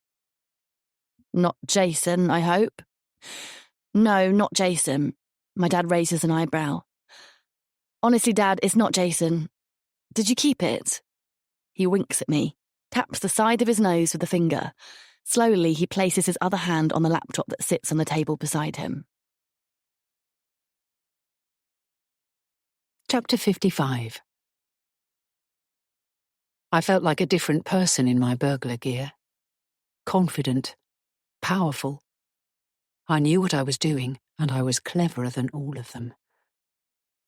When he came out, I was ready. He was clearly a person of habit, perhaps not a good idea for someone with a huge stash of cash in his upstairs room. He'd become complacent, assuming nobody knew. I watched as he set the alarm and closed the door behind him. He shuffled off down the drive, his large figure illuminated by the bright security light, the one that was going to be broken by the time he returned. I waited a few minutes before creeping out from the darkness of my hiding place. Now I could check the place out properly. It was easy enough to deal with the cameras. My stick came in very useful, and with the help of a stepladder, conveniently left in an unlocked shed, the security light was smashed. Within minutes I was done. I waited in the bushes, my eyes on the gate. When at last he arrived, I was pleased to see how drunk he was. I could just make out his figure stumbling down the drive, his feet shuffling across the gravel. I saw him pause and look up when the light failed to come on, but he shook his head and carried on. It took him a good few seconds and plenty of cursing to get his key into the lock and disable the alarm just inside the doorway. I crept to the back of the house, where I watched him from the shadows beside the sitting room windows. He settled into a chair with a large tumbler in one hand. He flicked through a few channels on the TV until he found the football, increased the volume, and settled in for the rest of the evening. It was time for me to make a move. Chapter 56. Jason. Take all the time you need, mate, Jason's boss says. You need to look after your mum. We'll hold the fort, don't worry. He visits Dawn in hospital every day, sitting beside her bed for an hour or so, reading or talking. Sometimes he watches her face as she sleeps. At other times he holds her hand and talks to her. She nods, saying little, but she seems to like him being there. He creates a special place in her house. At the back is a small conservatory facing west, catching the sun from lunchtime onwards, looking out over the small garden. His mum's indoor plants thrive in the warmth and the sunlight on the windowsill. He sets up a bed, angling it into the best position, close to the window but in a shady spot. From there she'll be able to watch as birds gather on the feeders hanging from the lower branches. He cleans the entire house, makes up the spare room for the carer, and changes the linen in Dawn's bedroom. Grief and anger give him a brittle energy, and he's glad to be physically active. He finds a flat panel of wood in the shed and fashions a small ramp for the back door, in case she needs a wheelchair to get in. At the supermarket, he fills a trolley with food for the freezer and the cupboards, so that all the carer will need to do is buy fresh items. His mum eats like a bird, but the carers will need to eat too. Back home, his mind is still full of his mum and all the things he needs to do to look after her. Thoughts of Carl and police, bad guys and dead bodies, are far from his mind. So for a moment, he's confused when he makes out the uniform at the front door.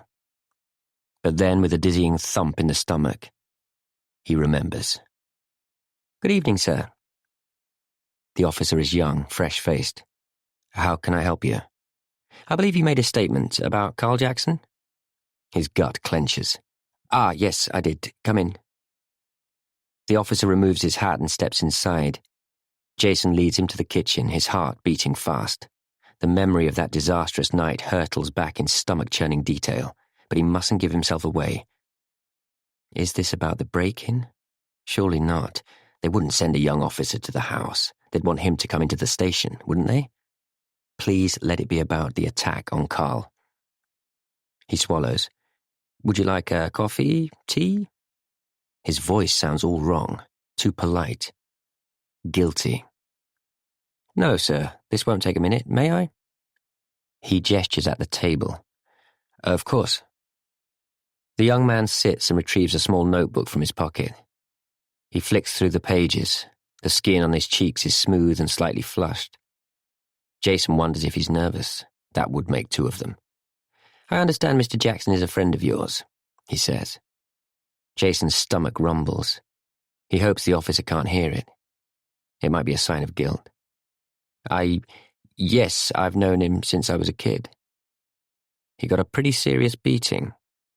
A statement, not a question. "Terrible. Did you catch them yet?" The policeman clears his throat. He checks his notes pointedly. "Has Mr. Jackson been in touch with you?" "We've heard nothing from him, I'm afraid." "So you don't know where he is?" "I've no idea." It's true. If Carl's moved on, he could be anywhere in the world. "I was hoping you might be able to find him." The young man sighs, closing his notebook. He looks around. "Do you work from home?" he says. No. I've got a few days off. My mum's in hospital." "Sorry to hear it. Please let us know if you think of anything. You have our number." He stands. "Wait. Has there been any progress? Do you have any leads? My girlfriend's scared, and I am too." "Our inquiries are ongoing." He hesitates, then seems to relent. "Look, it looks like they've gone to ground for the moment, but please be vigilant. And call us if you see them again or if anything unusual happens. And if you hear from Mr. Jackson, we need to talk to him again." "Of course." Once the door is firmly shut behind the policeman, Jason leans his back against it and slides to the floor. He sits there, until the thumping of his heart slows. Chapter 57. Alice. The crematorium is remarkably quiet from the outside. No knots of people greeting each other before going in. Not a single person in sight as I approach. I had hoped to pass unnoticed amid the mourners, arriving just in time, hovering for a few moments until I could slip in at the back. The building sits in well-tended gardens, a car park behind, a long path leading past clipped grass borders to imposing wooden doors. A pang of uncertainty slows me, my feet pausing on the gravel. I wonder if I've got the wrong day. But I've already checked and double-checked. It's definitely today, and it's due to start in 5 minutes. Perhaps everyone's already inside. It was a difficult decision to come to Needham's funeral. It feels deeply wrong to attend a funeral of someone I don't know, even if my reasons are justifiable. But last night, I couldn't get the idea out of my head, and it seemed the only way to shortcut the wait for the coroner's verdict. Without knowing how Needham died, we're living on the edge, dreading what might happen next. I fill my lungs and push gently on the door. Soft music plays, muffling the sound of my entrance as I slip through and into a seat at the very back of the room, only exhaling once I'm sitting down. I keep my head down, lifting my eyes to look around once I'm settled. The coffin sits unadorned at the front of the large space, an official-looking person standing nearby, his hands folded. 2 figures in black sit straight-backed in the front row, a thin, balding man and a tiny, bird-like woman in a black circular hat. Nobody else is here. All the other seats are empty. This seems deeply sad. Even if Needham was a fraudster, stealing money from the Inland Revenue, even if he was unpleasant or a loner, to have so few people mourn you when you die is tragic. As the official starts to speak, the man at the front turns and looks around, his eyes scanning the empty room, eventually landing on me. I shrink into my seat, dropping my gaze to the floor, but I know he must be wondering who I am and why I'm there. I barely listen as the service drones on, only pricking my ears when the official makes comments about the deceased, but the words are generic, so impersonal they could have been describing anyone. Before I know it, the curtains move to conceal the coffin. It's over in a matter of minutes. The 2 figures at the front turn to leave by the side door. I follow at a distance. Outside, they're waiting for me. They look like a perfectly ordinary couple. The man uncomfortable in his suit a size too big, the woman in flat, sensible shoes and skirt. I hold back, but the man steps forward with a hint of a smile. "Are you a friend of Graham's?" he says, holding out a hand. It's cold and clammy to the touch, and there's no hint of a grip. No, apologies. Are you family?" He nods. "I'm his brother. Long-lost brother, I should say, Luke. And this is my wife, Mary." "I'm Alice. I'm afraid I'm here under false pretenses, really. My mother-in-law hasn't got long to live." That, at least, is true. I've been rehearsing all morning, uncertain of my ability to deceive. "She lives not far from here. I thought it would be empty. I hope you don't mind that I snuck in at the back." "Ah, I see." Should have known Graham wouldn't have any friends. None that cared enough to come to his funeral, that is. They'd all be down the pub as usual. I squirm a little inside. That's sad. Yeah, well, he was never one to be sentimental. Always put 2 fingers up at the world. He didn't even bother to stay in touch with his kids. We can't all be decent and upstanding. A crooked smile crosses his face. His wife nods at his attempt at a joke, taking his arm. We turn and walk together towards the car park. Where are his children now, then? There was a pretty acrimonious divorce. His wife took him to the cleaners, apparently. Then she took the children and emigrated to Australia, where she remarried. I don't think Graham ever saw his kids again. Though I doubt if he wanted to. He wasn't a great father, he shrugs. I suppose it was a miracle anyone married him in the first place. Was he unwell, your brother? I've agonised how to approach the subject, and this seems the best way to go about it, and probably the only chance I'll have. Clearly there isn't going to be a wake. Not that we knew. But we weren't in touch, not in the last few years anyway. He wasn't bothered with family. But he was fat and unfit. Mary makes a disapproving face. Well, he was Mary. He didn't look after himself. I reckon his lifestyle did for him. Probably a heart attack. But we won't know for sure until the coroner's report. He was found by his cleaner, you see, so it was sudden. Nobody was with him when he died. I frown. I thought you couldn't get a funeral organised until the coroner's report is done. I'm sorry to ask.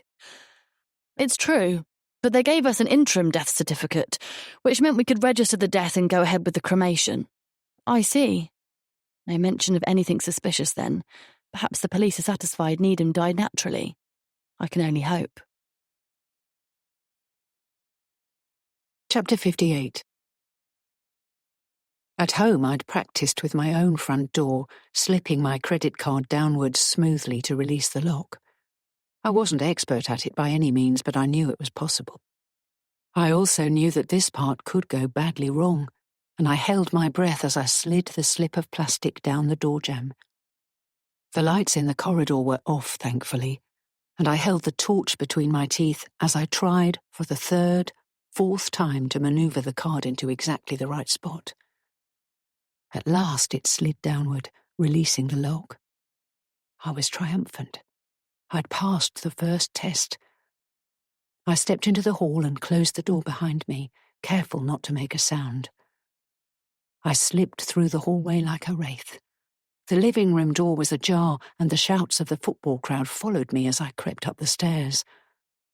There was no other movement in the house. Needham was either asleep or engrossed in the TV. On the upper floor, all the doors were open, bar one, the room with the safe. I was relieved to see it was a normal door, not reinforced. Not what you'd expect to find in a proper safe room. Now was the most difficult part.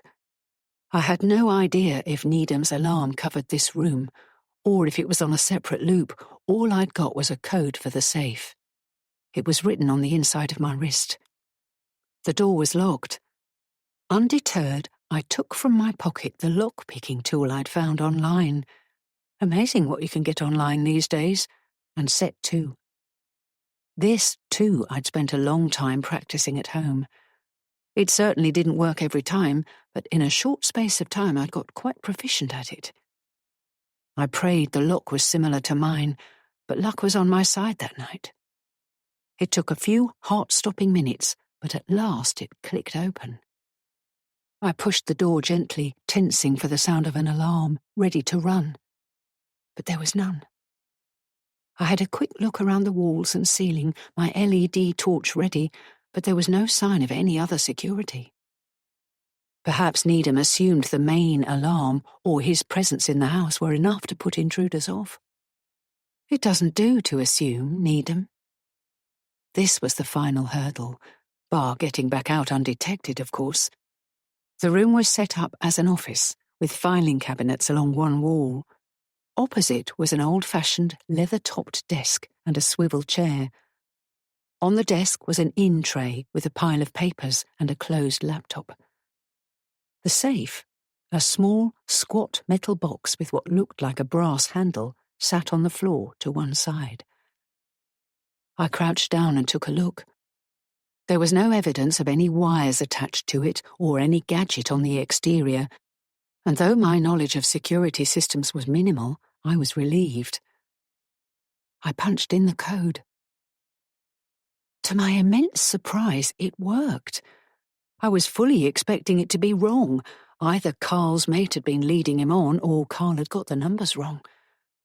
But the door swung open without a sound. I felt sick when I saw the piles of money in there. Wads and wads of it. Each pack of notes secured with an elastic band. I could hardly believe I'd got this far.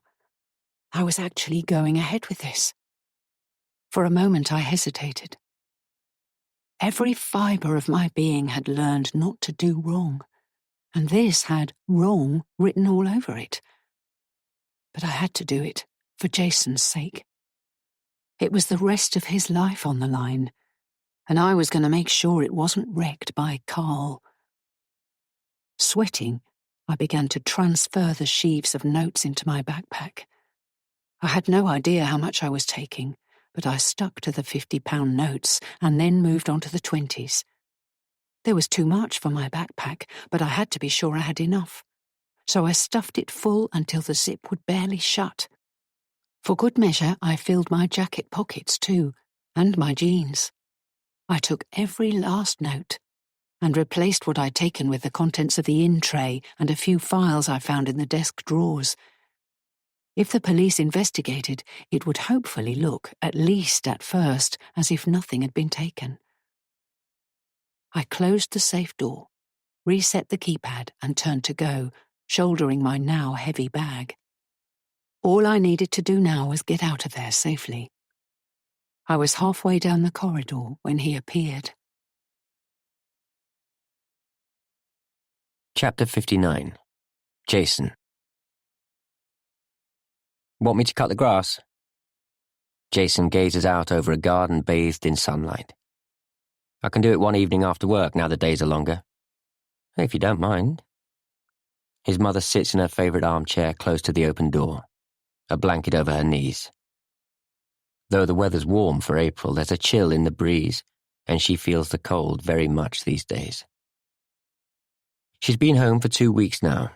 Though frail and tired, needing to rest every afternoon, she gets up every morning, dresses carefully and goes downstairs where she spends the day reading or sleeping. A carer comes in to help with her medication and with bathing, cooking and cleaning the house. For the moment she's managing with minimal help, but Jason's under no illusions. Every little thing exhausts her. She has a complicated regime of medication which helps with the pain but makes her a little confused. And other side effects have meant a number of changes already. But his mother's made of strong stuff. She likes to get outside every day, sometimes for a stroll around the garden, sometimes to the end of the street and back on the nurse's arm. She keeps her mind exercised by reading, even if it's only the front of a newspaper or a few pages of a novel. Sometimes a friend calls by, always with food, a cake or a dish of something homemade for supper. They make tea for her, talk for a while, then leave, promising to return in a few days. She enjoys their visits, but they tire her out, and she always sleeps afterwards. Jason finds himself watching her like a hawk, checking every day for signs of her illness worsening. Every day he or Alice pops in after work. Sometimes they stay to eat with her. Sometimes she's asleep when they call by. They bring flowers, books and magazines. And if she's asleep, they write her a note for when she wakes. The carers stay for 2 weeks each, alternating with each other. They're cancer nurses, specialists in palliative care. They're gentle and kind, staying out of the way when it's clear Dawn needs to rest or have some time with Jason and Alice. They get on with their jobs quietly and efficiently. At first, Dawn objected to having a carer stay in the house, but the consultant was adamant. "These medications are strong," she said. "You may feel dizzy at times. You don't want to risk falling, not at this stage. Your bones will be weakened by the medication. I'm afraid it means you can't be on your own in the house overnight. And with this regime of medication, you need support to make sure you're taking the right dose at the right time." Dawn had no choice but to accept the arrangement. But when she first got home, she made it quite clear that she didn't want any fuss. "I've lived on my own for a long time now," she said. "It'll be strange enough having someone else in the house. For the moment, I'm fine. I don't want you two worrying about me." But nothing, Jason. Both of you have jobs and you can't neglect them. I'm sure I'll need you more soon enough, but for the moment the nurse will look after me. Pop in after a week by all means. I'll be very happy to see you, but don't take time off for me. It'll only make me feel guilty. It becomes clear that she has prepared for her death from the moment she had the diagnosis. When Jason asks if she needs to review her will, she says, "It's done, Jason. I sorted it out straight away. It's all with my lawyer. There's a box file in the cupboard in the sitting room with the details of what I want for the funeral and so on." He starts to get up, but she says, "No, leave it for the moment. It'll only make you feel bad. But in that file is a form called 'In the Event of My Death.' It's got everything you need, contact details for friends, suppliers, things you'll need to cancel. I've thought of everything. I hope so, anyway. It'll save you that horrible process I went through with your gran, sorting everything out. This conversation fills him with sadness. Even now, she's looking after him, trying to protect him from the worst of the aftermath. He turns away to hide his grief. He still can't believe what's happening. In a matter of weeks or months, if they're lucky, she'll no longer be there in the house where Jason grew up, holding the fort, supporting him whenever he needs it. Alice says he's grieving already, and he should let his emotions run their course, not try to resist. But sometimes, particularly at night when he can't sleep, the tears run down his cheeks into the pillow and he can't stop them. The feeling of desolation is almost unbearable. Alice is grieving too, though in a different way. He can see the sorrow in her eyes when she looks at his mum's sleeping face. But she reasons that the two people supporting Dawn can't be sad all the time. Not when there's so little time left. She buys a smart speaker and sets it up in Dawn's sitting room, close to the conservatory. Such a practical gift, and one Jason wouldn't have thought of. She brings delicious, tempting treats, and there are always fresh flowers in the house. Luckily, since Carl left, there's been no further sign of the gang, and they can focus on Dawn, for the moment, at least. What you're doing for Mum is brilliant, he tells her. It's fantastic. I can't thank you enough. She laughs. You don't need to thank me at all. Anyone would do the same. No, they wouldn't. It's what partners are for, she says. I don't know how I ever managed without you. He takes her face in his hands. And to think, I almost lost you. I'm a fool and I don't deserve you. Don't be daft. You'd do the same for me, I know you would. Probably more. She smiles and turns away. He means it, though. She was right about Carl and he was wrong. He should have listened to her. Chapter 60. Jason.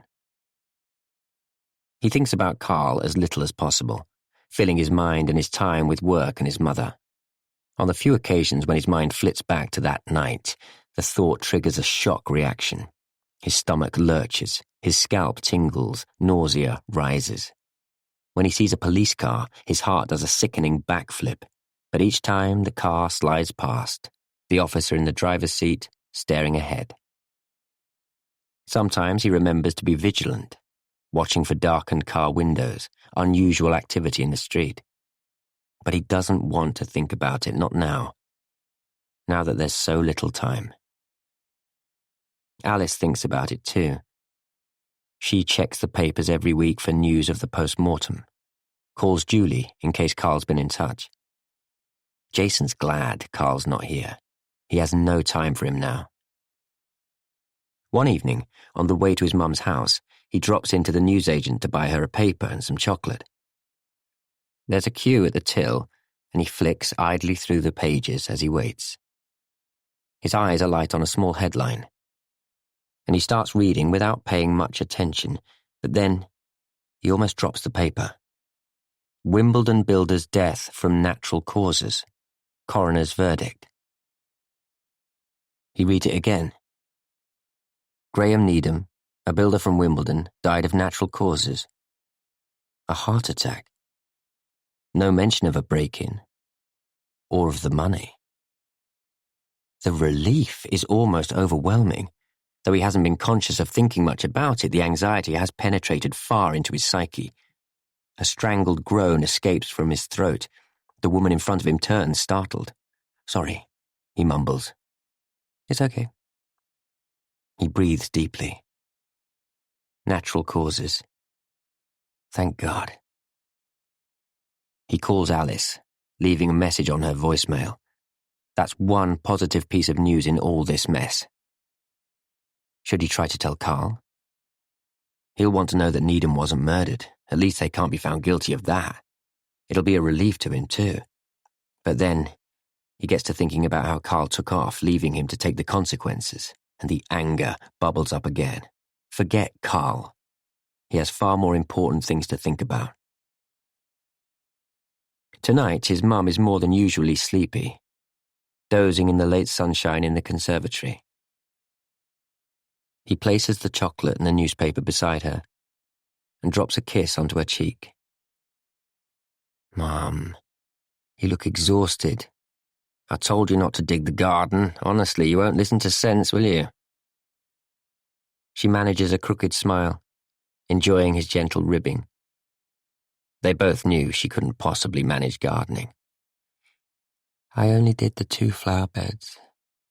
Oh, and I dug up the apple tree. It was getting too big.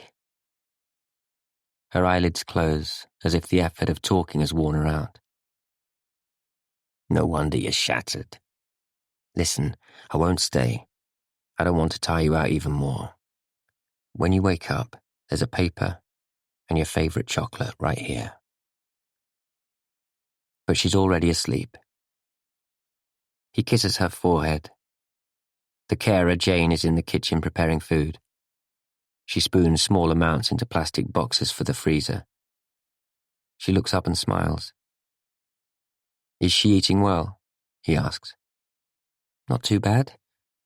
Some days better than others. She seems really sleepy tonight. Her body's fighting the cancer. It takes a lot out of her. The drugs don't help either. But she's had a peaceful day. She's been quite cheerful, watching the birds in the garden. She sat outside for a little while and seemed to enjoy that. She pauses to stack some boxes into the freezer drawer. How are you holding up? Jason shrugs. When people ask him that question, he struggles to answer. I'm okay, thanks. Well, I'll be off then. See you tomorrow. Yes, I'm here again tomorrow. I'll look after her. Try not to worry too much. She's doing well. If only that were true. Chapter 61. Alice. I unpack the shopping, glad to be home before the light fades. I love this time of year, when the evenings are growing longer. With the daylight, I feel stronger, more positive. When I called the police for an update, DS Bennett was unavailable. After a few minutes being passed to and fro, I spoke to another officer on the team. Can I ask, what is your interest in the case? That is me and my partner, Jason Green, we were followed by some men that had been watching our house. It seemed obvious to us that they knew Jason and Carl were friends. We reported it. Wait a moment. There's a long pause. Yes, Jason Green and Alice Mayfield? Yes, that's us. We'd like to know if there's been any progress on finding Carl's, Mr. Jackson's attackers. We're pursuing inquiries. I'm afraid I can't say much more, but we are making progress. When one of your colleagues, spoke to my partner, the name Neville was mentioned. Are they a suspect? I'm pushing my luck, but I might just get the answer I'm looking for. I'm not able to discuss our inquiries, as you know. The standard response, disappointing to say the least. I try a different tack. Are you able to tell me if you're actively looking for Mr. Jackson? Let me check. There's some rustling on the line as I wait. After a few moments, the man returns.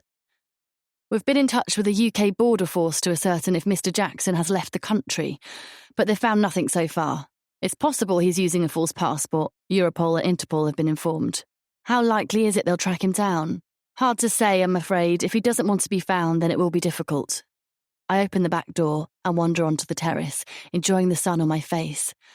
Perhaps I can sit out here for a few minutes before starting supper. I go back in and put the kettle on to boil, pulling a mug from the cupboard above, a carton of milk from the fridge. Behind me, the doorbell rings. I sigh. Jason's always forgetting his keys these days, distracted by everything that's going on. I open the door with a smile, ready to tease him about his memory. But it's not Jason. 2 men are on the doorstep. The first, a tall man with short dark hair, wears a smart black coat and a smile. The other is in jeans and a leather jacket. He's stocky and bald, with tattoos on his neck, and he looks a lot less friendly. Hello, Alice, the first man says. We're looking for someone, and we think you might know where he is. My heart pounds. I make a sudden move to close the door, but the one in front steps forward to block the doorway. I have no option but to back away, and in an instant they're inside. Hey! but the first guy is already striding down the hallway towards the kitchen, his heels clicking on the floor tiles. The second one kicks the front door closed behind him, turns me by the shoulders and pushes me in front of him. His fingers dig into my back as I stumble down the hall. In the kitchen, the man in the coat closes the back door. He turns towards me, still smiling, but it's more like a leer now. His friend is right behind me, blocking my retreat. I can hear his breathing, harsh and throaty at my shoulder. "Right," the first man says. "You're going to help us. Tell us what we need to know and you won't get hurt." "I don't..." He takes a step towards me. I shrink back, turning my face away from his, acutely aware of the man behind me. There's nothing I can do. They have me in a vice. "I think you can help us," the smiling man says, "and you'll be glad you did. Where's Jackson?" I shake my head. "Jackson?" He grabs my shirt by the collar, forcing my face into his. The smell of his aftershave turns my stomach. I twist away from him, but he holds fast. His eyes are deepest, darkest blue and evil. He shakes me and I stumble, tripping over the feet of the man behind. "Don't give me that. We know you know him. Carl Jackson. He owes us, and you're going to tell us where he is. Or we'll take what we need from you, and your poncy boyfriend. Now, where's Jackson?" "I don't know. He took off. We don't know where he's gone. Nobody knows." "Don't give me that." He gives me another shake and pushes me into a chair, pulling another from the kitchen table. He draws it close, his face inches from mine. With one hand, he strokes my hair. I swallow, repulsed, and in an instant he has me by the ponytail, dragging my head to one side. I cry out in pain, my body twisting to ease the pull on my hair. I want to stay strong, but I'm terrified. There's a sudden rushing in my ears, sweat on the palms of my hands. I hope I'm not going to faint. "It's the truth. I haven't seen him. He was in hospital, then he disappeared." He frowns and sits back, releasing my hair. He stretches his long legs either side of me, his head on one side, assessing me. I use the moment to take a deep breath. I must do something here, not cave in like a scared cat. But I need him to think I'm too frightened to move. "Where's your boyfriend?" He uses the word like an insult. "Work," I stammer. His fist strikes the table so hard the plates on the sideboard clatter. I flinch, gasping. His hand is like a hammer, the fingers bunched over gold rings, ready to punch. "Work? Work. Right then." He leers, his eyes travelling down my body in a blatant expression of power. I recoil, hunching away from him, hiding my body. "No problem. We'll sit and wait for him to come home then, shall we? He'll know where that little bastard is. They're mates, aren't they? We'll get it out of him." My mind works. What time did Jason say he'd be home? Did he say he'd be late? I don't think so. I can't let him walk into the trap. I have to warn him. Think, what can I do? The kitchen knives are across the room, too far to lunge for. These brutes would overpower me in an instant. What else? The second man has stayed in the doorway to the kitchen and is further from me than before. Come on, what can I do? Chapter 62. He was lumbering up the stairway towards me. I could hear his laboured breathing from where I stood, frozen to the floor. I had no alternative. If I couldn't get out, if he stopped me, everything was lost. This was the only way. His cheeks were flushed from the drink, his eyes sunken, bloodshot. Panting with the effort of climbing the stairs, it took him a few moments to register me standing there. When he did, he recoiled. His body tensed, his eyes bulged, an angry rash crept up his flaccid neck. The acrid smell of whiskey drifted towards me. After what seemed like a lifetime, he lunged forward. "What the... Hey, give me that bag! Come here!" I crouched as if to spring at him. He tottered towards me, his face scarlet with fury. Only a few feet of carpet between us. I had no weapon, though I tightened my grip on the torch in my right hand as if it might help somehow. I remember thinking I might have a chance to overpower an aging, overweight drunkard, and if I can get past him, I'm pretty sure I can outrun him. He came towards me, arms outstretched as if to grab my neck. I ducked and kneed him in the groin, hard. I don't know where I found the strength or the courage. I suppose the adrenaline kicked in. I was desperate. Adrenaline is a wonderful thing, I discovered. A hormone that gives you strength to fight, or to flee, or in my case, both. Clever. He went down like a tall tree in a forest, from standing to prostrate, no bending anywhere on his body. Once he was down, he started making gurgling noises, groaning, his hands gesticulating. This wasn't the fall, or even the blow in the balls. Despite myself, I hesitated. His cheeks were the colour of ripe tomatoes. A purple tinge grew around his mouth, foam flecking his lips. He clutched his chest with his left hand. "Ambulance," he croaked. "Call." I felt sorry for him. But this was my opportunity, and I had to take it. Chapter 63, Alice. The smart man sighs. He stands and removes his coat, revealing a tight blue shirt tucked into black trousers, muscles on his arms bulging through the thin fabric. A thick gold chain hangs around his neck. I imagine taking hold of it and twisting it until he cries for mercy. But I don't have a hope. You'd be advised to talk, you know. We've got all the time in the world. Might have to stay the night at this rate. I stifle a gasp. Even my legs are shaking. My hopes of staying strong are shrinking fast. He laughs in my face, his aftershave sickening me again. Don't worry, love. I'm a good catch, me. All the girls are begging for it. He cups his genitals, a lewd expression on his face. I'm looking forward to it. His mate guffaws. I close my eyes, then open them, letting him see the fear. A sob escapes. It's a real one, but I let it go for his benefit. He pulls a pouch and some cigarette papers from a pocket, tobacco spilling to the floor around him. Flicking a speck from his trousers, he starts to roll a cigarette. He has long fingernails, clean and shiny. Want one? I turn my head away. His mate says, I'll have one, Pete, mate, to pass the time, you know. Got any booze in the house? I shake my head, my heart beating so hard I can barely hear. This could get much, much worse. A strident, urgent note electrifies the room. My mobile, on the worktop, buzzes and jumps. I almost fall off my chair with fright, while the man in the shirt drops the roll-up. He curses, leans down, and I take my chance. Leaping to one side, I grab the kettle and hurl it at his face with one sweep of my arm.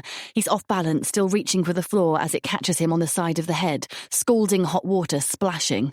I don't hesitate. His screams follow me as I wrestle the back door open and burst into the garden. There's a curse behind me, heavy footsteps running, a shout. But I know where I'm going. There's no back gate, but there is a way over the fence if you know where to look. A tree stump you can put one foot on to get you leverage. I've never done it before. I only know about it because I cleared the ivy off the back fence not long ago.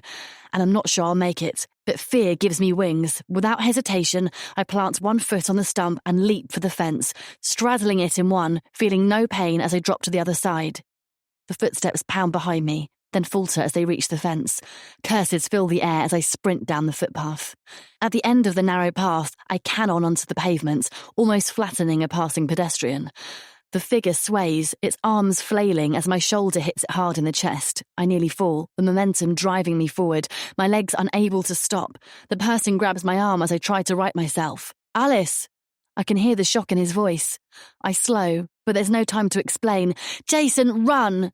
He understands in an instant, and together we race along the street, into the next one, round the corner and into a small park. We stop behind a tall hedge, panting uncontrollably. I double up, my chest heaving. It's a few minutes before either of us can speak. Did we lose them? I whisper. I think so. What happened? Jason peers through the hedge, but it's too dense. We sink to the ground. They were waiting for you to get home. I said we didn't know where he'd gone, but they didn't believe me. I was so scared, Jason. Now that I'm safe, the tears begin to flow. I wipe them away with my fingers. He holds me close as I tell him what happened. I'm sorry, Alice. If only I'd been there. It would have been worse if you had. You'd have taken a beating for sure. We need to tell the police. He pulls out his mobile and dials with shaking fingers. Police, please. DS Bennett. There's a pause and he strides about, keeping his eyes on me. My partner's been attacked. She escaped, yes. They were in the house. He explains briefly what happened. What now? I say as he finishes the call. We can't go back there until we know they've gone. The cops are going there now, don't worry. But the panic's rising in my chest. But what if they break the place up? I've left my bag, my phone, everything. Laptop, credit cards, passport. Oh, Jason. I'm shaking. He puts an arm around me again. We'll get it sorted. You're safe now. God, I wish this was all over. We can't live like this. It's terrifying. I make a silent vow to talk to the police again and tell them what I know about Carl and the money. They have to find Carl. He is the key to all of this, and without his help, we'll never be free. Chapter 64. Jason. They've barely been back 10 minutes when Jason's mobile pings. The message stands out as if someone's used a highlighter. It's from Alice. But Alice is right there in the house, and her phone was taken. We know where you live. We have your number. We're coming for you. Now, tomorrow, next week, next year, we're coming. Then, you have a lovely girlfriend. Jason feels the blood drain from his face. The police officers are outside, checking for signs of the intruders. He steps into the garden and shows the screen to one of the officers. This arrived from Alice's mobile. The uniformed man nods and takes the handset. We'll check where that message came from. We'll have to take your phone, I'm afraid. Alice, appearing at the back door, notices the officer placing Jason's mobile in an evidence bag. Why is he taking your phone? They messaged me from your mobile, threatening us. Bastards. Now we'll both have to get new ones. Lucky we still have a landline. Found anything else missing? Not that I could see. I don't think they went upstairs. All the drawers downstairs were open, but nothing in the bedroom seems to have been touched. They took my bag, my laptop, and the passports. I'll have to cancel all my cards. We'll have to change the locks. There's a note of panic in her voice. Don't worry about all that. It won't take long. Let's work out what we need to do tonight. The officer interjects. Sir, can I give you some advice for tonight? I suggest you call an emergency locksmith. Hang on, I'll give you a card. And get those locks sorted out. You need to secure the house even if you decide not to stay here for the moment. Alice looks questioningly at Jason, then back to the officer. You mean, should we stay in a hotel or with friends? It's up to you, of course. As long as you get the locks changed, you should be okay. Thanks, I'll call the locksmith now. Jason starts for the back door. I suppose you can't stay around, at least until the locks are done? Alice says to the officer, a slight wobble in her voice. We'll be here for at least another hour, unless something urgent comes up. We need to complete the paperwork. That can take a while, the officer says with a hint of a smile. And DS Bennett is on his way. He'd like a chat with you. Chapter 65, Alice. Let me run through this again, DS Bennett says. He's a stereotypical cop, 40s, neat salt and pepper hair, pressed trousers. But he's polite, and his gaze is intelligent. You believe the intruders were after Carl Jackson for the money he owes. He checks his notes. They've already been to your door and chased you down the street. Now they've come into your house uninvited and threatened you. We both nod. And they've been to Mrs. Jackson's house looking for Carl, Jason adds. And don't forget the lump of concrete through the windows and the dead cat. And the message on the wall, I remind him. DS Bennett nods. Indeed, and the reason they're threatening you is that Jackson's told them you, he points his pen at Jason, can get the money he owes them, and that's not true. We say right in unison. I bite my lip. Why would he do that, though? Put you in the frame. In danger. You're his friend, aren't you? Jason shrugs. To get them off his back? To give them another focus? I don't know. Carl's like that. To force you to steal the money with him. I tried to delete that thought. Did you recognise either of the men who came here today? I glance at Jason. I did, yes, the bald one. He came to my door. And the people who chased you? DS Bennett looks at Jason. We don't know. It was dark, and I ran when they started to get out of the car, Jason says. You didn't see their faces either. The DS looks at me again. I shake my head. I'm beginning to have some respect for DS Bennett. His eyes bore through me as if he can see what I'm thinking. It's good that he can't, because I can't get my mind off the bungled heist, the dead man. I glance at Jason. He's nervous as hell, his right leg twitching, a muscle in his cheek working. I can only hope DS Bennett thinks it's all down to the trauma of tonight's events. His face is inscrutable. He takes a deep breath and lets it out slowly, without lifting his eyes from his notes. Jason and I exchange glances. DS Bennett lifts his gaze, first to Jason, then to me. And neither of you has any idea who these people might be. Straight away, Jason says, no idea. I hesitate. DS Bennett holds my gaze. Miss Mayfield?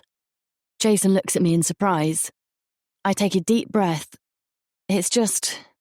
One of your officers asked Jason, if he'd heard the name Neville. It was in relation to Carl's beating. It's a name I know, from my past, and I know the family still lives around here. From your past? I was at school, primary school, with Pete Neville. My father knew his dad, Jack. My dad's name is George Mayfield. That probably doesn't ring a bell, but I explain very briefly about my father and his criminal record. I think this is the first time in my life I've told anyone apart from Jason. Carl knew Pete Neville too. They were the same age. They hung out together. Do they know who you are? I don't know. I don't think so. Are they in the frame for Carl's beating? He thinks for a moment. We know them, of course. The name comes up on a regular basis in relation to all sorts of crimes around here.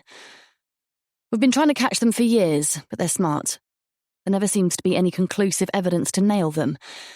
If there was, even for the smallest infringement, we could bring them in and we'd have the chance to get more on them. Jack, his sons, and the rest of them. And yes, we've been keeping an eye on them. Do you have any reason to believe it was them who attacked Carl Jackson? I shake my head. It was your officer who put the name into my head. Chapter 66, Alice. So, Pete Neville was the boy who told everyone your dad was in prison. For a long time, I couldn't bring myself to say his name. This is the first time Jason has heard it from me. He was. And his dad, Jack Neville, was Dad's mate. The one who got away when Dad went to prison. And did Carl borrow from them? Are they the ones threatening us? The police have left now, including DS Bennett, and we have new locks front and back. We have chains on the doors and the name of a burglar alarm company to call in the morning. We've just spent an eye-watering amount of money, and it's 3 a.m. I'm shattered, and I have a thumping headache. All I want to do is sleep. And for all of this to go away. I don't know. Could be. It would figure for sure. I shudder. Just the sound of their names gives me the horrors. I get it, you know. But you can talk to me. I know, sorry. I open my mouth to tell him about my visit to Dad and what I learned, but for some reason I don't. Partly because I don't know if it's important. Partly because I don't want to add to Jason's burden. I'm so tired, I can't think straight. Let's talk tomorrow. That time when Jason first spoke to the police, when he told them Carl owed the money and they asked if he knew the name Neville, everything fell into place for me.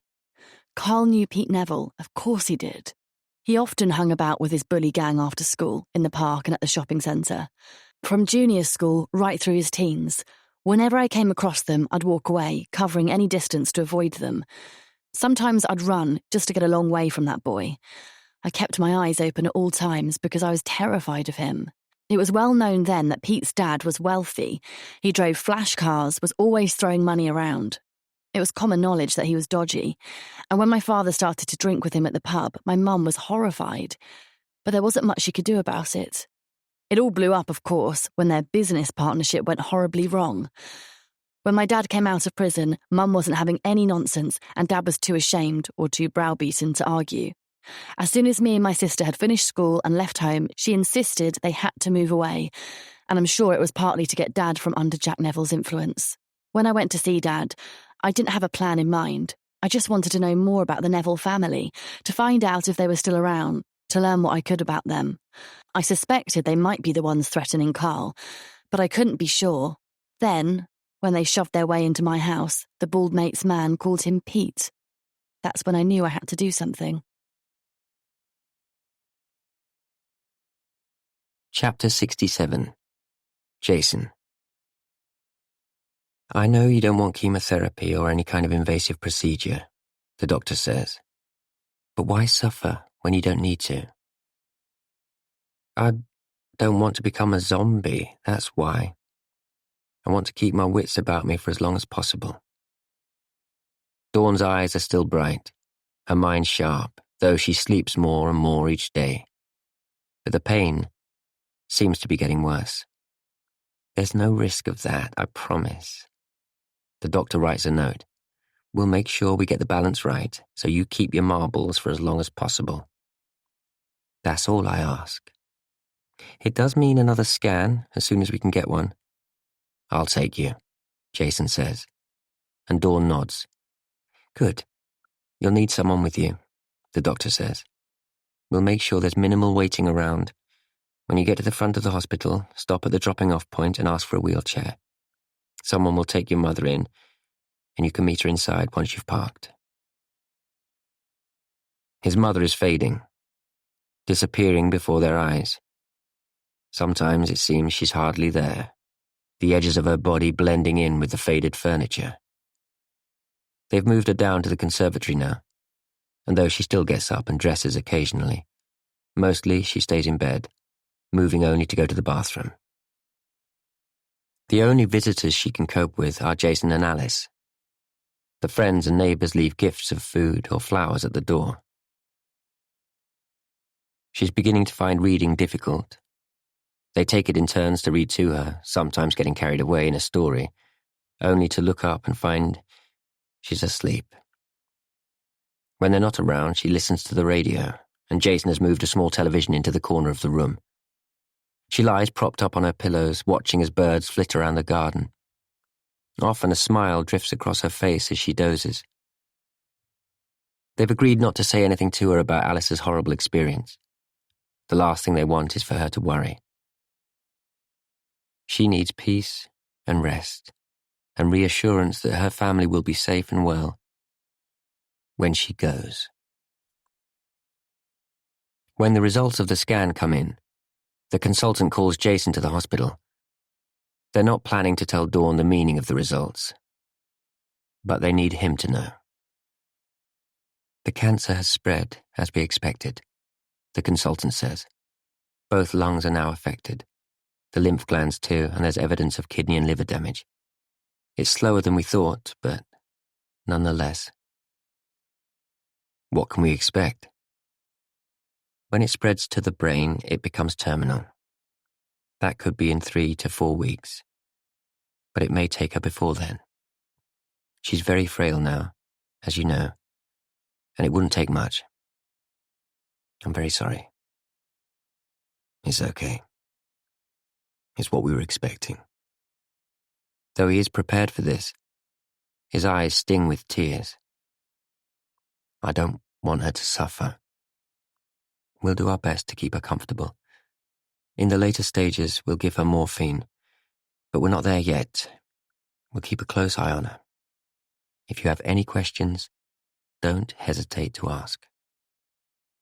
She pushes her chair back, a signal that the consultation is over. Thank you. Jason stands, his legs barely holding him. Outside the room in a bare, empty corridor, he stands for a long time, his forehead against the cool wall. Chapter 68. Jason. At her front door, Julie folds him in her arms. Jason, I've been thinking about you. How's your mum? He's thankful for her warmth. Frail. Not too long, the consultant says. Oh, Jason. Yeah, but she's in no pain at the moment. I'm glad of that. Come in, sit down for a minute. In the kitchen, she hands him a glass of water. After the hospital visit, it's all he can stomach. With everything that's been going on, he's lost interest in food. Julie's quick to notice. You're getting thin, Jason. You looking after yourself and that lovely girl of yours? We're fine. It's not easy, but we've got it under control.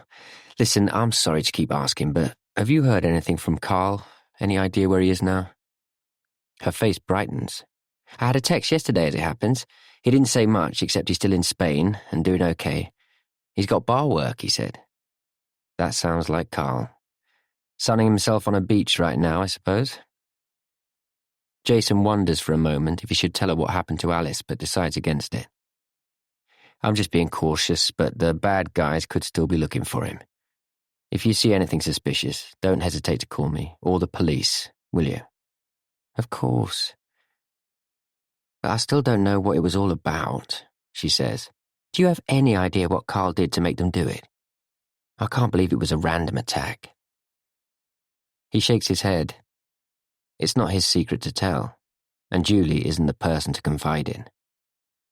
I hadn't seen Carl in years when he turned up at our house. He didn't say much about what he'd been up to. She turns away, a distant look on her face as if revisiting a distant memory. I hope he's not causing you any trouble. No, honestly, it's fine. I mean, after what he did to you as a lad, he should be ashamed of himself. It takes him a moment to absorb her words. I'm not... Sorry, what do you mean? He saved my life. A look of concern passes over Julie's face. He didn't know, but surely... He stares at her. Didn't know what? I'm such an idiot. I'm so sorry, Jason. I wouldn't have brought it up now if I thought you didn't know. He saved your life, but he also caused the accident. I'm sorry? Jason's not sure he heard right. He caused it, but I thought he saved me. He did. I'm confused.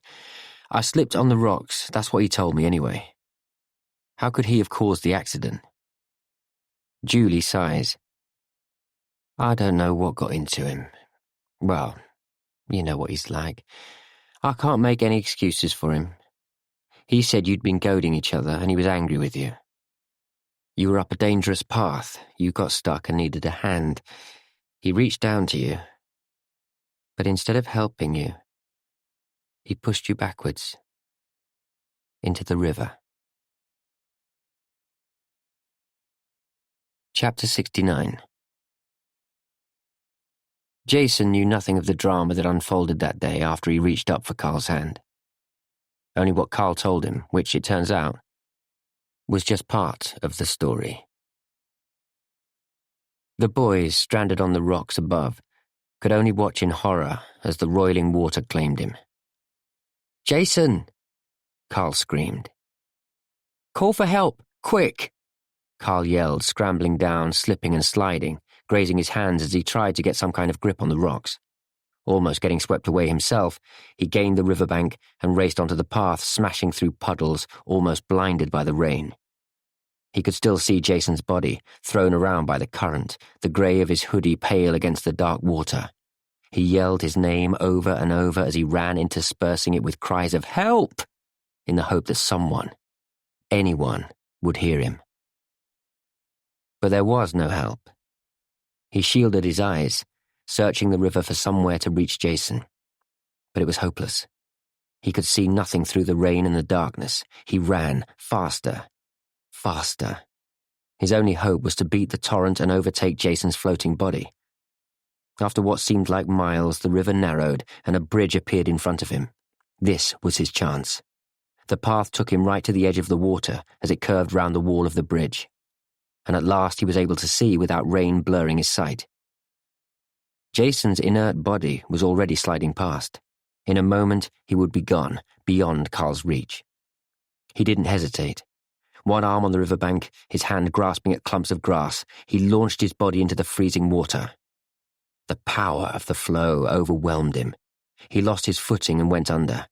But his foot found something solid to launch him back up, and he rose, spluttering and gasping. Jason's body was almost within reach. "Jason!" he screamed, launching himself forward, his legs kicking wildly, his arms reaching. One hand made contact with Jason's hood and gripped. He drew Jason towards him, grabbed his chin and lifted it up, kicking out with all his strength for the riverbank. Later, when he looked back on that dark day, he couldn't imagine how he did it. He remembered grasping at mud, at weeds, slipping and stumbling on the soft riverbed. Somehow he reached the bank. It took all his strength to drag Jason out of the river, and he lay on the path for seconds, gasping and spluttering. But he knew he had to check Jason's breathing before it was too late. Taking hold of his shoulders, he hauled the dead weight to the shelter of the bridge, crawling the last few meters on his knees through the clinging mud. They'd done a life-saving class at school, but all he remembered was the chest compressions and counting. So that's what he did, though he had no idea if he was doing it right. But after what seemed like a lifetime, Jason coughed and vomited. He was alive. Carl collapsed against the bridge, exhausted. His memory of hauling Jason's unconscious body up to the road was a blur.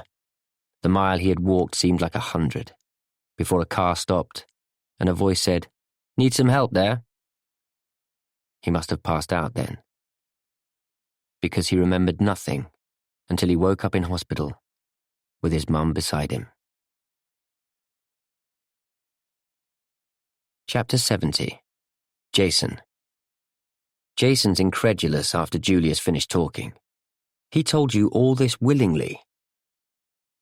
"No, not willingly. I don't think he'd have confessed to it at all if he hadn't been weak with exhaustion. He was almost delirious when I saw him at the hospital. He sobbed, clinging to me, saying your name over and over. I suspected there was more to it than met the eye, and I made him tell me.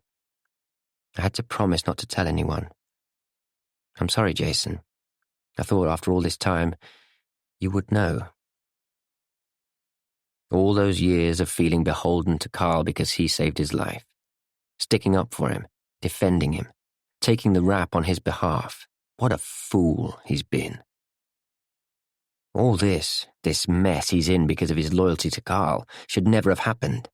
He burns with anger, with Carl for being such a manipulative, selfish person, and with himself for not seeing it. Somehow, he holds the fury inside for Julie's sake. He takes a deep breath. "I didn't know, but it doesn't make a lot of difference now. He saved my life, didn't he? I'm grateful to him for that. At least he's done one unselfish thing in his life." A look of deep sadness passes across Julie's face. "He's not a bad person, Julie. He wasn't trying to kill me." She sighs. "I suppose we can give him that." Indeed. Jason hesitates. "I really need to talk to him, though. I can give you the last number he called from, but I don't know if he's moving on or if he's changing phones." She pulls a mobile from her bag and taps. "Here you go." He copies the number into his mobile, a new one since the police still haven't returned his other one. This time, to be safe, he got burner phones for himself and Alice. "Thanks, Julie. Let me know how he is, if you manage to get him, won't you?" Chapter 71, Alice. I'm not the least bit surprised when Jason tells me. They were kids after all, and taking risks was very much in Carl's nature. Jason should have known. It's the exploitation of his better nature that irks me. For all those years after the accident, right up until now, Carl played on Jason's sense of gratitude, allowing him to think that he saved him without admitting it was his fault in the first place. It's despicable. Carl isn't what you'd call a friend at all. He's scheming, selfish and dishonest. He always was. You can see that now, can't you? Jason nods. When Julie told me, I was furious. If he'd been there, I don't know what I'd have done. But now all I feel is contempt. We've got to persuade him to come back. He's the only one who knows who they are. The only one with a chance to get them arrested. He has to talk to the cops now. Jason passes me his phone. I call many times over the next few days. There's no reply. I imagine Carl seeing a number he doesn't recognise, blocking the call. Then one evening, on the way home from the station, it connects. There's a long pause. Who's this? Carl, it's Alice. Don't cut me off. Alice. I hear the anger in his voice. You shouldn't be calling me. From the sounds in the background, he's out somewhere, and from his breathing, he's walking fast. The hum of traffic muffles his voice, the words fading as a taxicab growls past. You need to come back, Carl. The words are barely out of my mouth when I register what I'm hearing. Wait a minute, are you in London?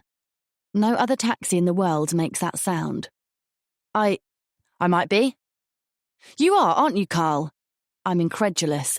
Have you been here all along? Never mind, listen, I've got to see you. Where are you now? No, I can't meet you. It's too dangerous. Listen, Carl, whoever you owe that money to, they're after us now. They came to the house, they threatened me. I'm terrified, Carl. My voice rises. I need to see you right now. If you don't, I'll tell the police everything you've done. I'll go straight there now if you won't meet me. Believe me, I will. I'm not kidding. Okay. Meet me under the railway bridge in half an hour. Make sure you're not followed. The line goes dead. I know the place he means. It's not far. I walk fast, making turns into unfamiliar roads before I'm sure there's nobody behind me. Few people come here. The track has been out of use and neglected for years now. The bank's choked with weeds and litter. In the shadows of the railway bridge, a hooked figure stands, slouched against the wall, cigarette smoke curling into the air around him. Carl scowls at me. What do you want from me? I step towards him. Is it the Nevilles, Carl? He flinches. What? What are you talking about? But I can see from his face that I'm right. It is, isn't it? Don't try and fool me, Carl. Was it the Nevilles you borrowed money from? Did they beat you up? He nods. I've known them for a long time. Didn't think they'd do this to me. I close my eyes and appeal to the heavens, but there's no point in trying to tell him. The police need proof. They can put him away for a long time for what they've done to you. You need to help them do that. Carl snorts. How? How am I supposed to do that? Identify them. He shakes his head, taking a deep drag from the roll-up in his hand. His fingers shake. Carl, they're not going to stop until they find you. Have you thought about that? They'll follow you forever, wherever you go. You'll never be free. And neither will we if you don't help. I can't, Alice. I can't go to the police. They'll bang me up, and the Nevilles will get me in the nick. To be honest, Carl, I don't give a stuff about what happens to you, and neither does Jason. But when it comes to my family, I'll do anything to protect them. Carl's voice hardens. It's only 100 grand. Those guys make 10 times that in a week. It's nothing to them, you know. They'll calm down. I can hardly believe my ears. If you think that, then you're way more stupid than I imagined. Don't tell the police, Alice, he says. I'm in enough shit as it is. His tone is wheedling, pathetic. I feel a jolt of pure fury. Carl isn't going to play the victim this time, not with me. Can you identify them, the blokes who attacked you? Carl hesitates. I can't do that. Can't or won't. It's too dangerous. You must, Carl. All the cops need is proof. They've been after them for years, only they need evidence. You can give them that. They'll lock them up and we'll all be a lot safer. You'll get protection. Carl cuts in, a hard edge to his voice. Alice, listen to me. I'm not doing it. I've got to go. He throws his cigarette to the ground, mashes it with his heel and starts to walk away. I grab his arm. Think about your mum, Carl. They could get to her any time. What would that do to her? He tries to shake me off, but I grip even tighter. You've got to help us, Carl. But he's stronger than me. After a brief tussle, he pulls free and is gone, leaving me alone in the damp shadows of the railway bridge. Chapter 72. I sat on the carpeted floor, my back against the wall, and watched him as he died. I could never have explained away my presence in his house, and anyway I was carrying a bag full to the brim with stolen money. He would have shocked me in a moment had he been able to form the words. Bit by bit, the life trickled from his body. After a while, I can't tell you how long, the twitching in his arms slowed. His legs lay limp and heavy. His lips stopped trying to form words, and the gurgling sound in his throat slowed and went silent. His eyes, which had stared at me in pure fury for what seemed like a lifetime, ceased to bore into me. I expected his eyelids to flutter and close, but they didn't. As his limbs relaxed, So did his face. The life simply drained from his eyes. The fury turned to blankness, and he left. For a few minutes I was numb, unable to move, but I had to get out of there more than ever now. I retraced my steps, creeping below the windows, listening at every step. Down the stairs, along the back corridor, to the side door. In the garden, I put the clothes I'd discarded over my black outfit. Back to being an eccentric, limping person with a stick and an old gardening hat. The gates opened automatically, and I slipped out into the dark street, walking slowly towards the station. All I had to do then was wait for the first train of the day. At home, I packed my clothes into a bin bag to go to the charity shop. The walking stick was going to the same place. The bag of money went into a suitcase under the bed. Exhausted, I climbed between the cold sheets and fell into a deep, dreamless sleep. Chapter 73. Jason. It's 2 days until the funeral, and Jason is a few minutes from home, walking back from his mum's. Preoccupied with all that's going on, he hunches into his jacket, barely noticing where he's going. A thump on his shoulder jolts him out of his daze. He curses inwardly at his carelessness and steps back instinctively, almost stumbling into the hedge behind him. You're coming with me." The voice rasps in his ear as a huge fist grabs him by the arm. A bald head, too close to his face, tattoos on the thick neck, a dark-coloured car waiting in the street, its engine running. He smells stale sweat, sees traces of food caught in the man's teeth as he snarls at him. He recoils, pulling his head back, thorns digging into his back as he tries to twist free. Wait! He yells as he's dragged towards the car. "We've waited long enough. Pay up or pay the price." Jason's losing the battle. He lunges to one side, his flailing hands grabbing hold of a street sign in desperation.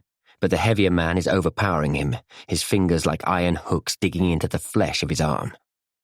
Just hold on, Jason says, speaking fast. "I know you want the money and I'm getting it. Just get in the car." Jason's being forced forward, and though he resists with all his strength, it all seems hopeless.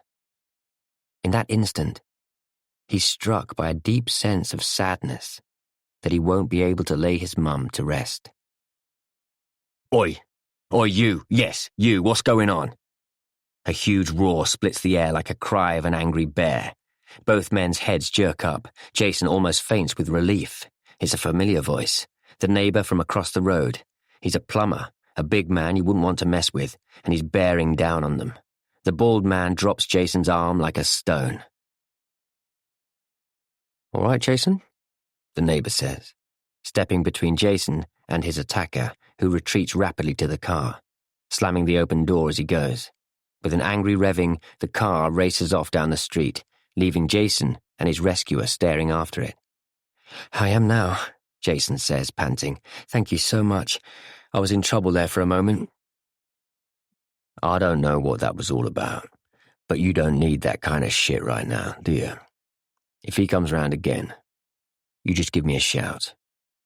A huge hand pats him on the shoulder. "I heard about your mum, and I'm sorry for your loss." Thank you," Jason stammers again. "No worries at all. You look out for yourself." With a wave, the man is gone, leaving Jason standing on the pavement, weak with relief. Chapter 74. Jason. He stares unseeingly through the window. The street outside is quiet, the parked cars empty and silent, as many of them will be until the weekend. A postman hurries from house to house on the opposite side, gates clanging, a clump of letters and parcels in his hand. "Come on, Jason. We don't want to be late." Alice's arms encircle him from behind. She follows his gaze into the street, and he knows she's checking for signs of danger. He sighs. Even on a day like today, they're not safe.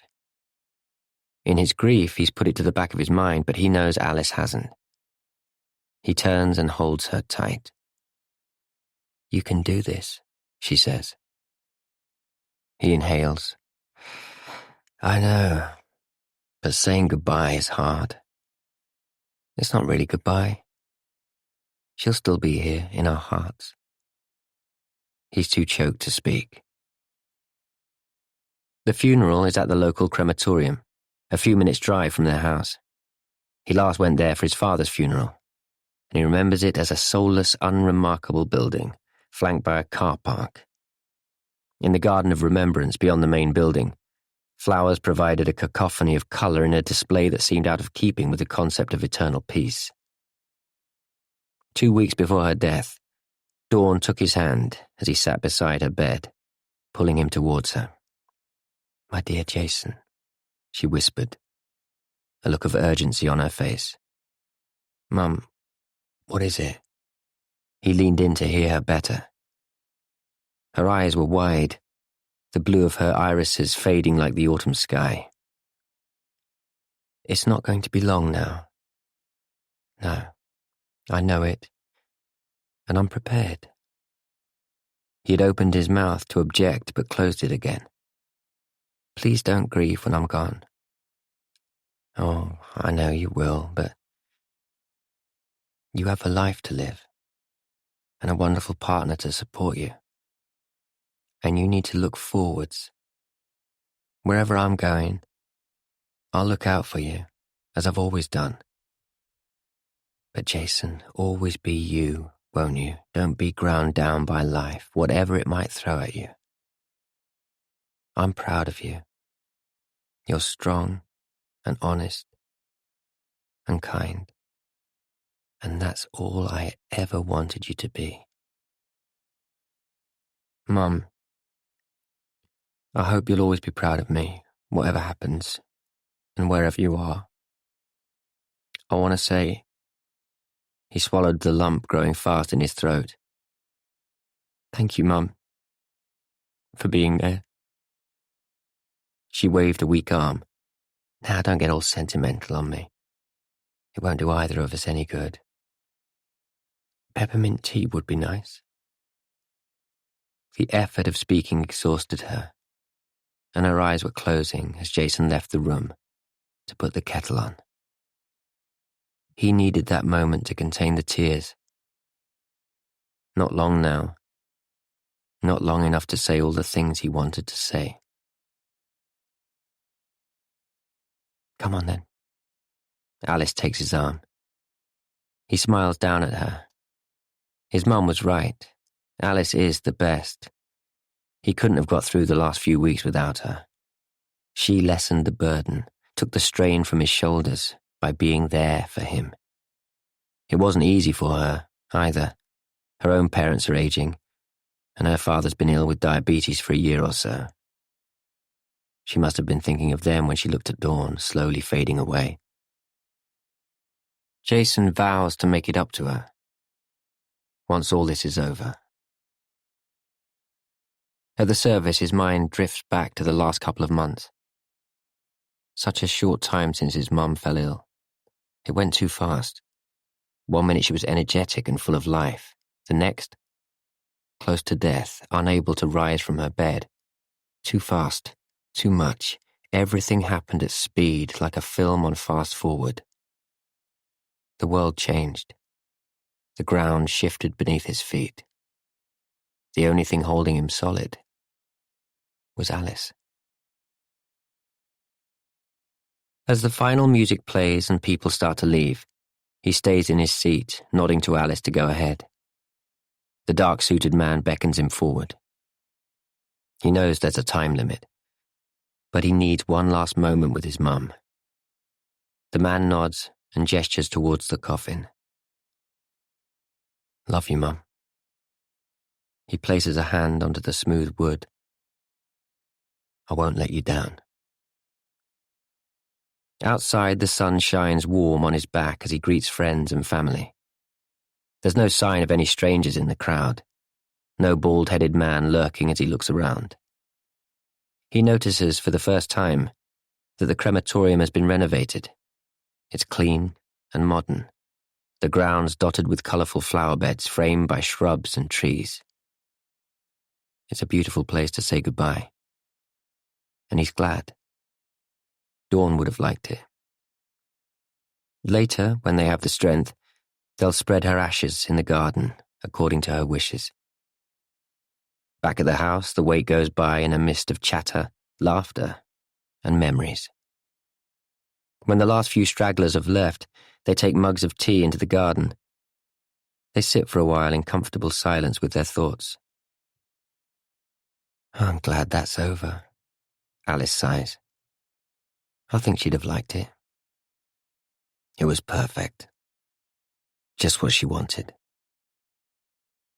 You're going to miss her terribly, and so am I. But we have happy memories, don't we? We do. Jason looks around. The garden he played in, the same flower beds. The apple tree that's grown gnarled and old, but keeps on giving every year. The house behind them, carrying all the memories of both parents, of his childhood, of Alice when they first met. It's as if the memories are absorbed into the furniture, the walls, the foundations of this building. There's so much of my life in this house. I suppose we'll need to sort it all out now and decide what to do with it, he says. I'm not looking forward to that. I'll help, Alice says. There'll be lots of decisions to make. She pauses. Have you thought about moving here, Jason? He has, of course, but he's made no decisions. He takes her hand. It's an option, and there's nothing wrong with it. It's been in the family for a long time. My grandparents lived here. It's where I was born. It would certainly be a wrench to have to sell it, but let's see what we think when the dust settles. There's no hurry. Luckily. I'll have to apply for probate first. It can take a few months, maybe longer if it's complex, though I don't see any reason why it should be. If Dawn's will is anything like her funeral instructions, it will be crystal clear. She certainly knew what she wanted, but she wouldn't want us to feel obliged if we didn't like the idea of living here. Alice looks out over the garden. Why wouldn't we? Chapter 75. Jason. Dawn's will brings no surprises. Everything passes to Jason, to do with as he wishes. The surprise, or rather the shock that shakes the ground beneath him, comes later. One Saturday, the doorbell rings. I'll go, he shouts up the stairs to Alice, who's painting the bathroom in preparation for putting their house on the market. They've decided to move into Dawn's house. Through the stained glass in the door, he can see the red jacket of the local postman.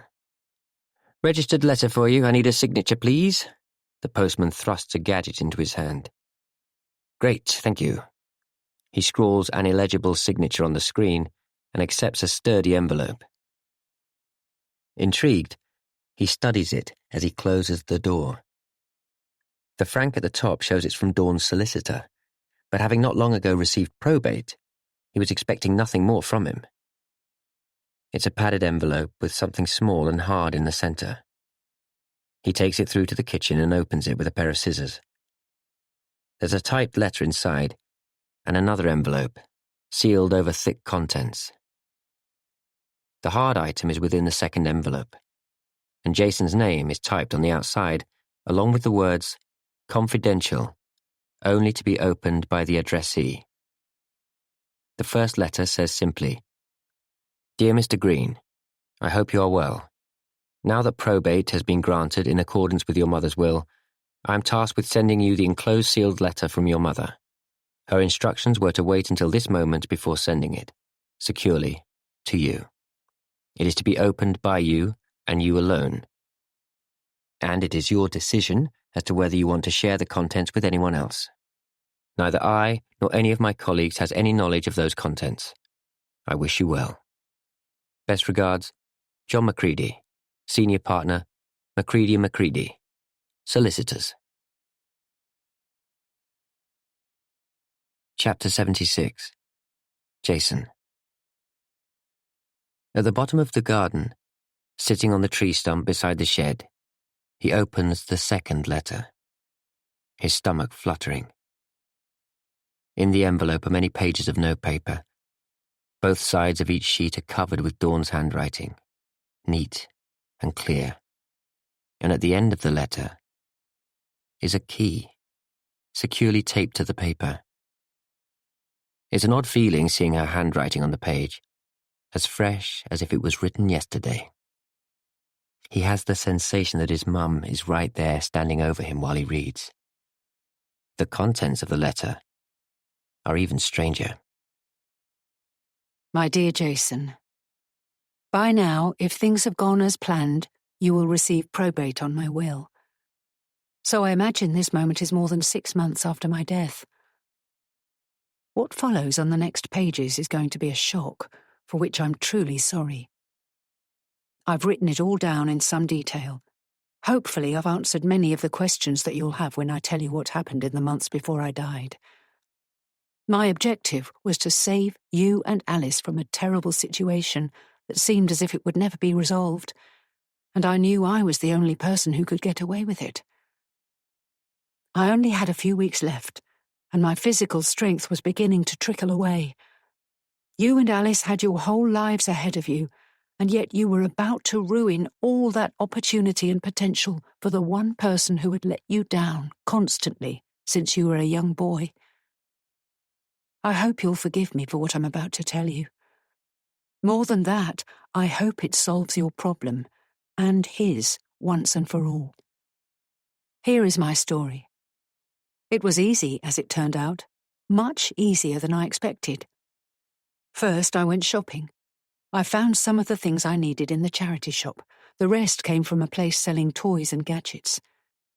I made myself look very ordinary. I wore scruffy jeans, my oldest jacket, a scarf round my neck, and a gardening hat with a floppy brim. Carrying a walking stick and a small backpack, I travelled by tube to Wimbledon and found the street. There I made my way slowly up and down the pavement, limping slightly. Outside the house I pretended to have a long conversation on my mobile. That way I could check out the front of the house through the gates without suspicion. There are many pages to the story, and every one leaves Jason stunned. He has to keep going back to reread. The final page leaves him breathless. So, there you are. Your mother was a murderer. Or as good as. I left the poor man having a heart attack without so much as a comforting hand on his forehead. More to the point, I didn't call an ambulance. I thought about it, but as it was, the police wouldn't even know he'd been burgled. If I'd done everything right. And why arouse suspicion? If someone called the police, it would mean they'd been in the house, and I wasn't going to risk it. So be it. And I'm sorry to leave you with that thought, but I knew I was going to die soon, and I had to stop you ruining your life. If Alice couldn't persuade you not to do it, I knew I'd have very little chance. You've always been stubborn in your loyalty to Carl, and I respect that. It's misguided, but I respect it. Alice told me everything, all about Carl's mad plan. You mustn't be angry with her for that. She was deeply worried about you, and desperate to talk to someone. But I came up with the idea alone. She would have locked me up rather than let me do it. I would probably have done the same in her place. I figured I had very little to lose. Though I didn't want to die in prison, I reckoned the chances of saving you were high enough to make it worth the risk. I didn't think about failure. When you have nothing to lose, it's easier. You worry less somehow. I still can't quite believe I did it. After a lifetime of being an honest, upstanding human being with a rock-solid set of values, I carried out a serious crime, and succeeded. In a strange way, I'm rather proud of myself. Carl should have come to me for help, not you. No ropes and pulleys, just common sense, diligent research and patience. But those are qualities Carl will never have. The key attached to this letter is precious. Don't lose it, it's the only one. In my shed, beneath the rather horrible mess in the back left-hand corner, is an old metal box, securely locked. It used to be your father's, and it's perfect for this job. The key will open it. Inside, you'll find a large amount of cash. I haven't counted it all, but I know it's more than £100,000. The money represents the proceeds of a crime, and I know you'll feel uncomfortable with that. Nonetheless, I want you to give Carl the money to pay off his debt. He doesn't deserve it, but that's why I took it after all. The idea of you and Alice looking over your shoulders for the rest of your lives is unbearable. This way, I've sorted his problem out once and for all, and you have no reason to be loyal to him ever again. You will owe him nothing after this, remember that. I suggest you don't give him more than he owes, but the decision is yours. The rest belongs to you. I would prefer you not to give it away, but if you want to, go ahead. I won't know. If you keep it, you can put it aside for your children, yours and Alice's. I hope.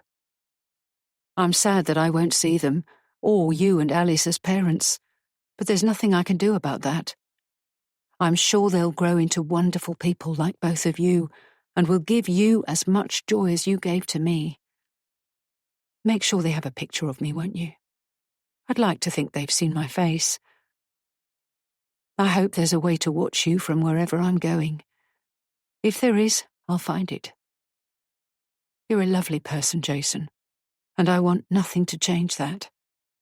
I'm proud of you, and I love you. Have the best life. Mum. Kiss, kiss. Chapter 77. Jason. With shaking fingers, he removes the key from the last page of the letter, puts it back in the envelope, and stuffs it into the pocket of his jeans. At their house, he calls up the stairs. Going over to Mum's, won't be long. Without waiting for Alice's answer, he leaves the house, forcing his trembling legs to walk towards Dawn's house. It's too much to take in. His mother, his mum, stayed upstanding, honest Dawn. She stole the money. He wouldn't have believed it in a million years, and he can't believe it now. Surely it's not true. Had she lost her mind at the end of her life? To have written a letter like that? Could it be a complete fabrication? Yet there it was, every moment of her incredible feat described in black and white with an ordinary ballpoint pen on ordinary white paper. He could almost hear her voice in each perfectly formed sentence, matter of fact, objective, practical. This is what happened, son, and I'm telling you in this way so you'll know it's true. He barely notices the pavement beneath his feet, and it's a surprise when he reaches the house. Time seems to have sped by since he opened the envelope. It's all so bizarre. Did he imagine the letter? Was he asleep, dozing in that strange state where you're half awake and dreaming?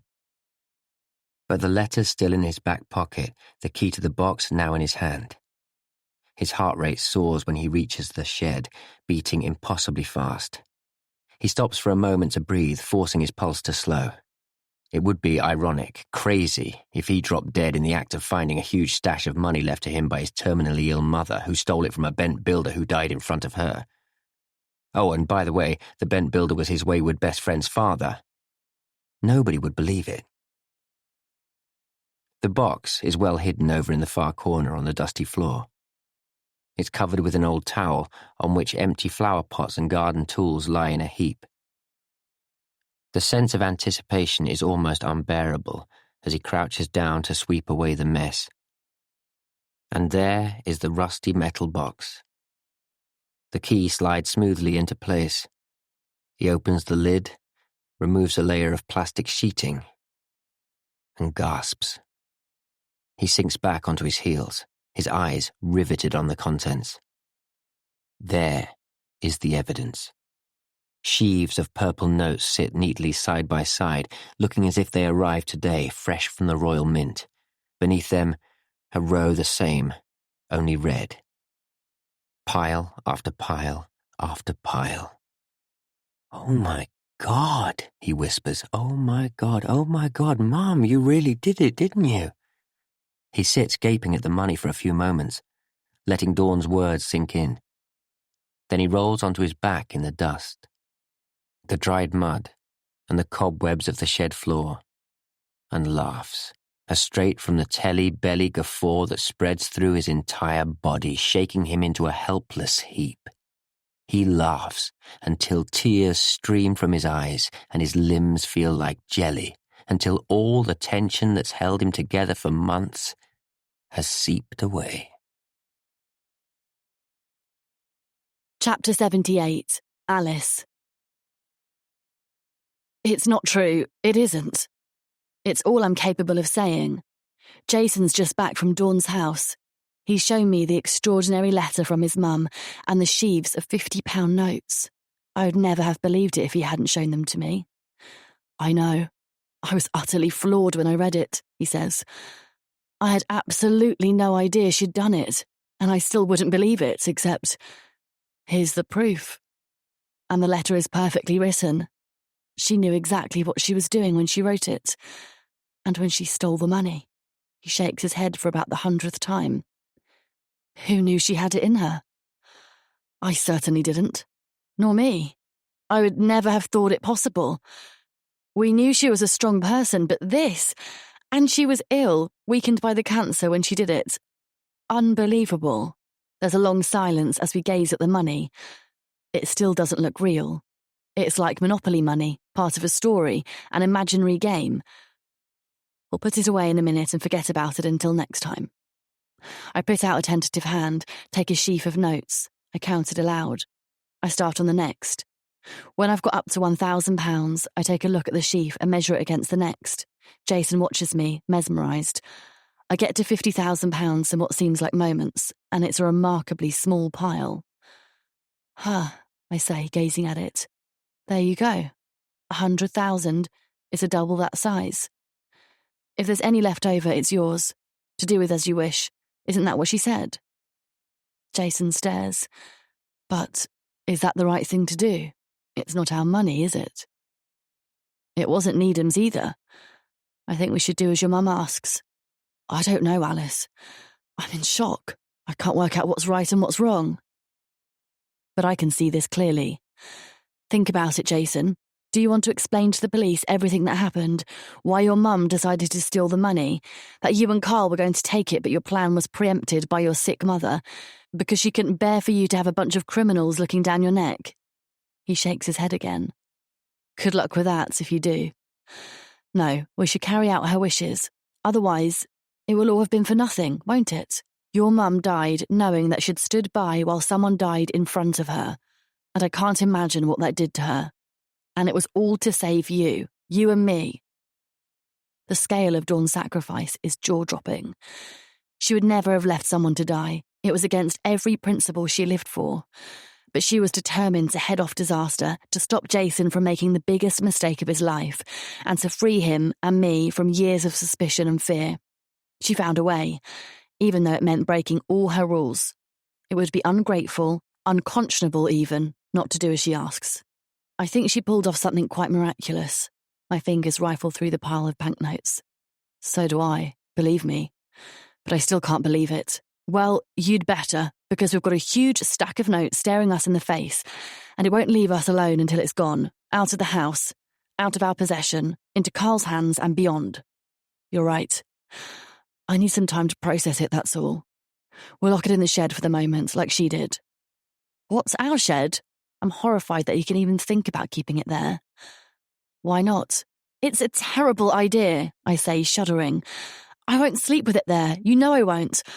Already I feel like it's burning a hole in the table. There's so much energy coming from that pile. You could run the heating off it for a whole year.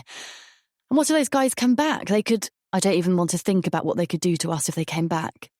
Don't worry, I'll deal with it. I'll take it back to Mum's shed. I don't want you to be stressed over it. I don't want to stress over it either. The money is hot in 100 different ways. It can't stay in either house for long. We'll have to decide what to do with it fast. Chapter 79, Alice. What now? We sit, staring at each other, Dawn's letter lying on the table between us. The money's back in the shed, but I still feel its energy, as if it's piled right there in front of me. I've been asking myself that ever since I saw the money, Jason says. I can barely take it in. My mind's completely blank. Mine isn't much better, but I try to think logically. We can't put it in the bank, not even for a few days. They'll think we're money launderers or something. The tax man will be on our backs before we knew it. Anyway, your mum did what she did to get us out of this mess. So that's what we're going to do. But how? Carl has to pay off the debt with this money, and we have to make sure it happens. It's the only way we'll be in the clear. Jason?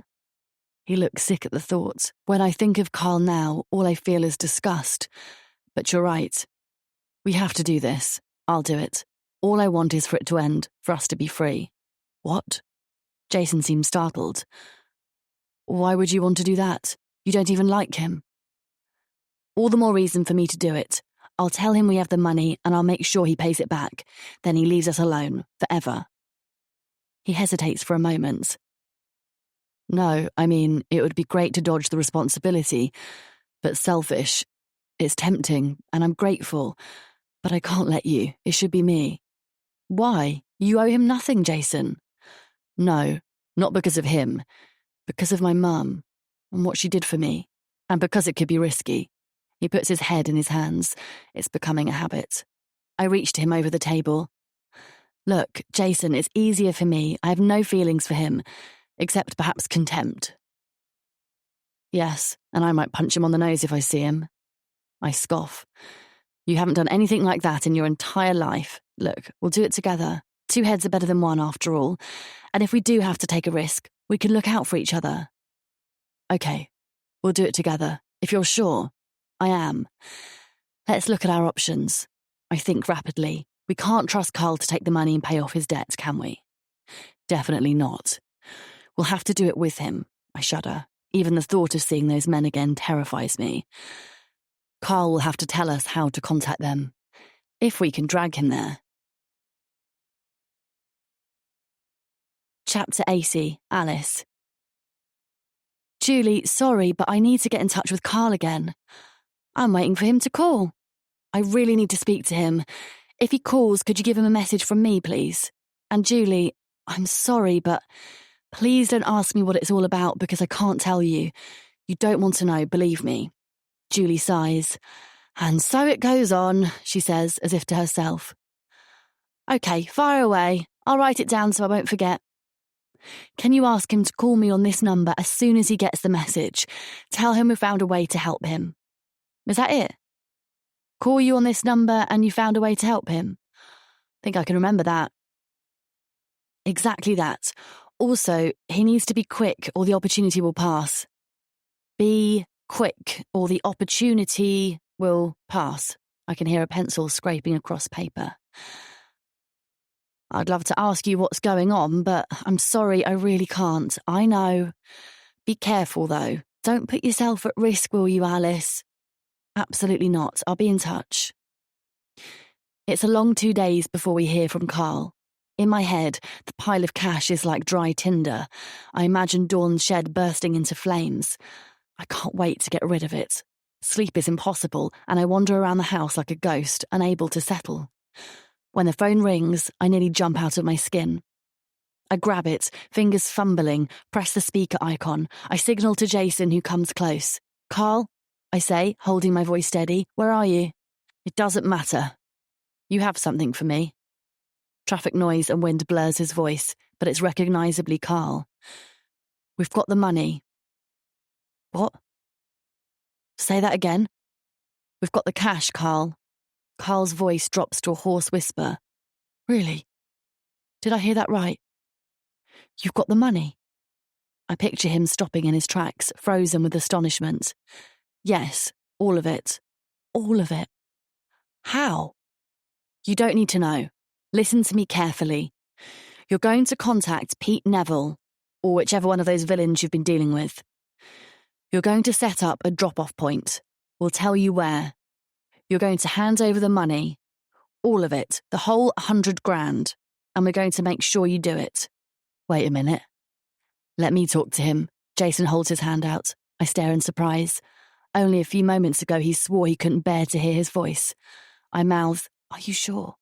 But he takes the phone, his mouth set in a hard line. "Carl, it's me. Listen carefully." He keeps his voice loud and firm, enunciating every word. "You have to do this. We have the money. We're giving you the chance to stop all this madness. You pay them off and they'll leave us alone. End of story." "But," Jason cuts him short, "you are going to do this or we'll take the money to the police and tell them you stole it from Needham. This is not an idle threat. I mean it. Understood? Am I making myself clear? You can't do that, Jason. For once in your life, Carl, listen. You got us into this mess and you're going to get us out of it. I don't care what happens to you afterwards. And listen carefully. I'm not doing this for you. I'm doing it for us. For me and Alice. For my mum and yours. You don't deserve my help. After everything you've done, you're a selfish bastard and always have been. After this, I'm done with you." Okay. We're going to meet today, the three of us. You're going to make the call, and we're going to tell you what to say. Now, where are you? Chapter 81, Alice. Carl looks thinner than ever as he walks towards us. He hunches into a grubby jacket, a cap pulled down over his eyes. He perches on the end of the wooden bench where we sit. He glances over his shoulder, avoiding eye contact. We're outside a cafe not far from Dawn's house. There's a chilly breeze, but it's safer than being indoors, and we can leave at any time. We've already paid for our drinks. Carl? Jason? Alice? He nods at us. I notice his fingernails, bitten to the quick, misshapen and dirty. Nothing about him looks healthy. Get your phone out. Jason's voice could freeze boiling water. Carl obeys without a word. I notice a slight shake in his fingers. I'm not surprised the strain is showing. I place a hand on Jason's arm, slowing him down. Who lent you the money, Carl? We know it's the Nevilles, but who exactly? Carl's leg jiggles as he hesitates. Why do you need to know? I ignore the question. Was it Jack? Nah. Pete then? He nods, his eyes flitting along the street. I can't hang about. I cut in. What does he look like now? Pete Neville. The last time I saw him, he was a skinny teenager. Evil-looking bastard, bald, overweight, tattoos on his neck. Jason seen him. So it was him. You have his number? He nods again. Sunken eyes meet mine for the first time. I remove my hand from Jason's arm. Okay, this is what you say, Jason says. He comes alone. Only him. None of his cronies. He meets you in St. James's Park, noon tomorrow. Third bench down the main walkway, opposite the sign that says Buckingham Palace. Opposite, okay? You'll be there with the money in a bag. He'll sit next to you. You get up and walk off. He takes the bag and leaves. Got it? Where will you be? Oh, we'll be there, don't worry, watching your every move. Right there, beside you, in front of you, wherever we can keep an eye on you. Don't even think about taking off with the money. You won't get as far as I can throw you. I dunno, Jason. I don't like it. What if I can't get that seat? If there's someone sitting there already? Don't worry about that, we'll handle the detail. Will the cops be there? If they are, it won't be down to us, Jason says. But if you try anything at all, Carl, I swear... Fine, I promise. Don't bother to promise me anything, Carl. Your promises are worthless. Carl drops his eyes at the naked hostility in Jason's gaze. Meet us here tomorrow morning at 10. You'd better not be late. We watch as Carl's shambling figure hurries out of sight. Chapter 82, Alice. In the park, people are out in numbers. Tourists strolling, office workers sitting on benches eating sandwiches. But it's a different kind of busy from the streets nearby. The pace here is slower, green spaces creating pools of peace between the paths. Waterbirds peck at foliage by the lake's edge or wander across the paths, ignoring people who stop and stare and take pictures on their phones. The squirrels here are so tame they barely move when people approach, only running when children or dogs give chase. I've been in the park for over an hour, strolling around with a large camera taking pictures, just like many other people. I blend in well in my jeans and trainers, a baseball cap shading my eyes, stopping every so often to snap the birds. I check my phone every few minutes. All clear at the moment, I type. Jason sending a thumbs up in reply. With half an hour to go, I settle down on the wooden bench, placing the empty camera bag next to me. I rest one arm casually over it. Opposite is the sign for the palace. Gazing around as if taking in the scenery, I check for likely watchers, but there's nothing obvious. I line up the camera for a shot of some Canada geese strolling along the grass at the edge of the nearby water, but instead of snapping the birds, I take multiple pictures of people coming and going through the park. The camera is borrowed from a friend, a keen photographer. My pictures aren't up to much, but it's not the scenery I'm interested in. I test the lens on Jason and Carl, lurking by the water's edge. I can see their faces in some detail from quite a distance. Though we've planned this carefully, I'm tense with nerves. We're amateurs at this kind of thing, and I'm terrified it might go wrong. It was hard to search for how to do a secret drop of £100,000 to a dangerous criminal gang safely without the police, though we did try. The only information I could find was related to kidnappers and a swap, almost always involving the police. The one thing I did learn was it's best to do the drop in a public space, where even the Nevilles might think twice about violence. We agreed there was no way we could trust Carl with the money, not even for a moment, so we had to be there in person. But we wanted him to be the face of the handover, rather than us. We reasoned he started it, so he must end it. Jason carries the money in a backpack strapped to his front, like I've seen tourists do for safety. It must be burning a hole in his chest. I breathe deeply, but my heart's racing.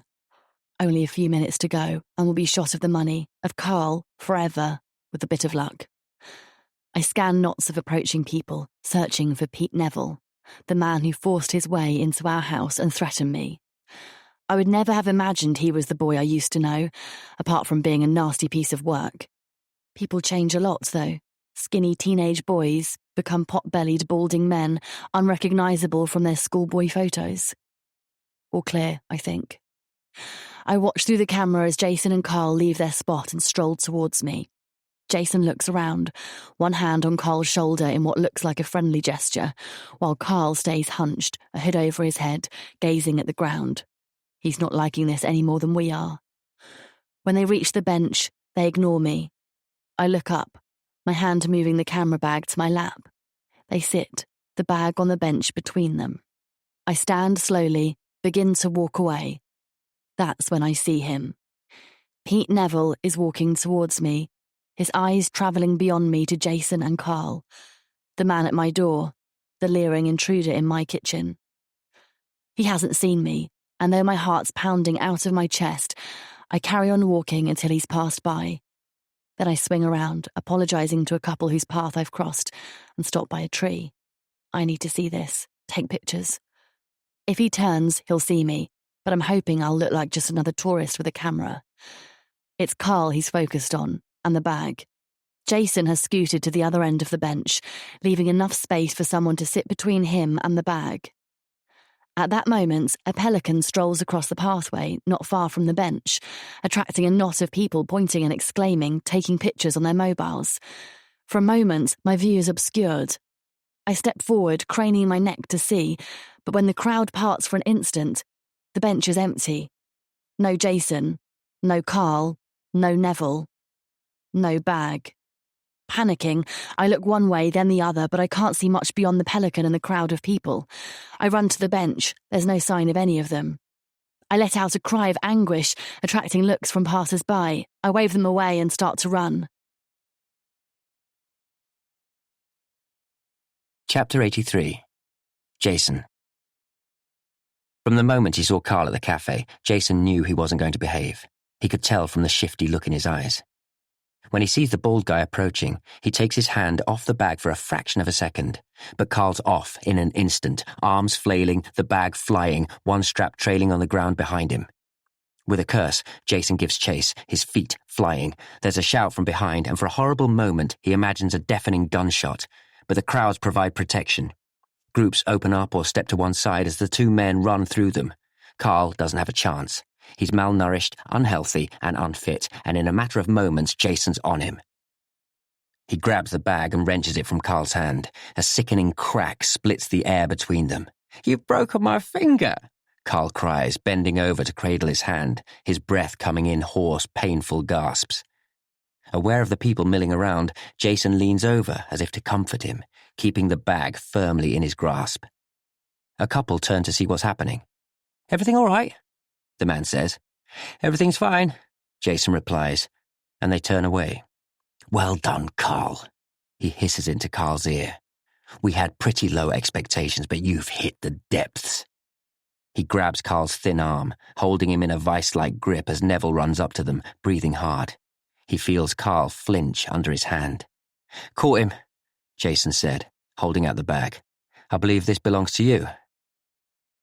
Neville takes the bag, unzips it, and rummages around inside for a moment. Jason holds his breath. Neville looks at him and nods. "Want me to take him off your hands?" He indicates Carl with his head. "No, you're all right. I'll deal with him." "Quits then?" With a nod, the man turns and disappears into the crowds. Chapter 84, Alice. "You can let me go now, can't you?" Carl wheedles as we frog march him from the tube station to the car. We kept him close all the way here, flanking him on either side as we sat in silence, holding on to his jackets when we left the train. "You don't need me anymore, it's all done, isn't it?" "Not quite." Jason pushes him into the back seat of the car as I climb in the other side. The central locking clicks. We're taking no chances with him now. "Where are you taking me?" "You'll see soon enough." Jason starts the engine. When we draw up at the red brick 70s building with its distinctive blue sign, Carl makes a move for the door. No, I'm not doing this." "It's locked. We're going in there, and you're coming with us," Jason says, turning in the driver's seat to look at him. "You can't do this to me," Carl says, his eyes flashing. "It's kidnapping." "Try that one with the police then. They're right here," Jason says, indicating the police station. "Or would you like me to do a citizen's arrest on you? I'm sure I could come up with a reason or two." Carl stares disbelieving. "You'd do that? After everything we've been through? I thought we were mates." "Mates don't let each other down, Carl. Remember that, if you ever manage to make another friend." Disbelief turns to hostility, and Carl's mouth twists into an ugly snarl. He's not bothering to hide his dark side now. "Don't play the bloody angel Gabriel with me, Jason. Where'd you get the money? Was it my dad's?" So he knew Graham was his father after all. No wonder he was determined to carry out his plan. He must have reasoned the money was as good as his. In the rearview mirror, Jason fixes Carl with a look so intense it could break the glass. "No idea what you're talking about, Carl." Jason opens the door and gets out. Carl's shoulders slump as Jason walks round to open the door for him. He turns to me. "Come on, Alice, don't make me do this." "Believe me, Carl, if I'd had my way, you'd have done it a long time ago. It's no good appealing to me." It's the first time I've seen D.S. Bennett smile. Well, he says, turning to Carl. "Looks like you're going to help us catch this crook Neville then, are you, Mr. Jackson? Can't tell you how long we've been waiting for the moment, and how grateful we'll be for your help. Here, go with my colleague. He'll sort out the identification process for you." A man in jeans and a sweatshirt puts his head around the door and indicates for Carl to follow him. With a last pleading glance at Jason, he leaves the room. "Thanks for delivering him to us," D.S. Bennett says, turning to Jason. "He wasn't keen. We almost had to drag him here," Jason says. "I just hope he'll testify against them. It won't be easy to get him to court." "That's our problem now, but I think we'll find a way," D.S. Bennett says. Chapter 85, Alice. I'm almost skipping as we walk out of the station, leaving Carl to his fate. I imagine the interview will be interesting. I wonder how he'll bear up to the questioning, what he'll say to D.S. Bennett. In due course, we may find out. We may not, and I don't care. For the moment, the job's done. Carl will identify Neville as his attacker, and, if Bennett has his way, testify against him in court. Grievous bodily harm is a serious charge and will mean a long prison sentence. For that alone, Neville will be out of the way for a long time, and if the coppers play their cards right, they may be able to get him for a lot more than that. As for Carl, there'll be plenty of other questions to answer, and he'll have to dig himself out of whatever holes he's created for himself. It's done, Jason. We're safe, I say as we climb into the car. No more looking over our shoulders. No more sleepless nights. The money's gone. The crooks are off our backs. It's up to the coppers now. Let's hope they do a decent job and bang them all up for a very long time. Jason gives me a sideways glance. Do I get the impression you have a smidgen of respect for D.S. Bennett, then? I snort. Maybe. As I open the front door to our house, relief floods through my veins. My body feels lighter, the air around me fresher. Perhaps now we can get back to normal, whatever that might be after all that's happened. I suppose so. But are we really safe now? Jason says. Can we assume they won't come for us, now they have the money? It seems so long since we felt safe, since we could walk down the street without worrying about who might be following us. It's going to take a while to get out of the habit. I've been thinking the same thing. I know, it'll feel good being free of all that. Maybe. What, do you think they'll still come after us? Why would they? Now they've got their money. I don't know, but I'm thinking Pete Neville's just one of them, isn't he? The big boss is Jack, your dad's old mate. He's still operating, and there must be others. They're a known criminal gang, aren't they? I don't know how these things work, but if the family bears us a grudge for putting Pete in prison, we could still be in trouble. I squeeze his hand. I suppose that's possible, but we're not a threat to them, and the debt's been paid. That must mean something, even to villains. Somehow my instincts tell me everything will be all right now. I hope you're right, Jason says. He pauses. And what's Carl going to say about the money? How will he explain how he got enough to pay them back? I told him exactly what to say, that you lent it to him, thanks to your mum's will. That might work, I suppose. It will. If they think further than that, I'll be amazed. They'll be too keen to nab the Nevilles to think that laterally. You know what I'm thinking. Wondering what will happen to Carl now? I'm thinking he's going to hate us for dumping him with the police. I glance at his face. A small smile plays around his mouth. You're right, I say. He'll never forgive us. I doubt we'll ever see him again. Jason chuckles. Chapter 86. Alice. A few months later, a call comes in on the house phone. Jason picks it up. Hello? A startled look crosses his face as he listens. Then recognition.